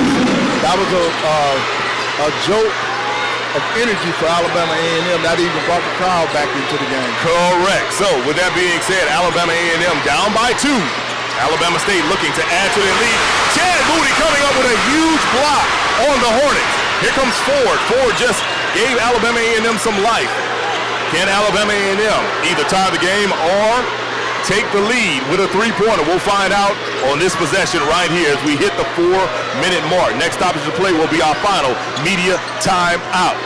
Here's AC Bryant driving inside. Bryant shot way off the mark. TJ Madlock out in front. Gets it over to Amar Knox. Knox gets the bucket to go. Right, Knox, that's what he does. Mo, he can get to the basket, man. That's a strong, powerful move by that young man. And there was a lot of bodies that hit that ground, too, during his shot. No contact, though, in that situation. Just lots of good hustle. Alabama State with a 4-point lead with 3:29 to go. Ford thought about a three-pointer. Now he'll take it. misses the shot. TJ Madlock coming down with the rebound. Right now, for Alabama A&M, they've got to do a better job of staying in front of Alabama State one-on-one. And they got to understand that all Alabama State wants to do is drive the basketball. Here's Amari Knox. His shot is blocked and pinned on the backboard by Chad Moody. Ball goes out of bounds. Officials are saying last touch by Alabama A&M. It's time for our final media timeout. Let's take it with them. What a game. 66-62 in favor of Alabama State. We'll be right back on the SWAC Digital Network.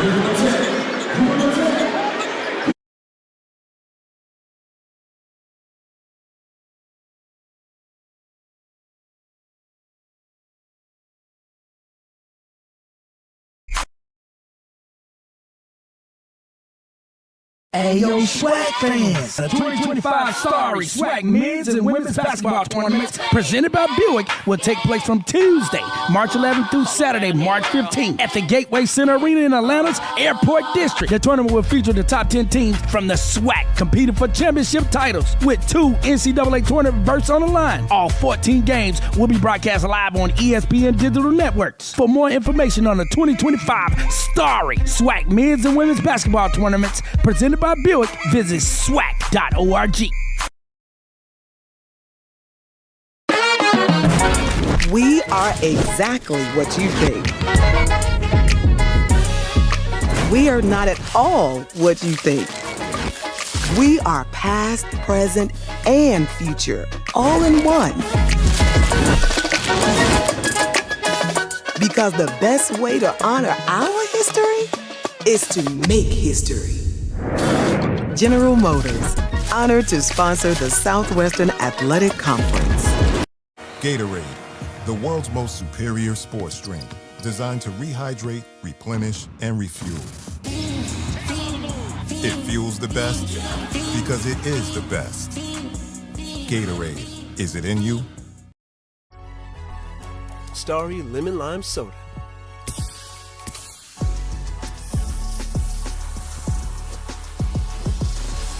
Music to my ears. You don't have ears.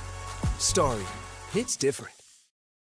Ayo, SWAC fans! The 2025 Starry SWAC men's and women's basketball tournaments presented by Buick will take place from Tuesday, March 11th through Saturday, March 15th at the Gateway Center Arena in Atlanta's Airport District. The tournament will feature the top 10 teams from the SWAC competing for championship titles with 2 NCAA tournament berths on the line. All 14 games will be broadcast live on ESPN Digital Networks. For more information on the 2025 Starry SWAC men's and women's basketball tournaments presented by Buick, visit SWAC.org. Last possession where you talked about what crazy things are said in here during this rivalry, I actually got this can of bug spray from the student section. It says, ew, tips to use not to go to Alabama State. As for the actual Bulldogs, they're looking to stop moving the ball, to go up strong and make free throws. They're looking to break the press and go immediately into their offense. All right, thank you so much, Ty. Thanks for finding that bug spray as well that they were talking about. Off the inbounds, just Stephen Walker could not finish the alley-oop. So Alabama A&M will have the possession, and then there's an official timeout. Yeah, they want to get AC off the floor. I think he got maybe poked in the eye. Right. Alabama State went for the home run. They went for the lob. It was only 4 seconds left. Mm-hmm. They almost pulled it off, and I think AC got punched in the face. Yeah, he's still down, too. I mean, AC tends to take a lot of hits, but, yeah, he pops back up most of the time. But, yeah, he was down to his knees. Still doesn't appear to be in the best shape, but he's going to head over to the bench. Got one of the trainers checking in on him. Meanwhile, back right here in front of our broadcast booth, Lorenzo Downey tosses the ball in to Bilal Abdul-Rahman. Back over to Downey, back over to Abdul-Rahman, now in the hands of Chad Moody. Moody kicks it out. London Riley, the far corner three, hits the iron, no good. Alabama State comes down with the rebound. None other than T.J. Matlock with that big board. Yeah, that's his 9th rebound. He's doing an outstanding job. Alabama State throws it away, coach. Yep. Here's Bilal Abdul-Rahman, gets it over to Lorenzo Downey. Downey thought about a three-pointer instead. Downey going to drive and can't get the bucket to go, but he'll go to the free throw line. I mean, he had really good looks either way. He had a good look from three-point range, and then he also a wide-open lane, and he decided to take the shot through the wide-open lane and draw a little contact. Well, he's the rifleman. I nicknamed him the rifleman. He's the sniper. For me, he would have to take that shot. I would want him to take that shot. I would want him to feel comfortable taking that shot. And Lorenzo Downey knocks down the first free throw for Alabama A&M. They're down by 3 as we approach 2 minutes to go here in regulation. Dylan McClain checking back into the game for Alabama A&M. There you see him right there. He's been injured. So Bulldog fans are definitely happy to see him back on the hardwood. Lorenzo Downey going 2 for 2. He makes it a 2-point game. It's 66 to 64. 2 minutes to go in regulation. Right, this game's still up in the air for both ball clubs. The team that makes the fewest mistakes down the stretch are going to probably come out and win this game. Here's Knox being guarded closer by Downey. The double team comes around. T.J. Matlock left wide open for 3, off the mark. Rebound, Alabama. Well, no, they're going to call a loose ball foul. Yeah, they're going to get Chad Moody for that foul. Yeah, that call was not liked by individuals in here who rock maroon, gray, and white. I'll tell you that. And the faithful of the Bulldogs are letting them have it. That's going to put Kigo, and he has not missed tonight from the free throw line. And he continues to be perfect. Jalen Kigo, young man from Wisconsin. Bilal Abdul-Rahman checking back in for Alabama A&M. Along with Colin. Jalen Colin also checking in for Alabama A&M. Colin on the day. He is 3 of 4 from three-point range. So Alabama State's going to have to know where he is lining up offensively. Second free throw is up and true. Alabama State back on top by 4. A minute, 40 seconds to go in regulation. Alabama A&M running their offense through Bilal Abdul-Rahman. But Alabama State is changing the defense up on them. They're going to a zone to make Alabama State A&M work. Good move by Coach Matlock. Here's Jalen Colin. London Riley's got the ball. London Riley takes the deep three-pointer. London Riley misses the three-pointer. Rebound goes to Alabama State. Alabama State has been doing a really good job crashing the boards, but then they make the mistake. Just no court awareness right there. Alabama State loses possession. Ball will go back over to Alabama A&M. Right, and then this time I'm not sure. The shot clock was running down in, and I think that's probably why A&M took that long three-point shot. But Bilal normally he will penetrate before he takes that long J.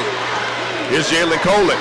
Super long three, hits the back iron. Chad Moody with the rebound, and they're going to get a foul right there. So Moody's going to go to the line. Right, now Coach Hughley was letting Colin know that was a good shot because, you know, earlier in the game, he hit one from that far away from the basket. He actually hit 2 that far from the basket. Right. One right before the half, and then there was another one really right here in front of us, Coach. Right. So that was the right shot for him because they left him, but he backed up off of him. Moody hits the back iron on this first free throw attempt. We are officially at 58 seconds in this one. A.C. Bryant is checking back into the game for Alabama A&M. Crucial free throw coming up for the Bulldogs. And it's good. One possession game. Hornets on top by 3. Checking in the game right now for Alabama State is number 3. That's C.J. Hines. Right now, Alabama State, somebody's not paying attention because now they put 5 guards on the floor. So there's going to be an automatic mismatch somewhere. Alabama State gets the ball into the front court. Right, and so now both teams, Alabama State, they're going to get ready to run their offense. If they keep these same 5 guards on the floor, Alabama A&M needs to match up, Mo, because with only 51 seconds left in the game and you got 24 on the shot clock, this is a big possession for Alabama A&M when you're already down by 3. Correct. Possessions will be very crucial down the stretch for both Alabama State and Alabama A&M. Right, you can't foul. You don't want to foul because you will put them back at the free throw line where they've been doing pretty good. Alabama State is 16 out of 21 from the free throw line, 76%. And there you see some fans in the dog pounds from all walks of life, dancing and trying to stay within this game right here.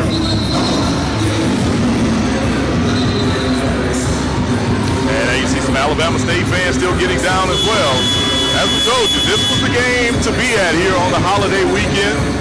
Of course, on Monday, we'll celebrate the life and legacy of Dr.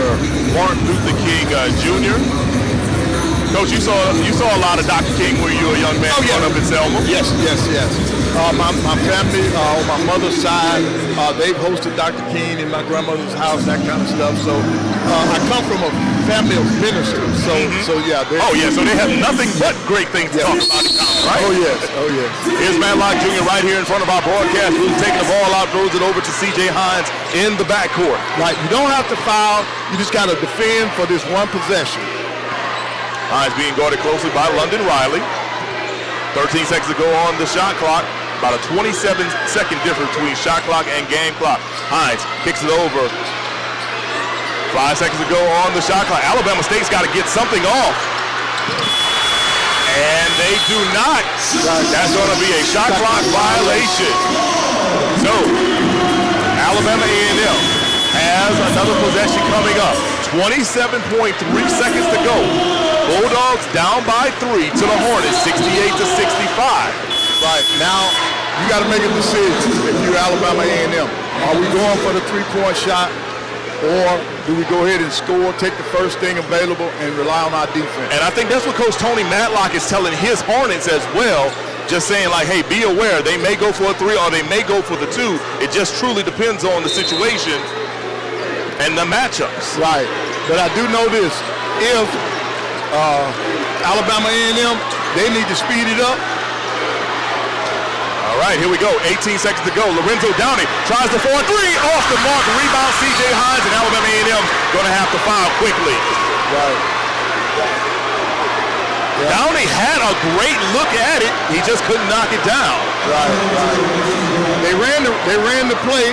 They ran the play for the pass back. Malai got it to the open guy.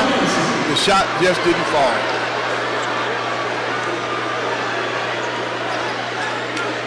So now if you're Alabama State, you knock down these free throws, it's going to be very tough for Alabama A&M to get down the court and play catch-up. Right. But a free throw like that will help in the favor of Alabama A&M. Right. Now Alabama A&M needs to defend this last shot. Everybody shoot 2 free throws from here on out, if we even get to that beyond that. Second free throw off the mark. Alabama A&M has a chance. A.C. Bryant should take this shot. A.C. Bryant pulling up for 3. Hit the back iron. Rebound. Alabama State. There's a foul. And with one more free throw, Alabama State will put this game on ice. Back-to-back possessions. Lorenzo Downey and A.C. Bryant. Great looks from 3-point range. Just could not hit for the Bulldogs. Right. That was the right shot. He was the right guy to take it. It just didn't drop on the season. He shoots 42% from the 3. And on that foul right there, that was Bilal Abdul-Rahman fouling out his night. 8 points on 2 of 10 from the field, 3 of 4 from the free throw line with 4 rebounds and 2 assists. At the free throw line right now will be Sean Fulcher. Really just needs to knock down one of these to really put this game out of play. He's got 2. Misses the first one. Right. Oh, the pressure is now mounting. Right. Fulcher needs to miss needs to make this one to put this game out of reach, really, for Alabama A&M, and now they're going to take a timeout. Right, Alabama State's taking this timeout, I do believe. Yes, Fulcher had a chance to put that game on ice. It would have been a 4-point game with 4 seconds to go. So it's a full timeout. All right, and we're going to keep it right here, everyone. In the meantime, what I'm going to do is give everyone updates from across the Southwestern Athletic Conference. Down in Baton Rouge, Louisiana, it is going final. Southern University remains undefeated in this SWAC play, 66-60 over Grambling State University, and that other big rivalry in this conference today. Down in Tallahassee, Florida A&M 66, Arkansas Pine Bluff 52 with 8 minutes to go. In Houston, Texas Southern leads Alcorn State 59-50 with 2 minutes to go, and we got a final in Daytona Beach. Bethune-Cookman 83, Mississippi Valley State 58. Here in Huntsville, Alabama, 4.8 seconds to go. Alabama State holding on to a 68-63 lead. Sean Fulcher will be at the free throw line. Yeah, 68-65 lead. What am I saying prior to that? Just erase that from your memory. 68-65, Orders on top by 3. Sean Fulcher will be at the free throw line with one more free throw to go. If he makes it, it's practically putting this game on ice. If he misses, Alabama A&M will have 4.8 seconds to get down the court and knock down a three-pointer. Right, and that's a lot of time, Mo. That is a lot of time. That is a lot of time. Alabama A&M on the floor. They've got St. Lucie, Lorenzo Downey, and A.C. Bryant, along with Jalen Colin, all guys who are capable of knocking down deep three-pointers. But if he misses, the most important thing, you got to get the rebound. If you're Fulcher, you just got to knock this free throw down. And he does. 4-point game. And he's waving bye to the crowd. 4-point game. Jalen Colin. He's going to have to launch one. He gets over to A.C. Bryant. Bryant across half court. Bryant pulls up for 3, misses it, and that's going to be ball game. Alabama State has walked in to Huntsville, Alabama, and knocked off their arch rival, Alabama A&M, tonight by a final score of 69-65. Man, what a ball game, Coach. Right, great ball game. Alabama State, they came in here ready to play, and they came up, and they made plays down the stretch.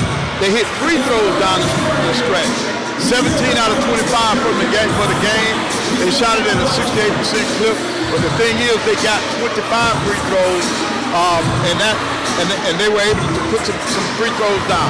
Exactly. And also remember this: Alabama A&M had a 13-point lead at the half. So for Alabama State to, finish this game off the way they did, especially coming from down as far as they were.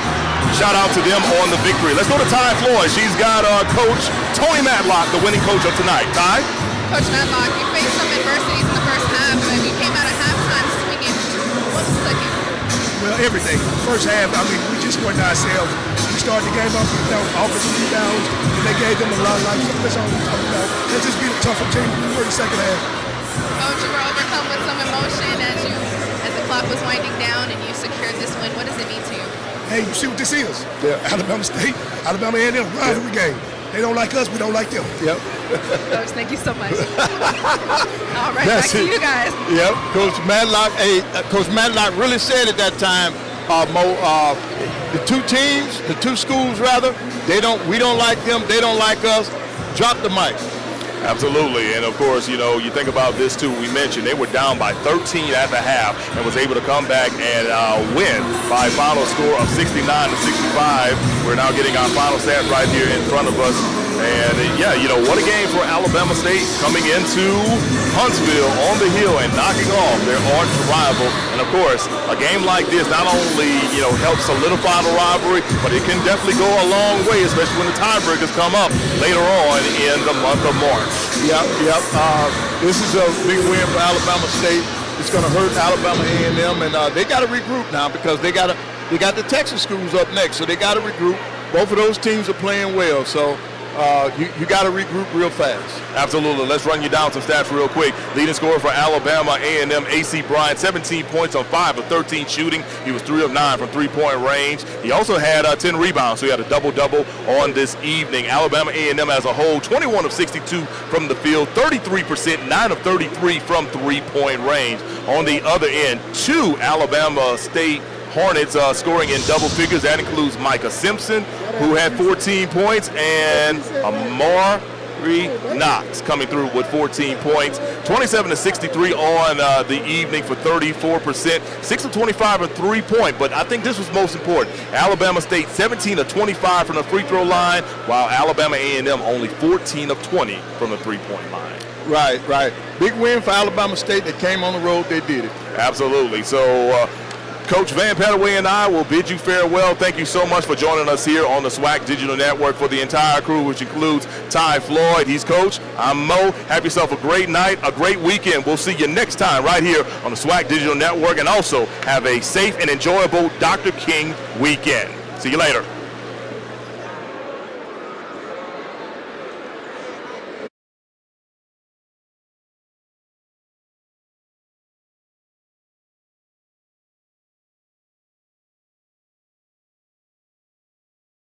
Hey, yo, SWAC fans! The 2025 Starry SWAC men's and women's basketball tournaments presented by Buick will take place from Tuesday, March 11th through Saturday, March 15th at the Gateway Center Arena in Atlanta's Airport District. The tournament will feature the top 10 teams from the SWAC competing for championship titles with 2 NCAA tournament berths on the line. All 14 games will be broadcast live on ESPN Digital Networks. For more information on the 2025 Starry SWAC men's and women's basketball tournaments presented by Buick, visit SWAC.org.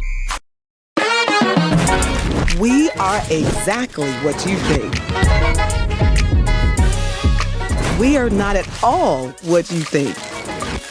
We are past, present, and future, all in one. Because the best way to honor our history is to make history. General Motors, honored to sponsor the Southwestern Athletic Conference.